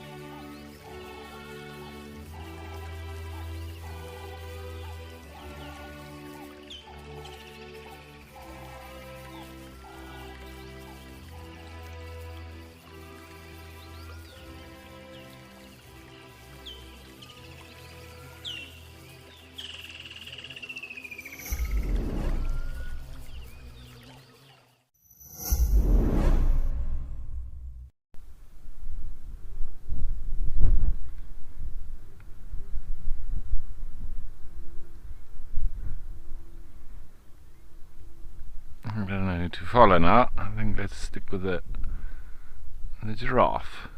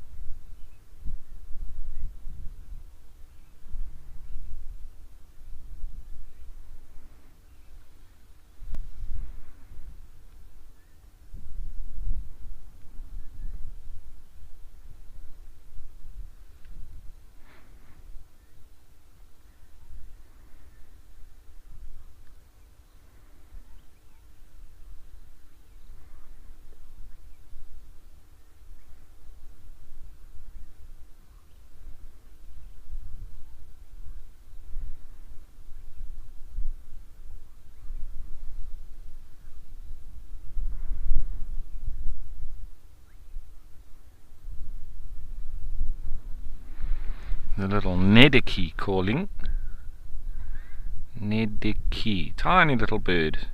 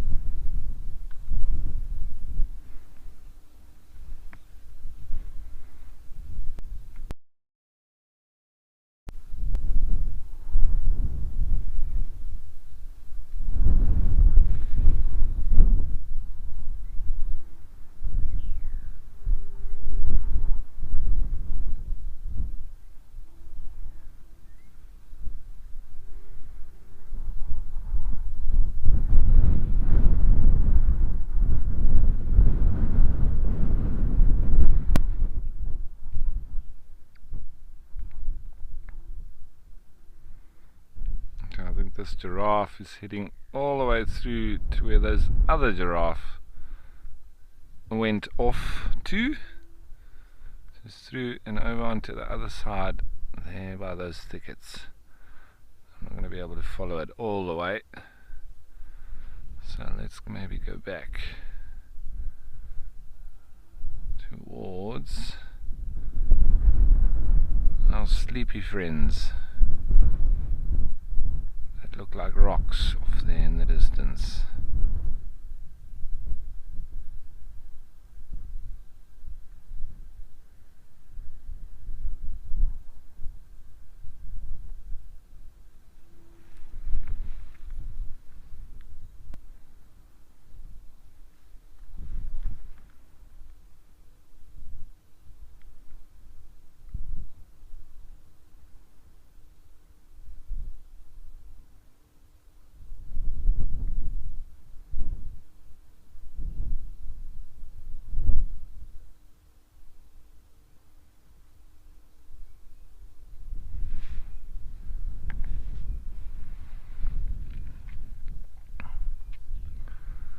Righty, so nice little walk by that giraffe, nice little chat about deserts and all sorts. Well, here we get to see the white rhino, Ceratothymium simum. But what I'd like to know is if there's any Diceros bicornis at Okukuyu.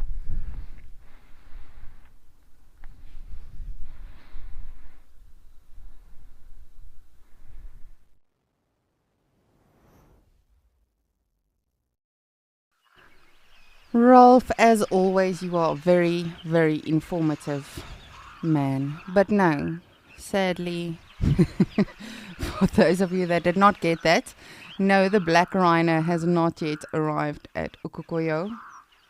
I'm still very anxiously waiting.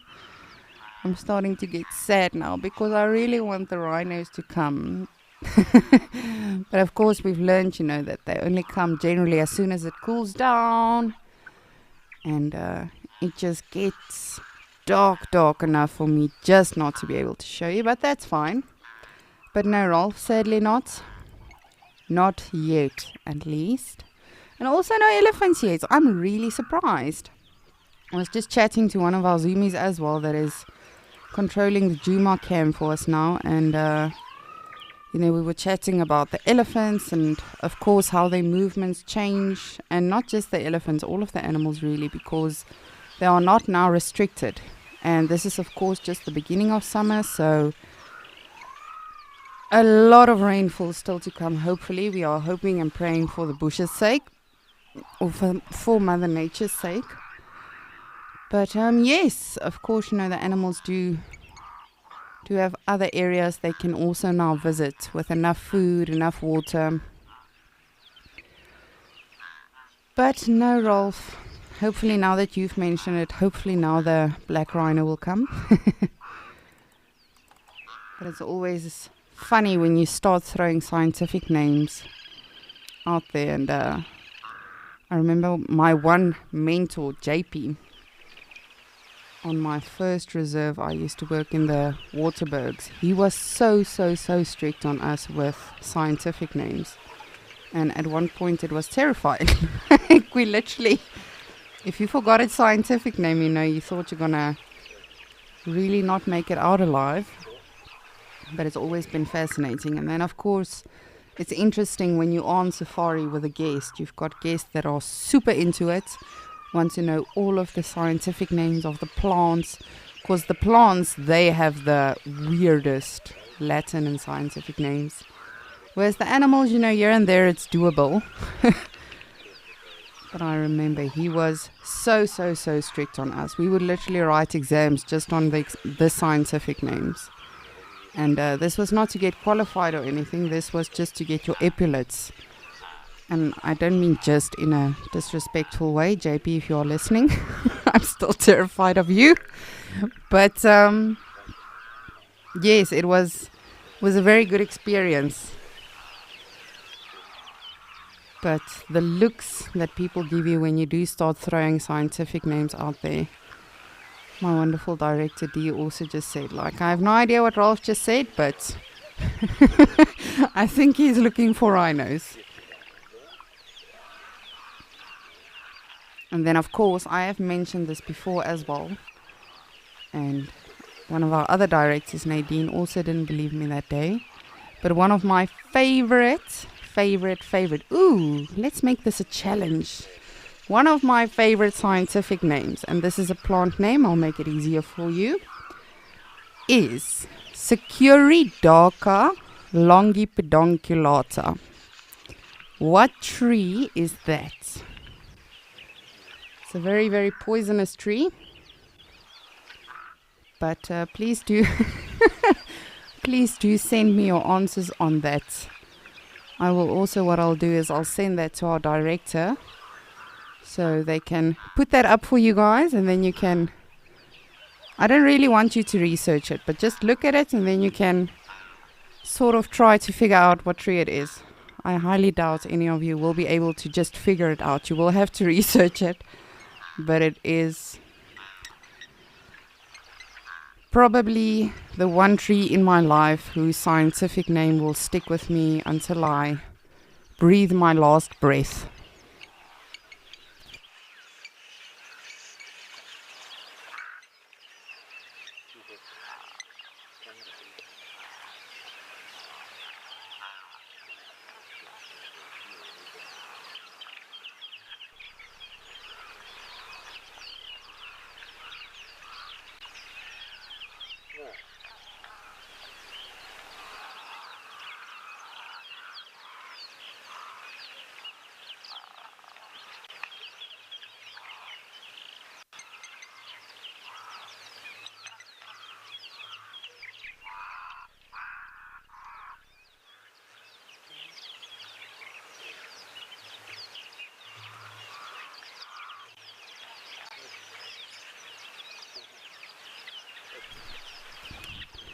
Is that a mirage, or are you guys also seeing an elephant?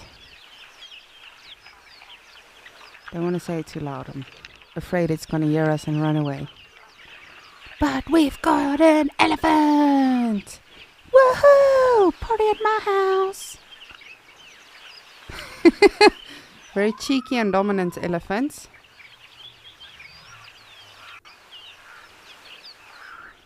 Can you believe it?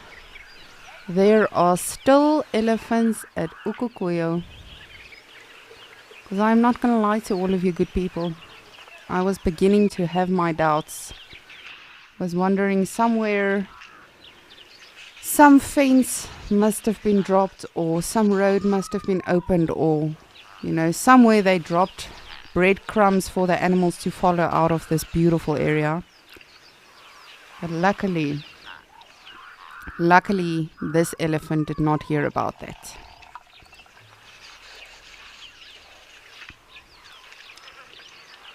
Woohoo!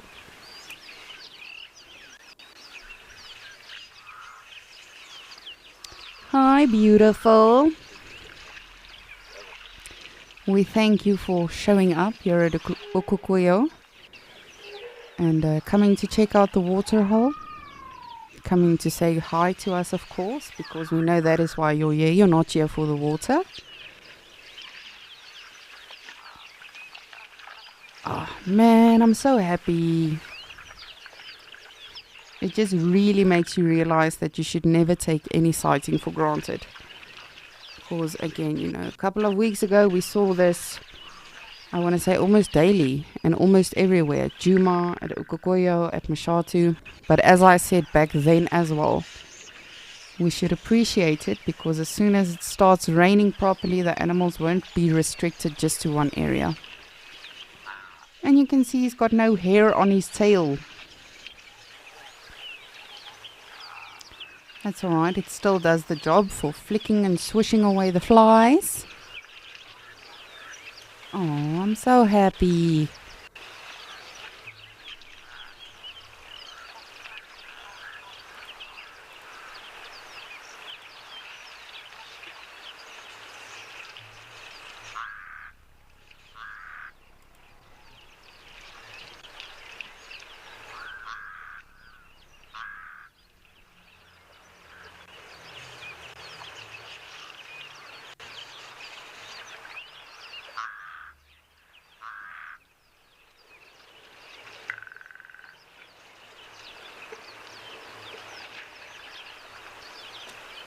And of course, this beautiful gentle giant's name is a Loxodonta africana. Ooh! And that is a Splisherana Mariana. I don't know.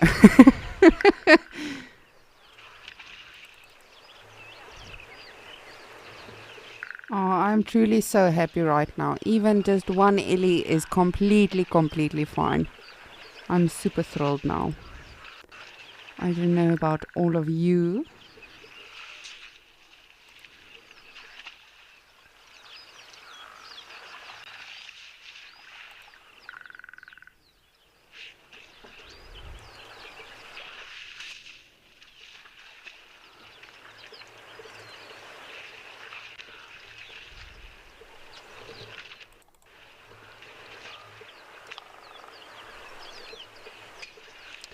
Splish splash, I was taking a bath.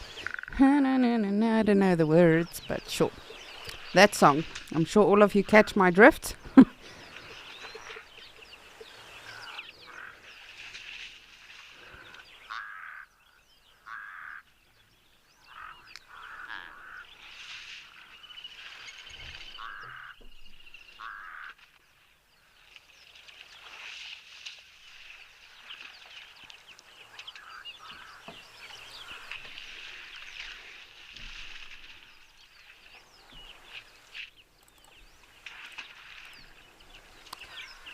Just want to take a look and see if there's another bull that's going to join him, because generally it's 2 or more bulls that come to this water hole. But again, we don't know their plans and their schedules, but I just want to have a look-see.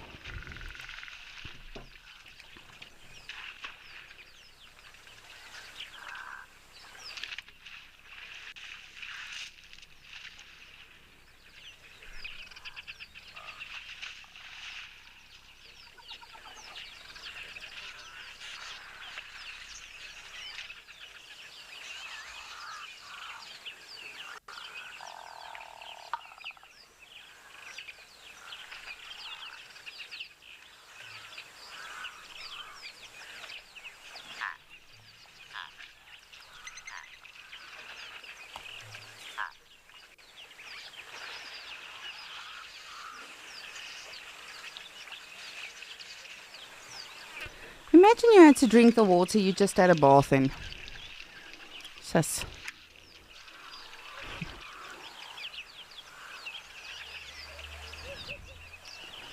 Luckily, we don't have to imagine.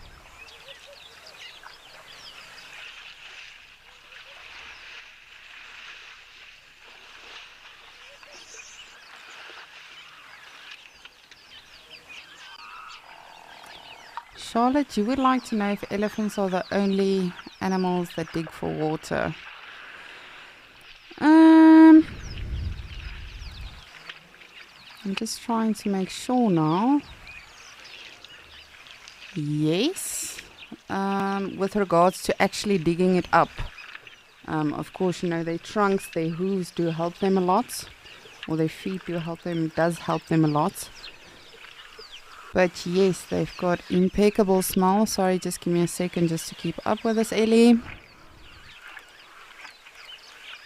He seems to be in a bit of a hurry.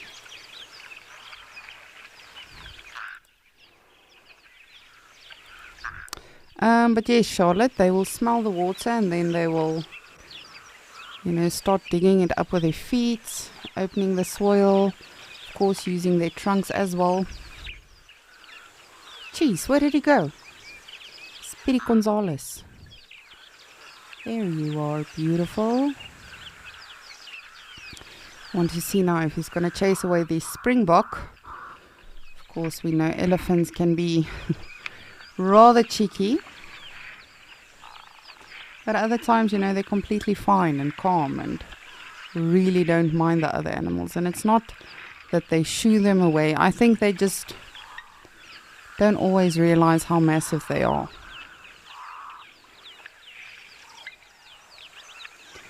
And it seems like this elephant has I thought it might just be the angle earlier on, but it seems like it's got like growth on its stomach close to its hind legs.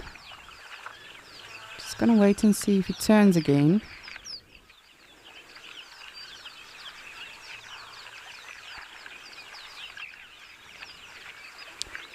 Come on, Heffalump. Dr. Lisa wants to see.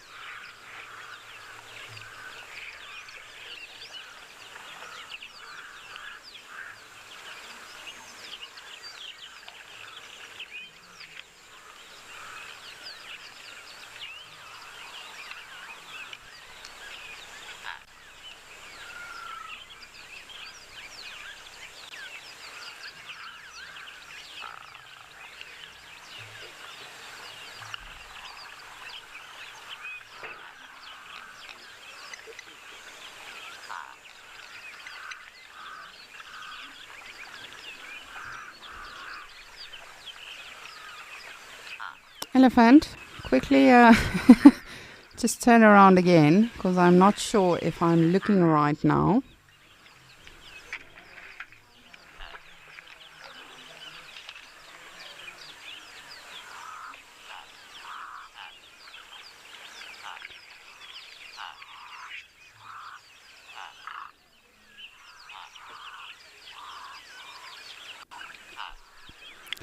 I'm just trying to, figure out if that's just genitalia on this bull, or if that is actually also... Oh no, never mind. That is just genitalia on this elephant. I do apologize. It looked a bit strange from a certain angle. The elephant is fine, everything is alright, it's just a bull elephant. Everyone calm down, including you, Lisa. Russell, you would like to know how much heat or cold can elephants tolerate. So, of course, they've got a very, very, very thick skin, so that does assist them in, you know, keeping warm. And then, of course, you know, when they are too hot, they do mud bath to cool off. They'll swim, as well as flap their ears. They've got very, very cool ears that allows them to circulate the blood through their body. And in this manner, of course, you know, they cool off the whole body. So I would say a fair amount. I don't know if you wanted like a specific percentage or anything. But no, elephants are quite tolerant. And of course, like other animals, they have a lot of aids and stuff that helps them. Aids, by aids I mean like, tools in helping them to cool off, but also to heat up if they need to.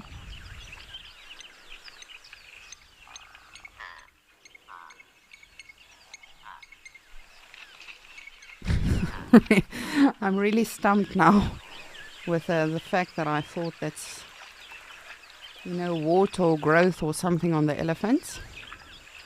Of course, it's a beautiful bull, this.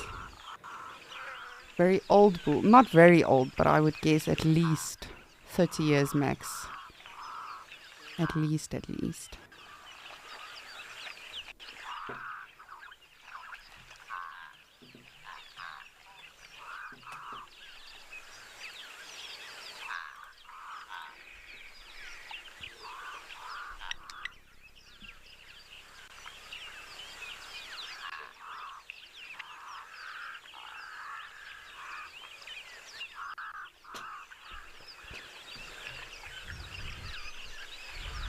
And as always, we are live, we are interactive at Okukoya right now, but of course, at all of our locations. So if you've got any questions, any comments, please do send them through to me. If you have anything you would like to discuss, we touched a little bit on scientific names. Currently, we are looking at a Loxodonta africana. But yes, anything you would like to see, anything you would like to know, ask me about the animals, about the reserve, the different locations. And of course, it's not just applicable to myself, it's not just applicable to the naturalist on Escape to Nature. It's applicable to everything. So from Sunrise Safari to Escape to Nature to Penguin Beach, as well as Sunset Safari. We really, really do appreciate and love hearing from all of you.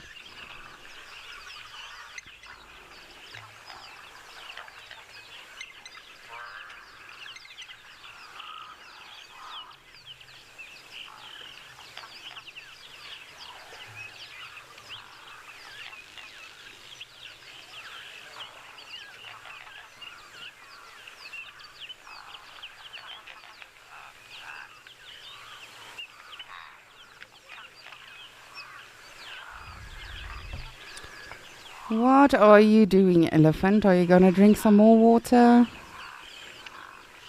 Just want to check off to our left and see if there's not another elephant coming. Because as I said, generally it's like 2 or 3 bulls. But I don't know, maybe there was a bar fight or something.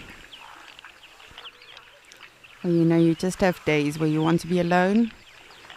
You love your friends, you love everyone, but you just want to be alone. Maybe he's having a day like that.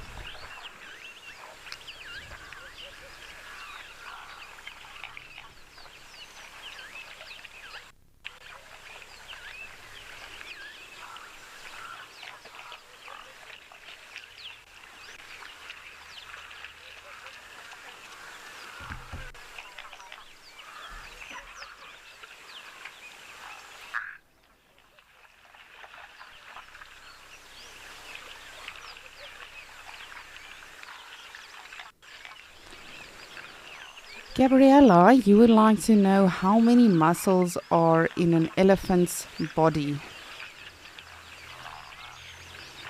That is a tricky question, I'm not going to lie to you. Merely because in their trunk alone, and I can't give you a definite answer on this because scientists and theorists and naturalists have always differed about this over the years. But just in an elephant's trunk, they've got between, if I'm not mistaken, 10 to 40,000, not 10 to 40, 10 to 40,000 muscles just in their trunk, a fully grown elephant. So in the actual body, I don't even want to begin to guess. You guys are more than welcome to let me know what you think. But a lot. To make it very plain and simple, a lot of muscles. As I say, their trunk alone has an impressive amount of muscles just within that piece of the body. So no, elephants are really, and that is, for me personally, I believe that is why they've, been so successful over the years.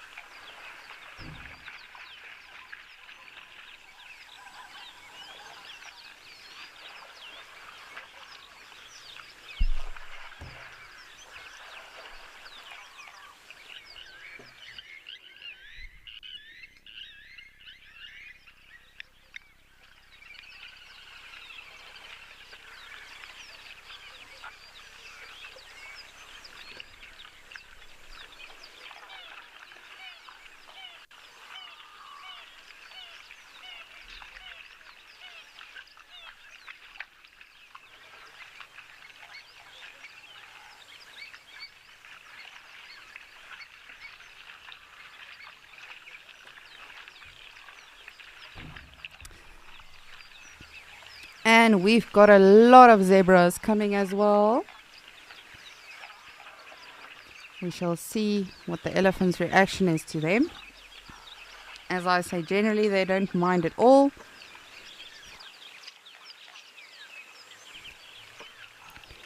And other times they are very, very, I almost want to say bombastic. It's not just dominant, it's almost like an arrogant dominant.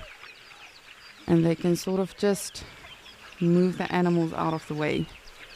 Not necessarily physically pushing them, but just sort of flick them off with their trunks.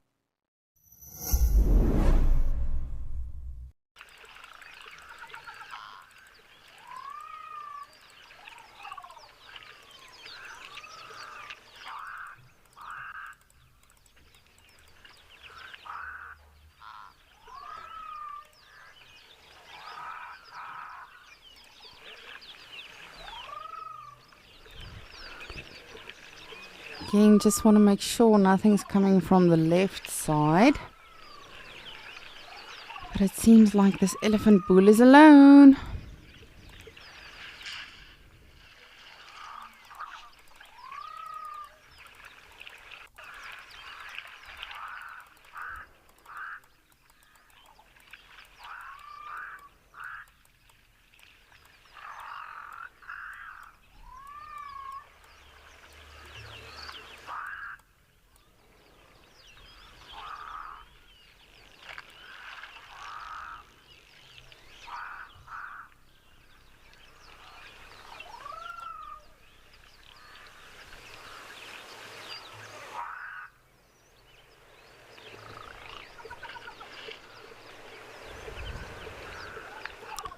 Walter, if I'm not mistaken, you would like to know, are elephants the only animals with good memory?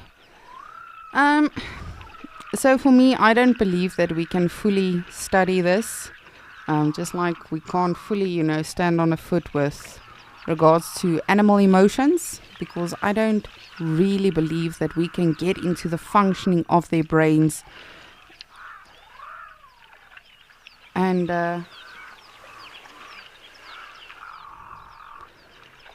completely, understand it. But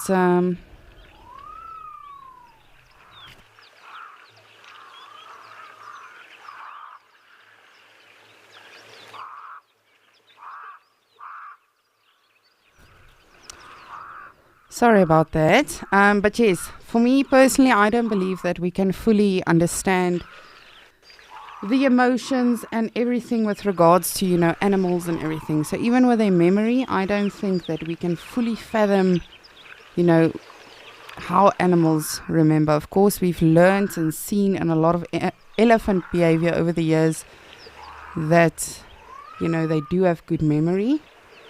But that being said, I do not think that we will fully understand, which animal does have good memory and which one not. From what we've seen, and again, this is just the behaviors we've seen and interpreted. Animals can really be super intelligent, and then we believe that other animals are not so intelligent. But again, that would require us going into their brains and fully understanding how they function.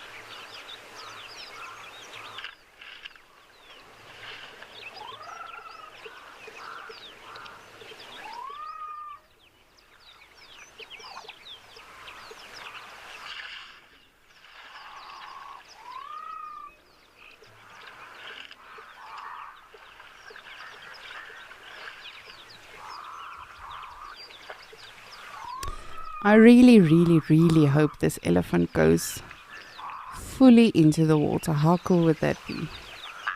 A nice, fully, a nice elephant swim. I wanted to say Ellie swim, and then I went to fully. A full elephant swim.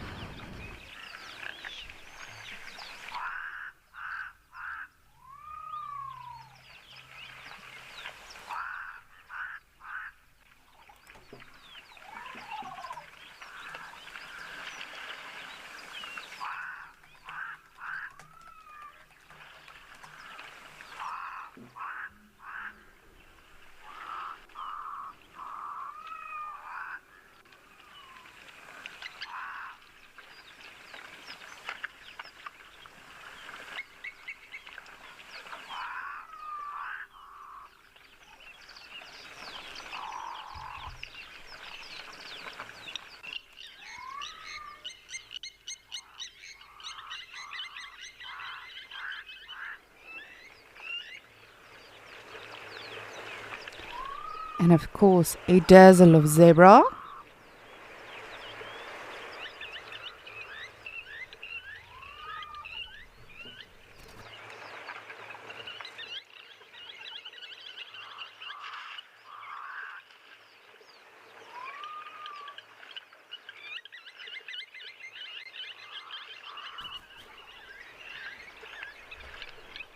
Oh, and sometimes it's just so necessary, not just beautiful, but just necessary just to listen all of these noises and sounds and just sort of take it in, just immerse ourselves in nature.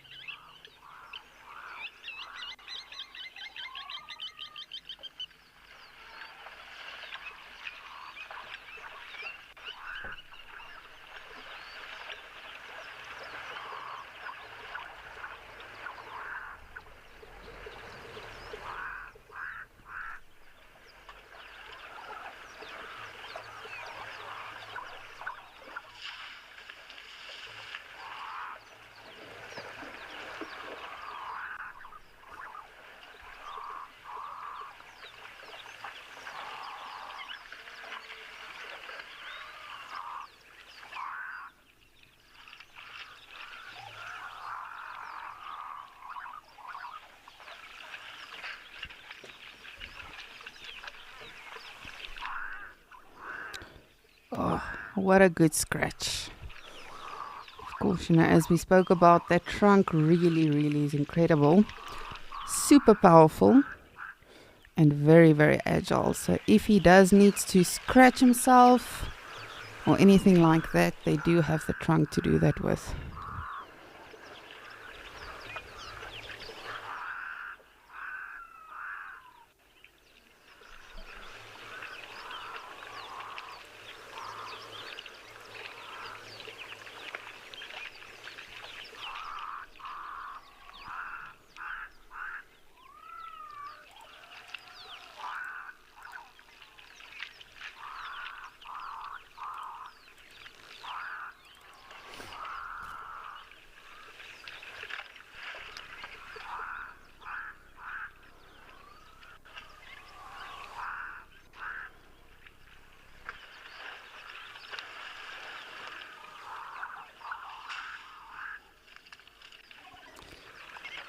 Greg, you would like to know how long can an elephant's tusk grow?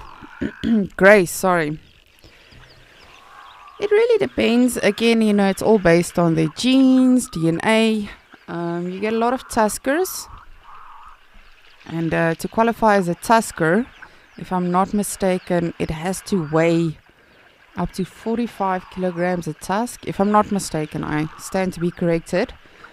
But no, elephant tusks can really become very heavy. If you have ever seen a photo of a tusker, and if not, please do yourself a favor and go research it. It's pretty impressive. Some of them, literally grow to the ground because, of course, it never stops growing.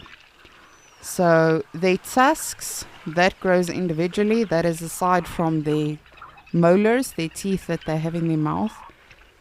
But no, elephant tusks can really become very long.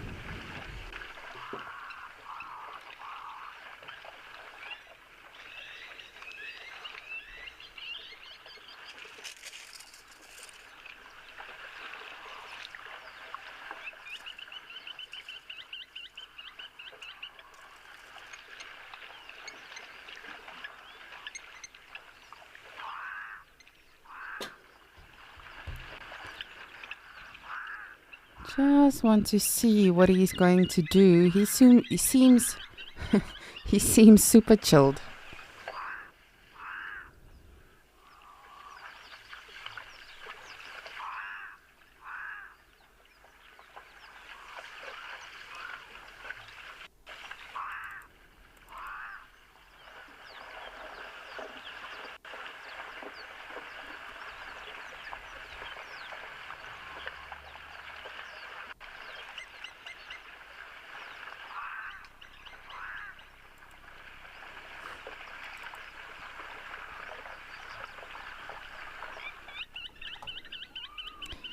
And of course, we can see a lot of pregnant zebras.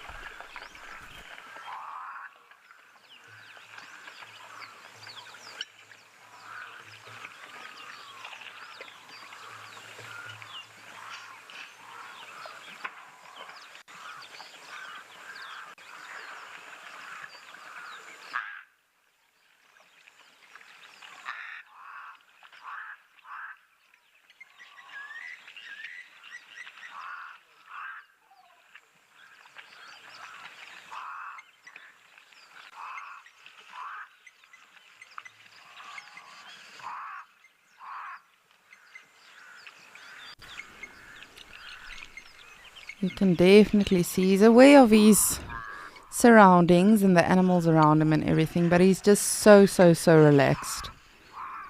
Of course, elephants do have the ability, just sort of go on to autopilot, just shut down, take a bit of a break. Because you can imagine an elephant this size cannot physically lie down every single time it wants to take a bit of a rest.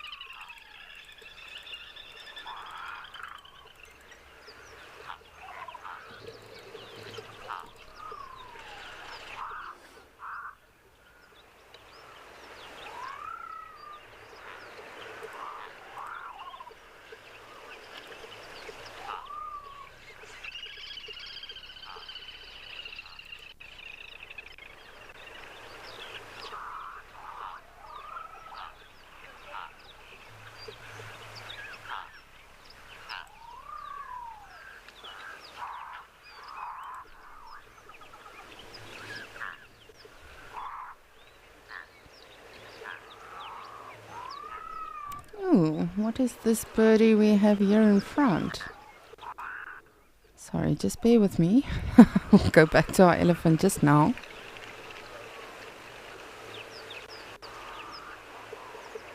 Oh, it is our Egyptian goose.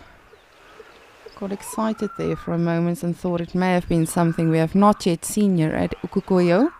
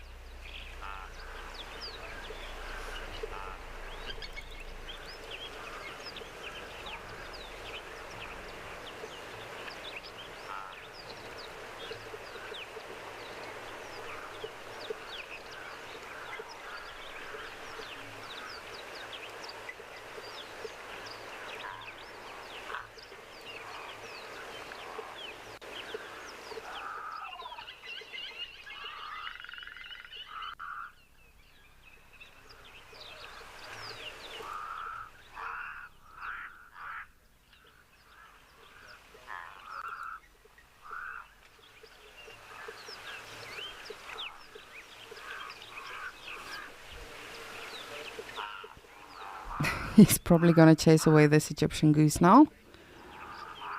And of course, both of them do have very tenacious characteristics and natures if needed. But I just want to see what he's going to do now. So either not going to pay any mind to it, or he's probably just going to get a bit of a splash.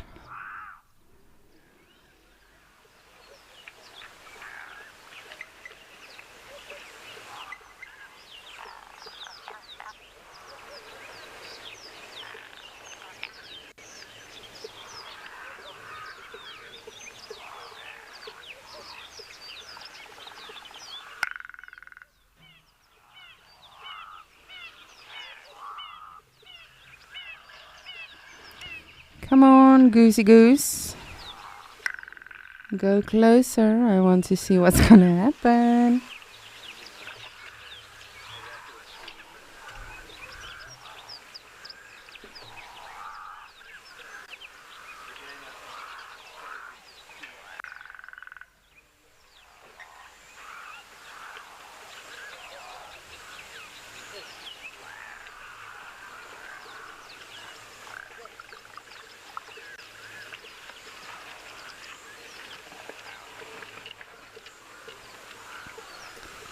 And just incredible, even though that goose is not very big.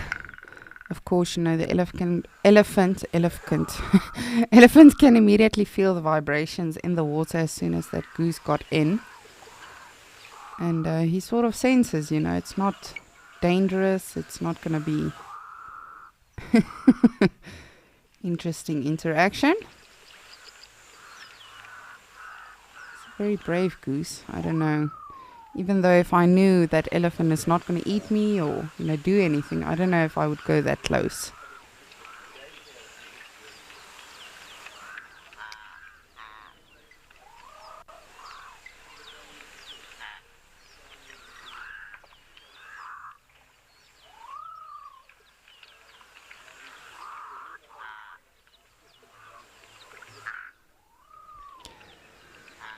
Abigail, you would like to know if elephants can sense when a member has passed away. Yes, definitely. They can smell it, they can sense it. I don't know if you mean sense when they are in one area and the other member is in another area.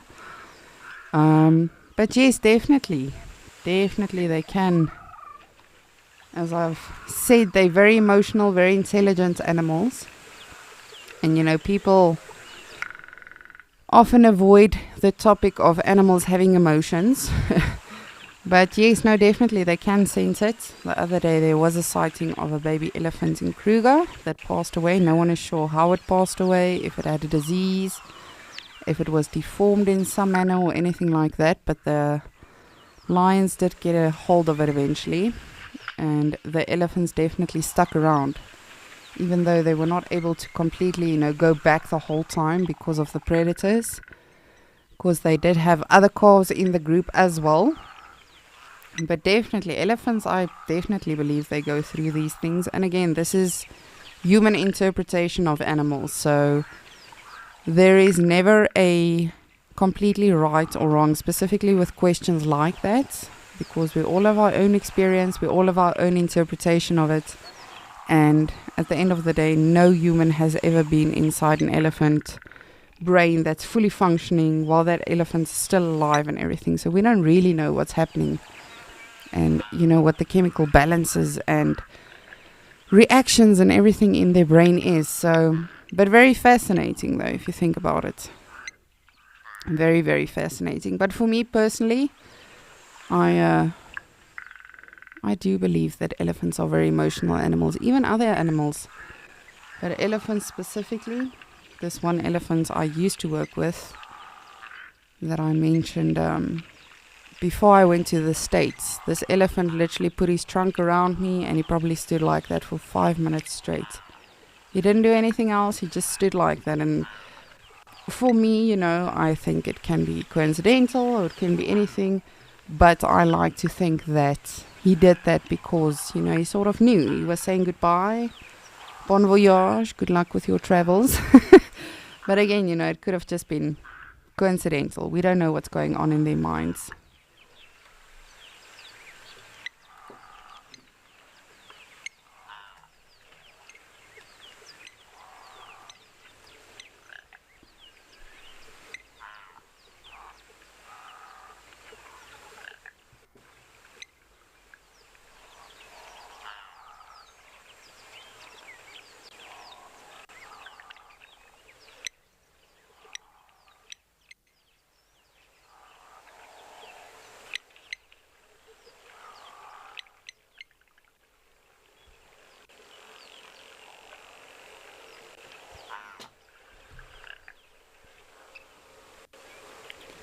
Let's just take a bit of a further look and see if anyone else is approaching this beautiful water hole here in the stunning Okokoyo. I just love how chilled this elephant is. I feel you, brother.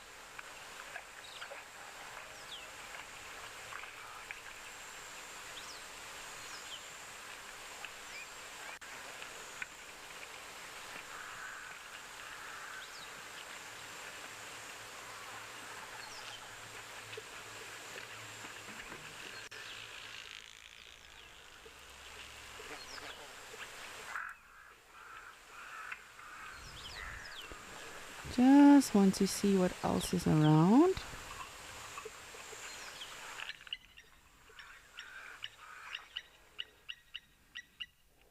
Yes, blacksmith lapwing, we hear you, beautiful birdie. Calm down.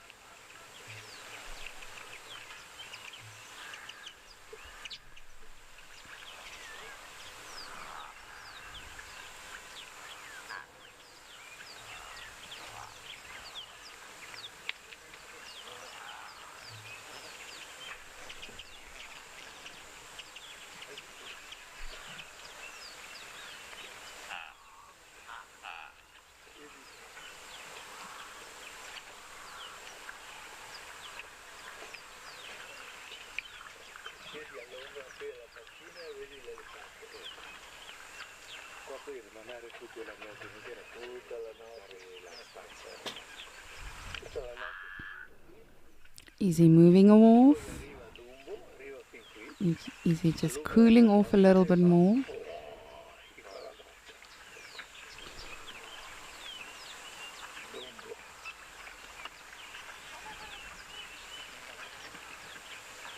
I just quickly want to look something, sorry.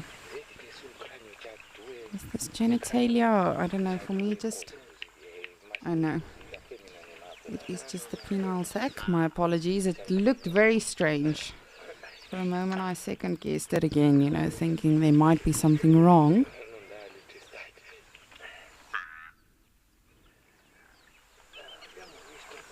Hi, beautiful.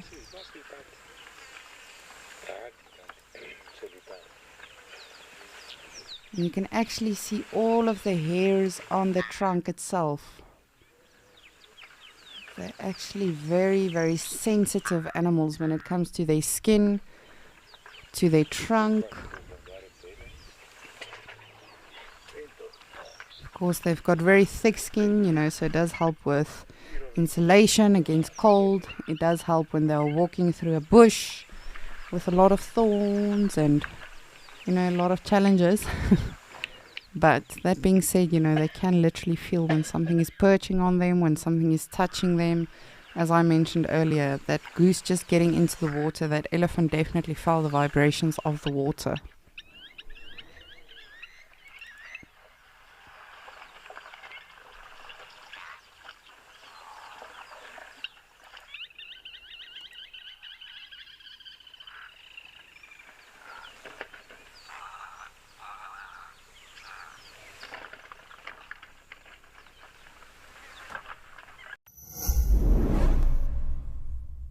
November is Impala lambing season, and we are lucky enough to see all of these adorable babies taking their first steps in the world.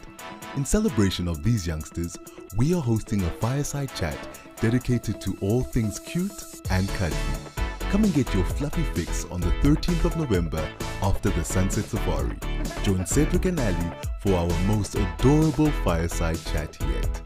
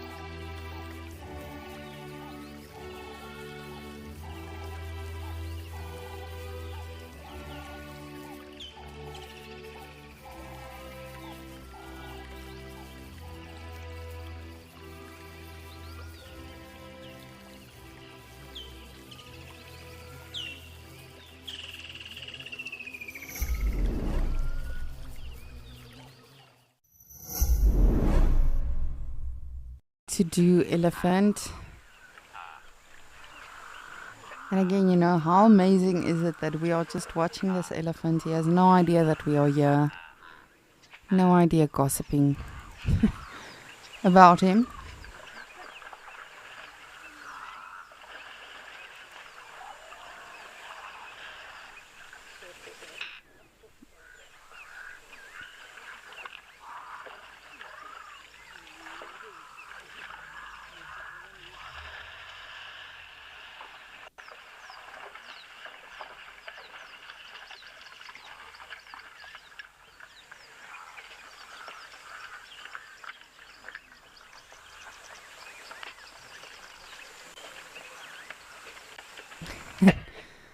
I can honestly watch them the whole day. I say this every single time, but whether it's one elephant, a couple of them, a whole herd, they really are so fascinating.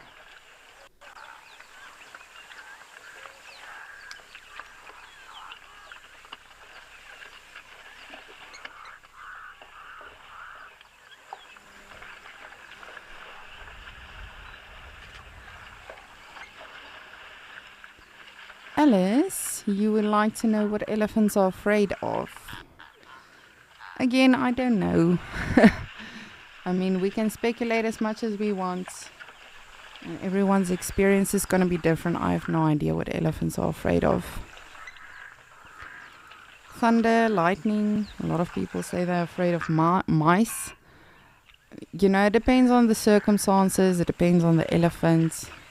That would require me to go into their brain and know what they are feeling. And again, you know, each individual is going to be different, just like us.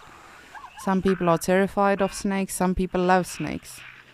Some people are terrified of solifuges and centipedes, and those people are Lisa. And other people, you know, don't mind them. So it really depends. Each and every single elephant's going to be different. The previous reserve I used to work at, there was an elephant. I'm just trying to get their names right now. I think it was Lundi. And she was terrified of water. And to this day, you know, we're not really sure why and what happened. Again, the speculation is that perhaps she had an interaction with a crocodile when she was a calf. And again, you know, that would refer back to them having memory, having emotions, all of that. Because, of course, you know, if you have a memory of something and you remember something, that would definitely refer to you having some sort of feeling over that, because it may have been a joyous occasion, it may have been a heartbreaking occasion, it may have been a terrifying occasion. So to answer your question, I don't know what they are afraid of. From my experience, thunder and lightning, when you want to generalize the question, but again, each and every single elephant's going to be different. My very first reserve I guided on, there was an elephant that was terrified of, there was a certain, not terrified, like she got very aggressive, of a certain, like, cologne from humans. And the reason for that is she was involved in a poaching incident with her herd when she was a young elephant. And from what we take, again, you know, the poachers back then wore that sort of cologne or had that sort of smell on them or whatever the case is. But again, that would require us to go into the brain of a functioning living elephant, which would be a little bit tricky. But I think that's the beauty about it. You know, sometimes it's best to just sort of leave it up to mystery, to a mystery. Because how boring is it going to be if we know everything? And I don't think Mother Nature fully intended for us to, you know, completely always understand and, you know, just sort of know everything about it. That's the beauty about it. We don't know everything, and we're never going to know everything. And I love that. Like, this elephant might be afraid of snakes. We don't know. It might be afraid of giraffes. Highly doubt it, but possible.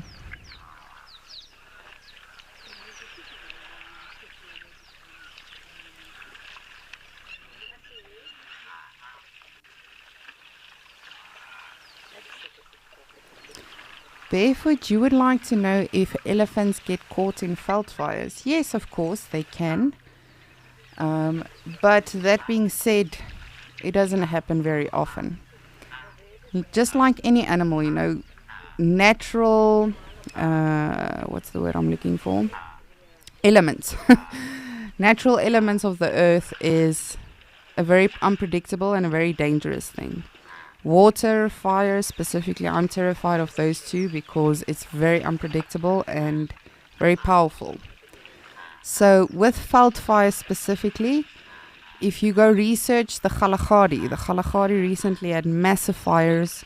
It was very detrimental to the actual bush. Sometimes necessary though, because that resprouts the bush. But that being said, to my knowledge, and please correct me if I'm wrong, I don't think animals were injured or harmed or anything in the veld fires, which again is incredible.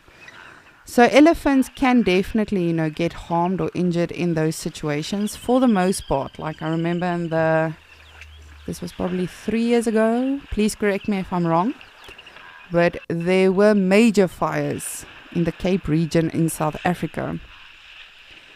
And when all of that happened, where there were reserves and national parks and areas, the animals sort of felt it and just evaded the areas as much as they could.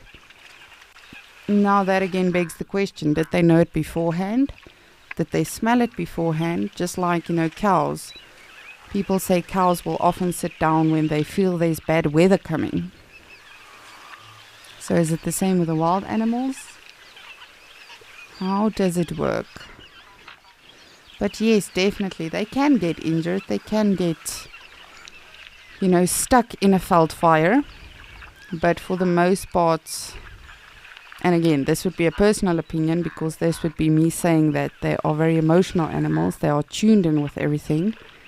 For the most part, I think they would definitely know when it's coming and sort of try to evade it as much as possible.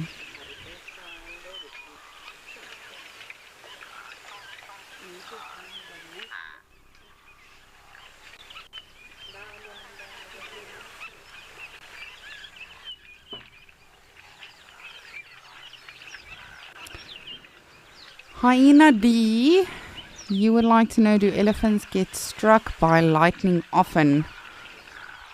Again, natural elements and weather patterns and all of that happening. So at the end of the day, Mother Nature is much stronger than, everything else in and around it, if that makes sense.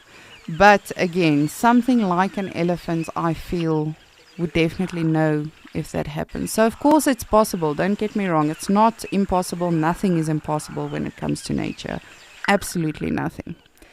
But that being said, it's not probable, in my personal opinion. Again, if you know of an elephant that has been struck by lightning, or if you've ever been so unfortunate to witness that or to have read up on that, please do let me know.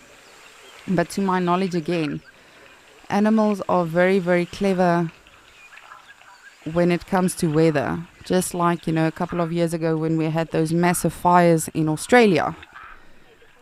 Most of the animals were able to evade it. A lot of the animals, not being fast enough, like the koalas I know, did unfortunately get injured in those fires. But for the most part, animals do know about these sort of things.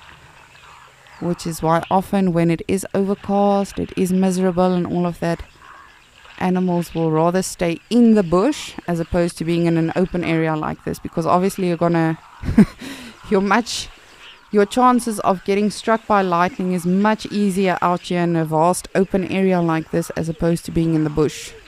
In the bush, it'll rather hit a tree as opposed to an animal. But again, Mother Nature is a funny thing. Anything is possible.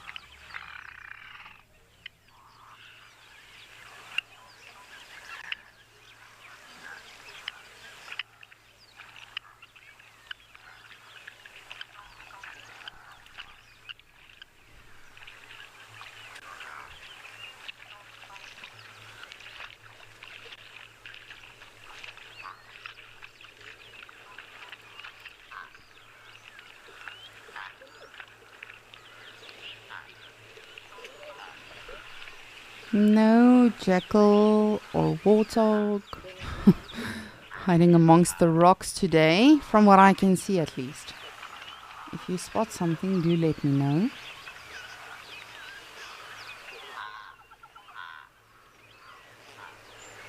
That was always the funniest thing, you know. Sometimes when you're on safari, you can literally spot a leopard eye in a bush, under a tree, behind a rock or log or whatever. And other days, you know, it can literally, you can drive past lions that are right next to the road.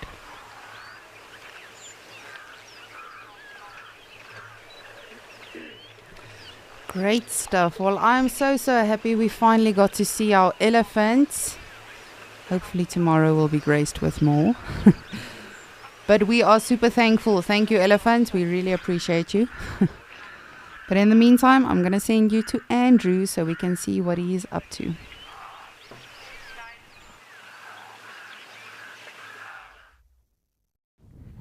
Okay, so we did decide to leave the Lion Pride in peace and quiet in the same place where they were, and we've just stopped here on the base of the basin, and this basin wall which we're overlooking now, which is spectacular, isn't it? Really is something to look at. Wonderful.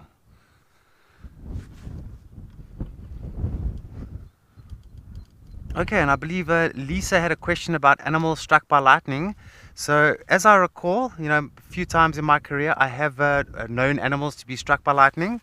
One of those animals was actually a rhinoceros. And interestingly enough, myself and Morgan were actually on this topic just the other day. That animals that get struck by lightning, strangely enough, do not get scavenged upon. Animals just don't eat them. We're not 100% sure why. And there's still, to this very day, as we speak, research being done on that. So yeah, animals do get struck by lightning. Giraffe, I know of at least one rhino, and probably elephants, and various other animals as well. That does happen. Yeah. Okay, back to the basin wall. Look at that, a tsunami of bush.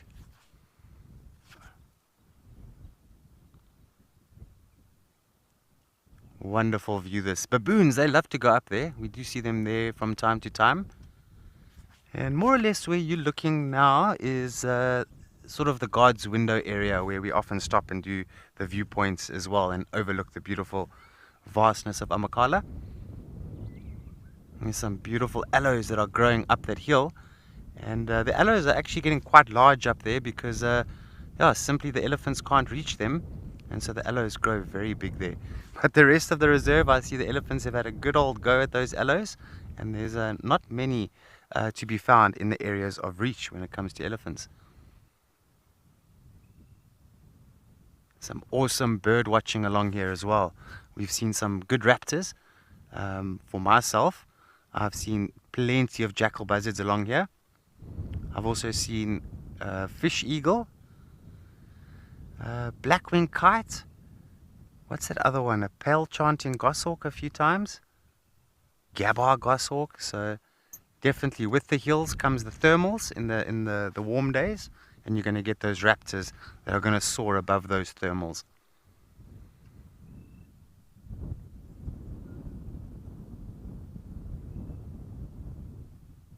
Just spectacular with the shale rocks every now and then, which are sedimented rocks, which is also a direct indicator that this area was very much underwater at one point under the ocean many millions of years ago.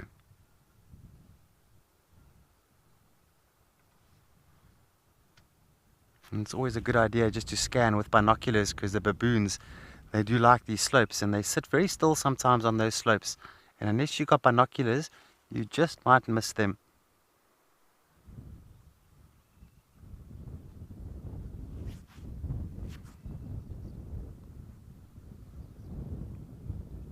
Magical place. It really is spectacular out here.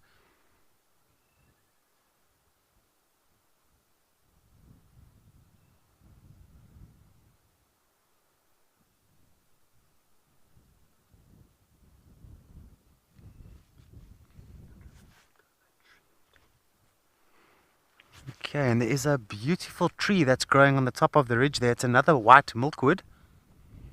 And you see how it's rounded at the top. So I'm sure at some point giraffes have eaten on it. And a lot of the milkwoods out here are actually shaped in which the way the giraffes are actually feeding on them. Some of them are, they sort of got this lollipop sort of a canopy. And they get interesting sort of afro hairstyles on the top. And the lions really enjoy going up there.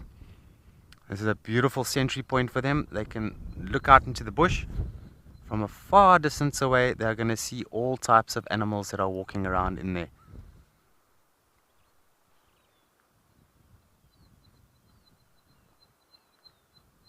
And I've had a good few sightings of elephants walking the entire ridge from the beginning to the end, down by Dairy Road.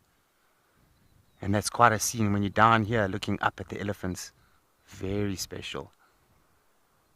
Hopefully that'll happen one day and I can show it to you. It's breathtaking.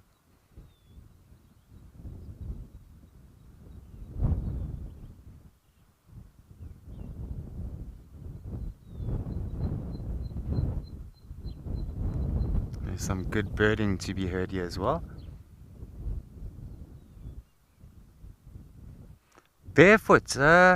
Do wild animals panic during storms? It depends. If there's a lot of lightning, animals become very nervous by that. They don't like it because a few things are associated with lightning. They know that potentially they can get struck by lightning. And then also the potential for veld fires to start in the nature. And that's one of the things that the animals are very fearful, from big to small. When there's a runaway fire on a game reserve, animals panic. They run and they do all sorts of very sort of unique behavior when it comes to fires. I actually worked in a game reserve where it was a good few years ago where a black rhino actually ran through a game fence and landed up on the neighboring area because it was simply trying to get away from a fire. Can you believe that? You got a bird there, Morgan, on top of the sweet thorn. Oh, there. Looked like a sparrow of sorts. It was a bit quick. When I saw it, it flew off there. Now you just got the sweet thorn. Here we go. Another favorite bush for the giraffes. They love it, and elephants love it. You can see an elephant has had a go at this one. There's a bit of a branch lying on the ground there.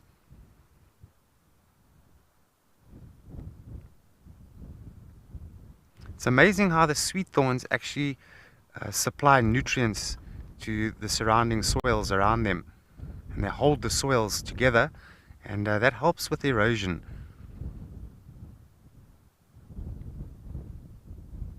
And also because of their nature that they are non-aggressive in terms of the root structure, you can have sweet thorns growing right next to each other without them feeling threatened by one another.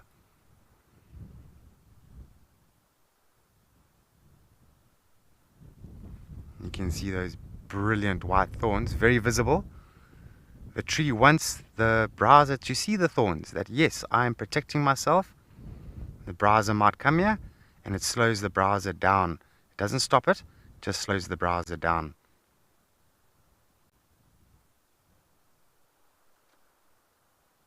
Now, I don't see any pods on the tree now, but when the pods do grow, the seed pods, very rich in proteins. And we find animals big and small go after those pods, including warthogs. They'll come to the base of this tree and then crunch on those protein-rich pods.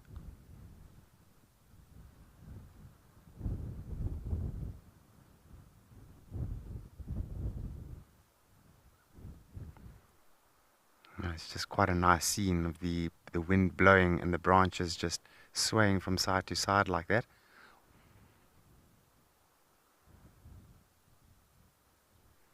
Now, if you had to walk up to that tree, you would probably find some sort of bird nests inside there. Birds do enjoy the trees that have got thorns because it does provide a lot of protection for the nest. Sometimes wasps and ants can be associated to this tree.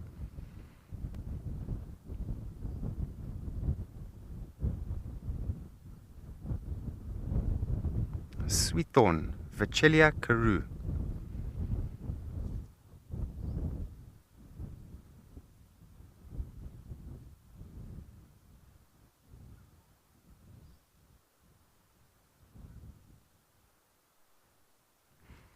Okay, as I'm sitting here, I am hearing a few different birds calling. You might or might not hear them, but just to go through a few that I'm hearing, I can hear a black cuckoo shrike.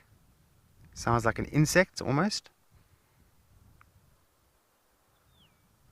A southern chagra I can hear. A nediki.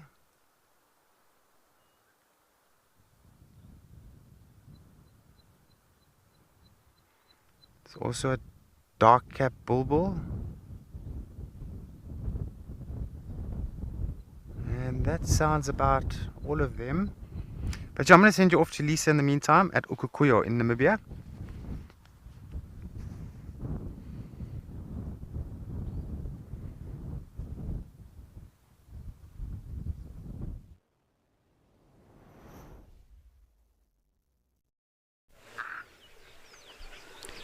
Thank you, Andrew. What a view you are having there. Absolutely beautiful. I'm still just in Ukukuyo with our beautiful animals and the general game mostly. I'm just waiting patiently to see who else might come around.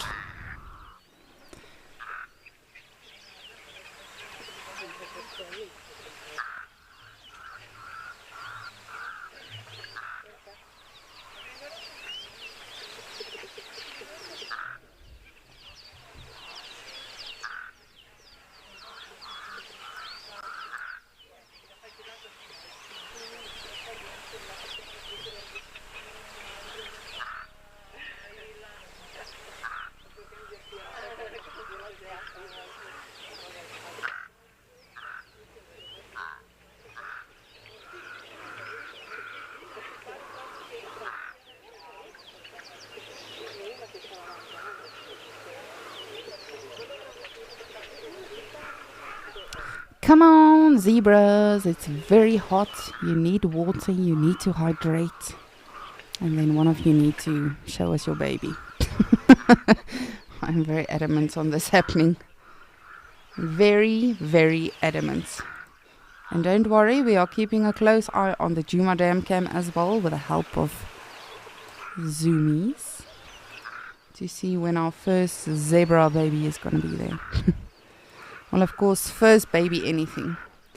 My bet was going to be that of our 3 waterhole locations, Ukukuyo, Mashatu and Djuma, our first baby animal is going to be on the Djuma Dam cam.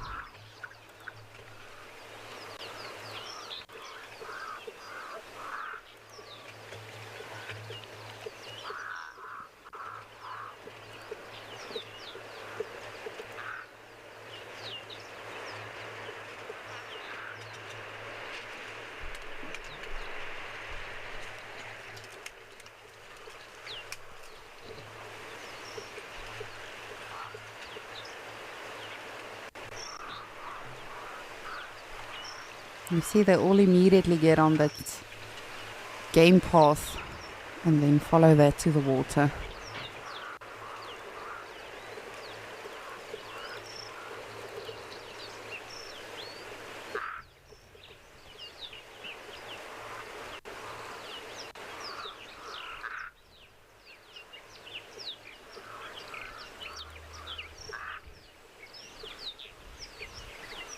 Come on, it's alright, it's safe. We're just gonna watch you and gossip about you, as always.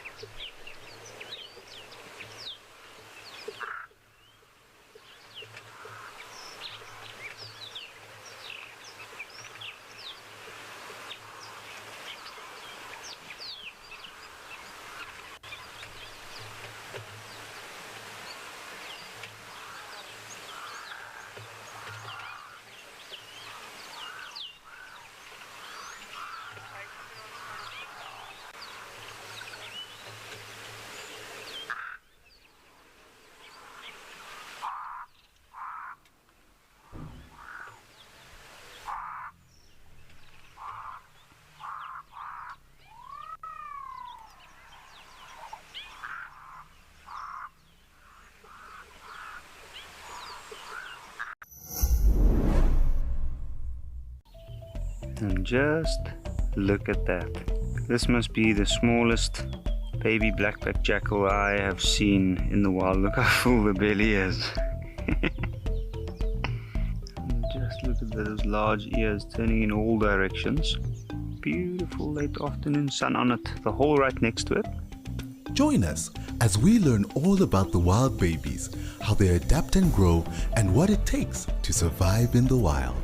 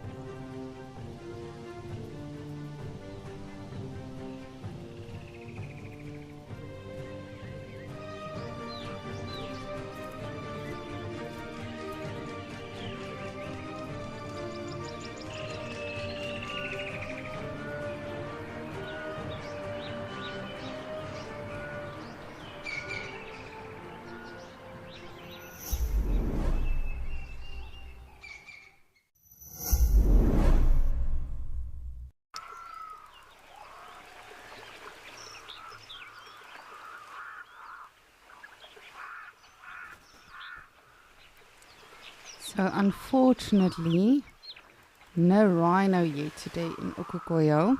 We had one brilliant elephant sighting, which I'm super, super grateful. And then I saw my first warthog today in Okukoyo, which was very exhilarating for me. I thoroughly enjoyed that. You know, it's fun as naturalists how we can also have first experiences and have first sightings.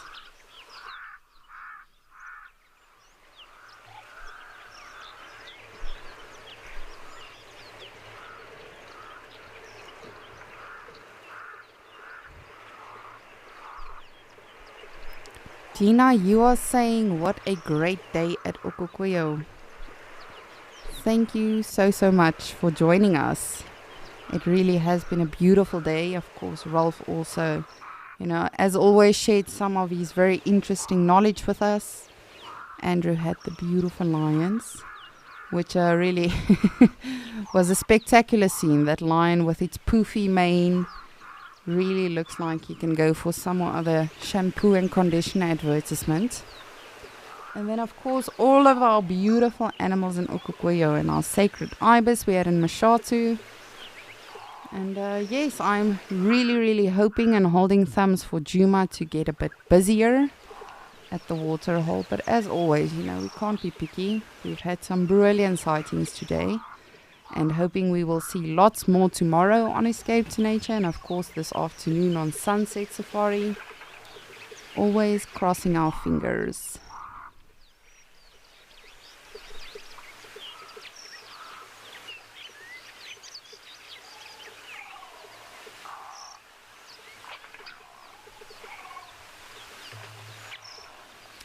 Just want to take in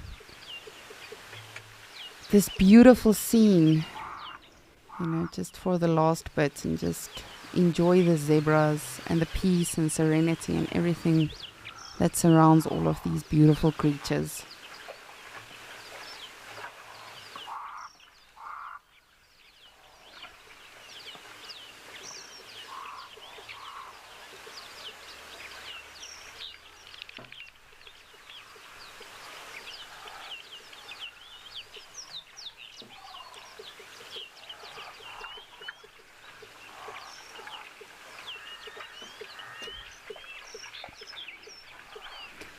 But it truly has been a beautiful day at all of our locations, Ukokoyo, Mashatu, even the very windy Djuma, as well as Amakala and Kariga. We hope you've all had a beautiful day on Escape to Nature, and please do stay tuned for Penguin Beach, and then of course the wonderful Sunset Safari. But we hope you join us again tomorrow, same time, same place, for Escape to Nature. And yes, who knows what we will see tomorrow. I'm very excited.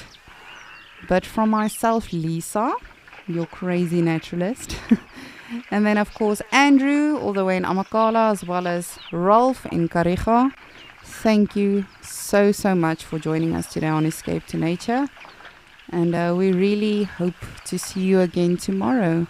Have a beautiful day or night.